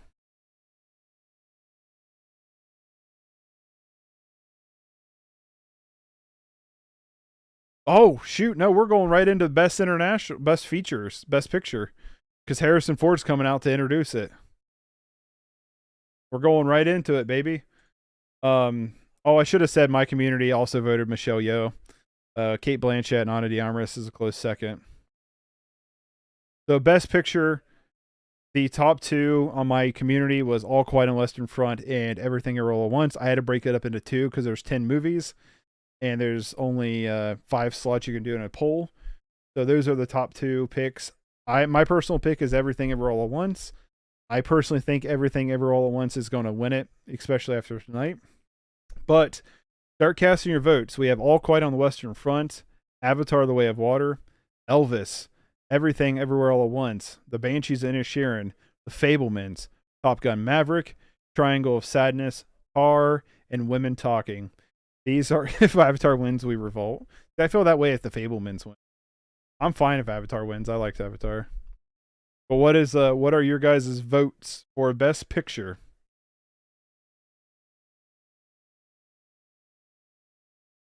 Everything, but it should have been The Whale. I said what I said. Yeah, I agree. I think The Whale should have been nominated. The Whale should have been here instead of the Fabelmans or Triangle of Sadness, honestly. No, just going right into it. Okay. The Oscar goes to Everything Everywhere All at Once. Everything Everywhere All at Once. Swept it. Swept it. Kind of. Not exactly. Won a lot of them. Won a lot of them. It won 7 of the 11 it was nominated for. Wow. Good for them. Good for the Daniels. Good for the Daniels. I'm happy. So, Tar took home nothing. The Banshees took home nothing. Elvis took home nothing after being nominated for many Oscars. Tar was nominated for what, 6? Yeah, 6. Banshees was nominated for 9, and Elvis was nominated for 8. They took home nothing, which is kind of sad. I haven't seen that movie. Good. It's very, very good. I don't know if it's streaming on anywhere. You can rent it. Oh, if you have Showtime, it's on Showtime. You can rent it or buy it from Amazon. I know Walmart has copies in stock. Yeah, Elvis was 0-8. Sorry, Yankee. I know yours rooting for Elvis. So let's run through these victories real quick. Banshees 0-9. I know that one kind of upsets me. I really like Banshees. Best International went to All Quiet on the Western Front. I was rooting for Quiet Girl or Close, but I figured that would win. Best Documentary was The Elephant Whispers, which is what I was rooting for. Live action, I didn't see An Irish Goodbye, so I was rooting for Red Suitcase, but I figured Irish Goodbye would win, and happy it did. Surprised only has an 8. Surprised. Everything All at Once only has an 8 out of 10 IMDb. Pretty good.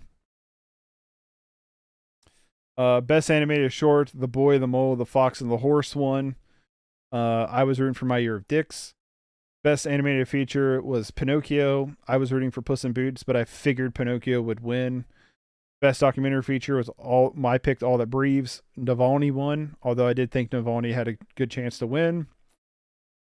Best Achievement in Visual Effects goes to Avatar, which is what I figured would win. Best Music, Original Song RRR for Naatu Naatu won, which I'm super happy about. That's what I was rooting for. I didn't think it would win, but that's what I was rooting for.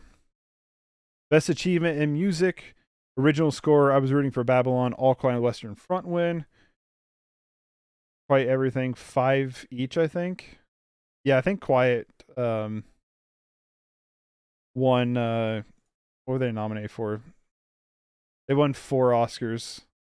I know what they were nominated for. Best hair and makeup, I was rooting for The Whale. The Whale won. Best sound, I was rooting for... Did I actually have a strong pick on this one? I don't think I did. I think I was leaning toward All Quiet on the Western Front or Avatar maybe, but Top Gun won it. Best costume design, I was rooting for Babylon, and Black Panther won it. Best production design, I was rooting for Babylon. All Quiet on the Western Front won. Best film editing, I was voting for Everything, although Banshees and Tar are amazingly edited too. Everything won. Best cinematography, I was rooting for Tar. All Quiet on the Western Front won. Best adapted screenplay, Women Talking won, and I was rooting for it. Best original screenplay, Everything Ever All at Once won. I was rooting for it, although the Banshees and Tar have amazing screenplays. Best directing, I was rooting for the Daniels, and they won, but I was also pulling for Todd Field. Best performance, Jamie Lee Curtis won. I was rooting for Carrie Condon. Best performance in a supporting role, Key won. I was rooting for Key, although any of these 4 winning, I would have been super happy about. Best actress in a leading role, Michelle Yeoh won. I was rooting for Cate Blanchett. And best actor in a leading role, I was rooting for Brendan Fraser. He won. And then best picture, I was rooting for Everything Ever All at Once, and it won.